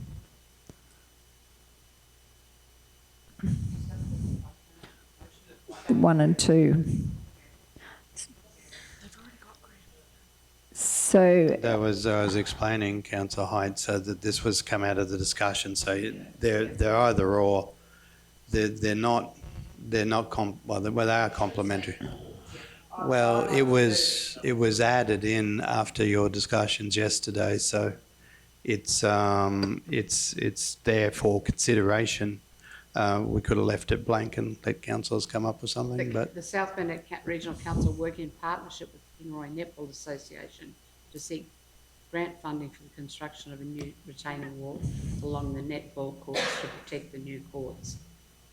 So do we go on with and that any financial contribution council may have to be considered in association with the grant funding to assist with the protection of council stormwater? That's what I'd like to know. So Councillor Erkins has moved the alternate motion. Someone to second that? Councillor Sander. Discussion? Councillor Erkins. Yeah, I think netball is obviously a growing sport, and a lot of people are involved in it. But my concern is just that we're cutting down everywhere, and it's a lot of money to go if we haven't budgeted for it. I'd prefer, if they can't get the funding, maybe we can look at it in next year's funding allocations when we're looking at putting money out. But at this stage, I just think it's a lot of money for a retaining wall.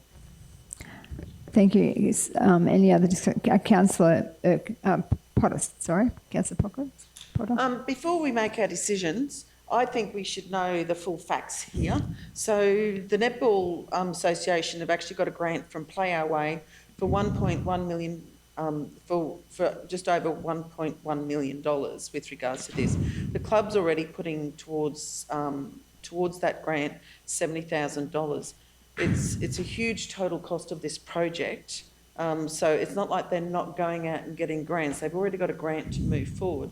So if we actually don't help them with this, I would actually like to know what's going to happen with that grant, because I don't know if they can move forward with this grant application that they've got for 1.1 million, over 1.1 million. Can they move forward with it without that retaining wall? Because I don't know if they can. And so, which means they've lost that money. So I guess we need to... Does anyone know that? Manager Leanne, do you know what the answer to that question is?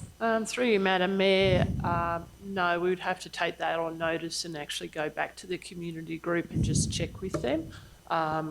They do state in their letter that they require this assistance because the retaining wall is failing at the moment and it is impacting currently on their courts. So, yeah, I would have to check with them, Madam Mayor.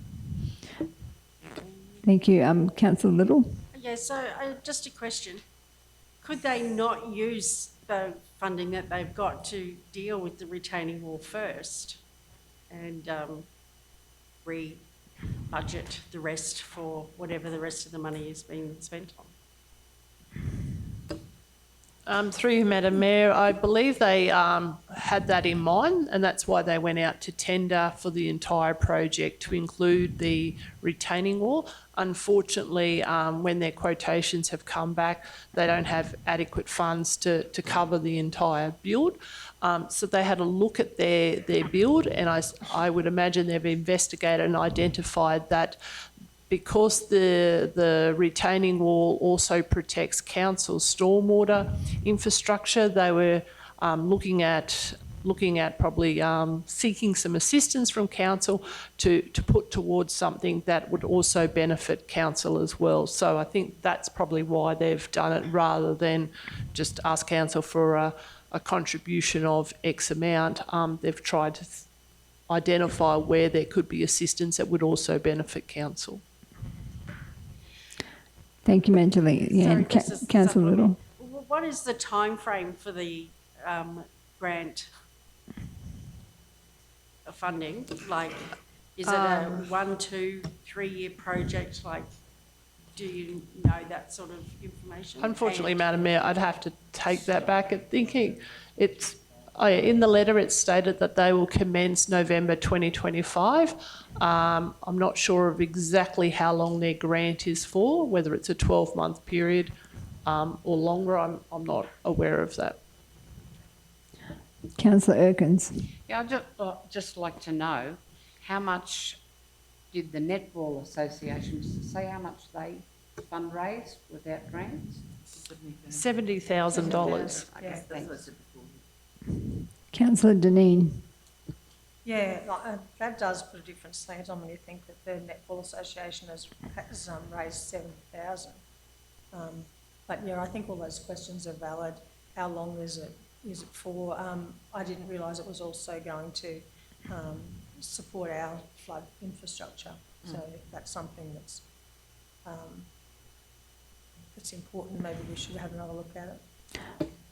Councillor Potter. Yeah, so just a couple other things to add. So the netball courts have over 500 players down there, and I would also like to ask if any councillor has actually been down and looked at this particular retaining wall and see how it affects our waterways and the netball courts, because otherwise we should be laying this on the table if they actually haven't seen what they're voting on, which I believe we should be. So I think it'd be really good for them to actually have a look before we vote on this. So are you one. moving that we lay it on the table? I would like to get other people's opinions. I'll because- second we lay it on the table. So you're moving it, Councillor Potter? Yes, please. It's been moved and seconded, so we'll put it to the vote. All those in favour? Against? Carried unanimously. Thank you. But I would like a study tour around it. You all need to know. Thank you. Well, CEO Mark's made a note of a study tour. Is that a study? I think it's just to check out the retaining wall. How many courts were they doing?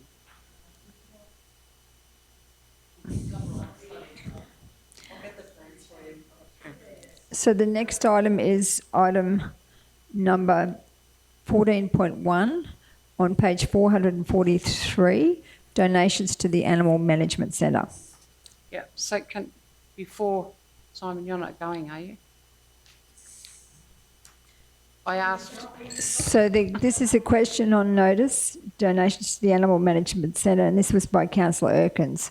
So, Councillor Erkins, are you happy with the response to the question on notice? but I am, but that we can take donations.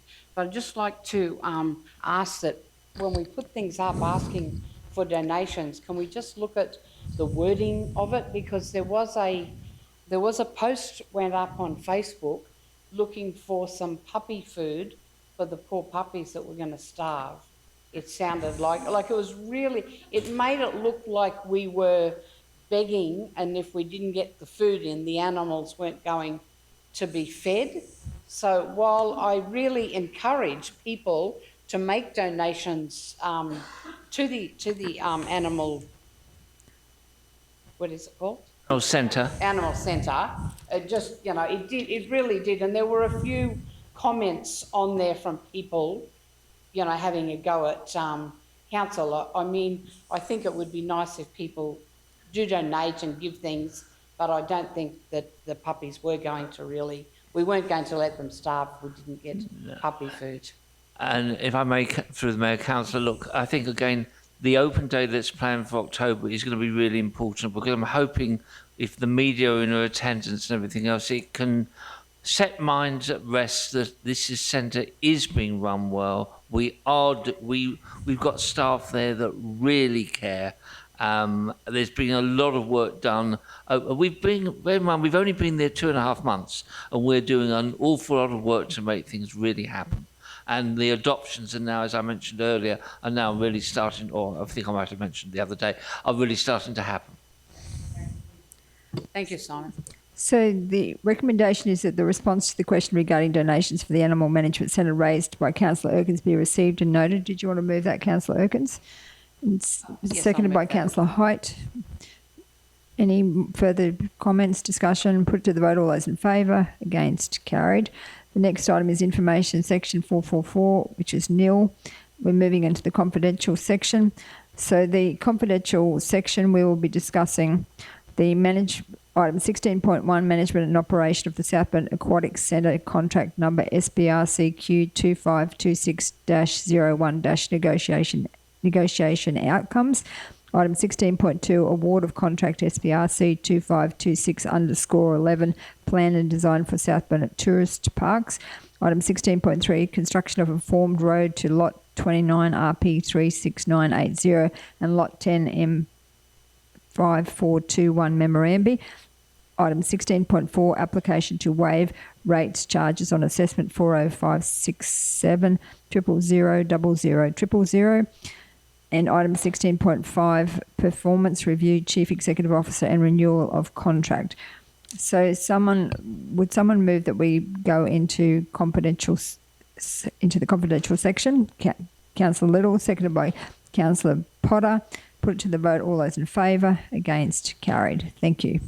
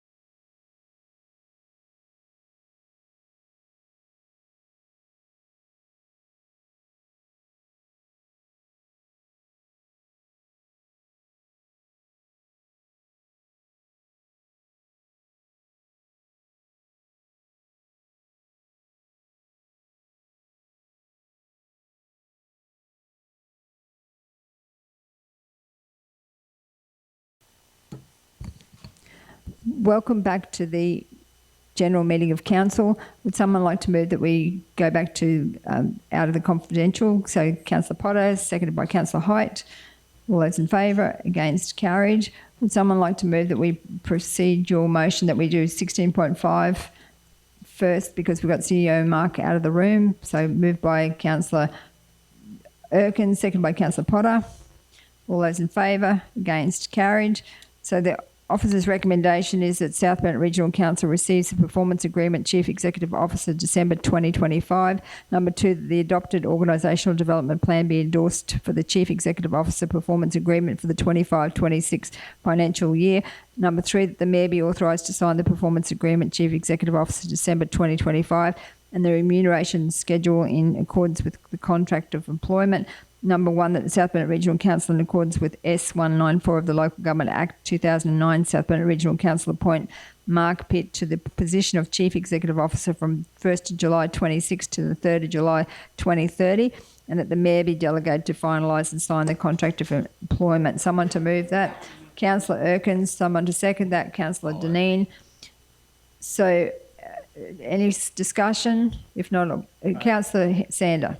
How come the performance agreement is only running from December 25? So the performance agreement is running from, it's now become... That's when they negotiate. That's when we negotiate, but it's actually, it's now become part of the organisational But it's plan. December 25 hasn't been here yet. But that must be when his old Oh, contract sorry. runs still.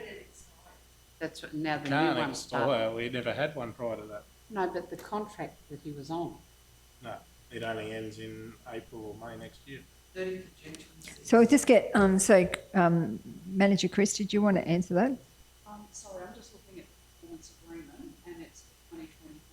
So there was a review that was done in November last year, I believe, and this is obviously a review that's been recently with meeting all of those requirements. So Have you got your speaker on? Oh, sorry. Yeah, so the performance agreement that I have a copy of is dated 2025, but I believe that this was tabled in November last year and taken to council meeting in November, and then these are the outcomes, my understanding, as to where it is at the moment, and there's a portion that will be going over into the organisational development plan moving forward, as opposed to having a separate agreement. But if we have a performance agreement and we agree to it, it should be from September 25, not December. That's what I'm saying. It's only got it in here from December 25. It says that the performance agreement starts at December 2025 instead of September. Yeah, We never that's had right. one. Well, you did have one. She's got the, we did, Eve. Yes. So this is a new one. So this is a new one, which will start from December So, 2025. You got a signed agreement already in place, man, So we've got the one that we actually put it through council, yes. but it hasn't been signed. Yeah, of course it is. Well, I believe, I don't know that it's actually been signed. So there's no current Is that one performance agreement. signed? No, it's not. Chief Executive Officer 2025. Is that? Yes. Has it been signed? Well, it went through council. It actually went through council, so that's endorsed by council. So is that why it's taken, moving into action in December now? I'm just confused because it's September and then now it's December that we're going to be doing it. It ends, that performance agreement ends in December. Is that the way that you're looking at it? So why is the So there was the requirements that were tabled in November last year, which was enforced. That was actually, and then I believe it was reviewed in March as well. And then Your speaker's not on again. Your speaker. Sorry, I'm sorry. It was endorsed in November last year. Then obviously it was reviewed in March as to updates, and this is the final review. So moving forward, there won't be a performance agreement. It will actually be the organisational plan. So I think the Councillor Sanders' question is, does the organisational plan only start from December? Well, why are we receiving the performance agreement for December if there's not going to be one? Okay. I can't answer that question, I'm sorry, because my understanding is that the performance agreement, all of those have been met. So basically what was the expectations for what was endorsed in November was reviewed in March, and the final review has actually been, sorry, am I speaking? The final review has met all those requirements. There's a couple that are transitioning over into the organisational development plan, which is dated the 16th of July, 2025. So I'm not understanding what the December reference 2025 is. Well, it's in there. Number one, the officer's recommendation is that South Burnett Regional Council receives the performance agreement, Chief Executive Officer, December 25. Oh, I'm sorry. Okay. Performance agreement. I'm wondering whether that's a typo for 2024. I think that's a typo. Yeah, That's meant to be 2024. And then there's, number 3 has got 2025 in it as well. So the Chief Executive Officer, December 25. That's the new one that she's authorised And to the sign. That'll be the new one going from 2025. So we never had one though that had been signed. There might have been an agreement, but it was never signed. no, it says that the Mayor be authorised to sign the performance agreement. Chief Executive Officer, December 2025. Yeah, but the number one, like, I don't know why it says like the performance agreement is December 25. Because number one is December 24, performance grant. Well, why are we just receiving it now? Because we're at the end of that particular contract. But if you look at the summary, it's a current June 25 year. We might just get CEO Mark in because he doesn't have a conflict of interest. He's just stepped out because he wanted us to be able to discuss this ourselves without him being involved, but obviously we'll have to clarify this. So we'll ask CEO Mark to come back in and just clarify the dates. Lucky you caught him, he's probably gone home.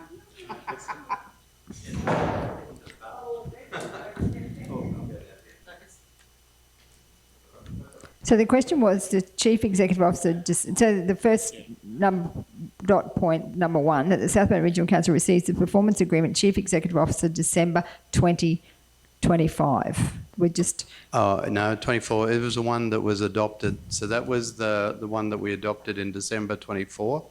That concluded in 30 June. So that just ties out. So that's its actual name. So when we adopted it in December 24, it was actually called the Performance Agreement CEO December 24 was its adoption date. So that's why. So it just links it back to that December resolution. So that's the one that you were then delegated and we finalised in. So is it 2025 or 2024? Well, what are we? We're in 25. Yeah, it was December 24 we adopted last 24. year. So it's a typo. No. Yeah, they got 25 on No, the third dot point. The first dot point to start with. The first dot point should be December 20. Okay, you're confusing me now. Which one are you talking about? So the first dot point is Executive Officer December 2024. Is that correct? Yeah, it's the 2024 is correct. Oh, sorry. Yeah, so the third dot point's the typo. It'd be December 24.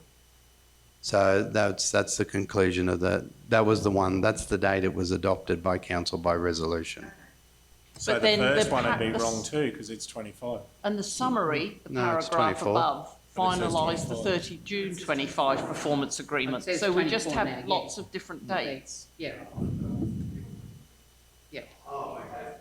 Okay, sorry. Yeah, no, that's I could blame autocorrect, but probably in a fit of enthusiasm of typing it up. Yeah, it's December, because that was the date it was adopted, December 24, because we're in, what are we, June 25 was the conclusion of it. And then the organisational development plan was adopted in July 25. So it's the forward-looking document. The performance agreement, December 24, is the one that looks back from June to back to December. We didn't have an agreement, a written agreement up until, and that was why we wanted to get that one adopted in December last year. No, my bad, sorry. Yeah, no, that's all good. So we're just changing that the South Bank Regional Council receives the performance agreement, Chief Executive Officer, December 2024.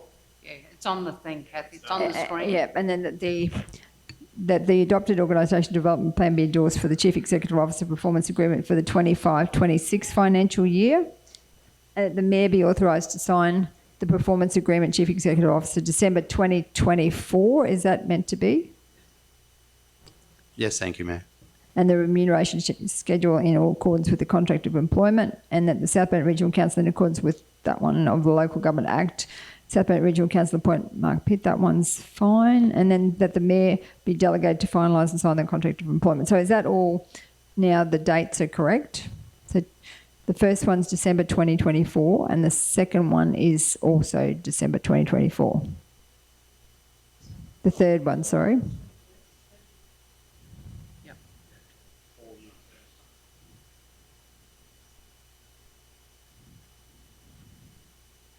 So are all those dates correct now? They're just changed to 24 instead of 25? Should we rename that one now, the 2025, so that it is signed as 2025? No. Or you still want to leave it as 24? That was its adopted title. It was the one that was adopted in December 24, so that's its signature, and that separates it from the others. The organisational development plan, which is point 2, was adopted in July 25, and it'll form the basis, and there'll be a report back to the October meeting with then workshop in between now and then, which will come up really quickly, with the first quarter, talking about the first quarter report on that one. And that'll be reported on quarterly, whereas the old ones tended to be reported on annually. So the quarterly reporting will be good because it'll be done in parallel with the operational plan. Thank you, CEO Mark. So is everyone clear now? Everyone happy? Thank you, Councillor Sander. That's why you're the person that's always got the attention to detail. So thank you for picking up on that. So we're happy to vote now. CEO Mark, did you? Well, I was going to say Oh, Councillor Erkins. I'd just like to say that I think that we all came in, you know, I had 2 years experience, Danita had experience, and Kathy had experience in council, but not as mayor. Ros was coming back after a break, and I think while everyone might think that we all get on very well, and we do, but we are 7 strong-minded individuals, and there are, you know, quite a bit of debate, and I think that Mark has done a great job, and we always are in here praising staff, but at the top of the pile is Mark, and he's having to take, you know, definitely the criticism when something doesn't go our way, or we're unhappy with something. And I'd just like to reiterate that I'm very pleased to be moving the motion, and I know that I'm pretty sure that my fellow councillors all agree. You know, he really has worked hard to help us come in, and I think he's been of particular help to Mayor Kathy. And as some of the staff do say to me when they're working with me, their job is to keep us out of jail, and so far we're all still free. So thank you, Councillor Erkins. I'd also like to say that there was, when I first was elected, I could have tried to influence the councillors too, and it's happened in most of the other councils. A lot of them, new mayors moved their CEO on, but we worked as a team to decide to continue with the role that of CEO as Mark.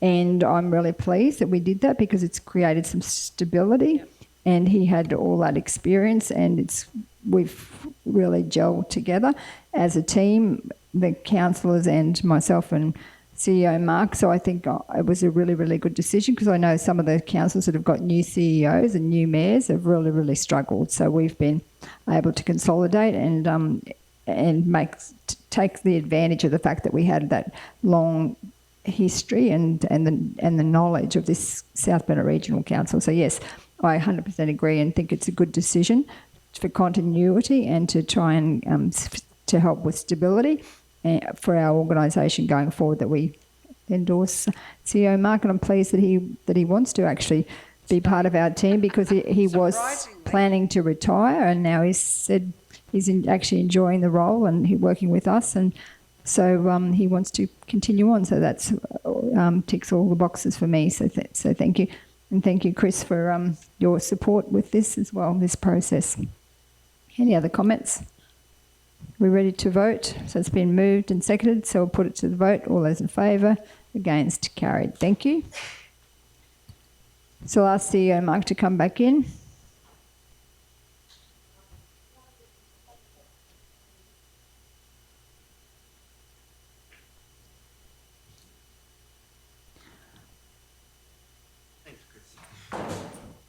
So we're moving back to item 16.1, which is the first item on the confidential agenda on page 4.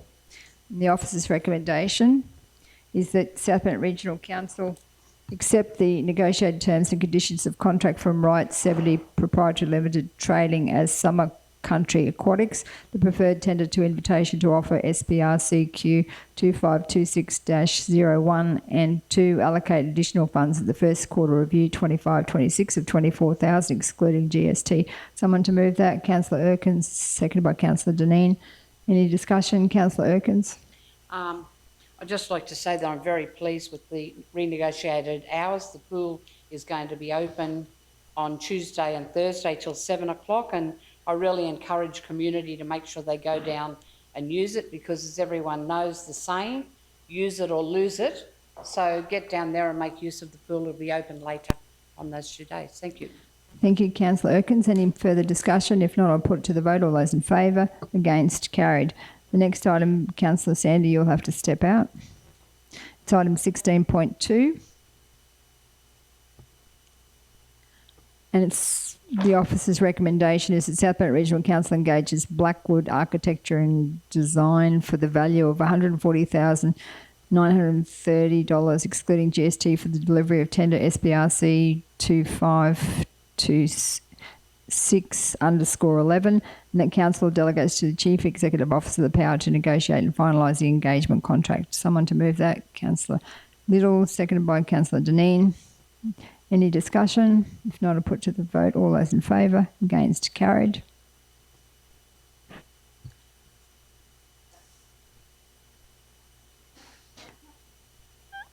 So the next item is 16.3 and on page 19 of the confidential agenda. So Councillor Erkins will move. I'd like to move that we leave the matter lay on the table for further investigation. Thank you, Councillor Erkins. Someone to second that? Councillor Height. Put it to the vote. All those in favour? Against? Carried.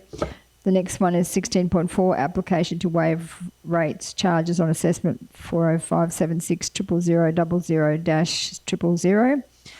So the recommendation is that we waive the rates and charges for the July to December 25 period. Someone to move that?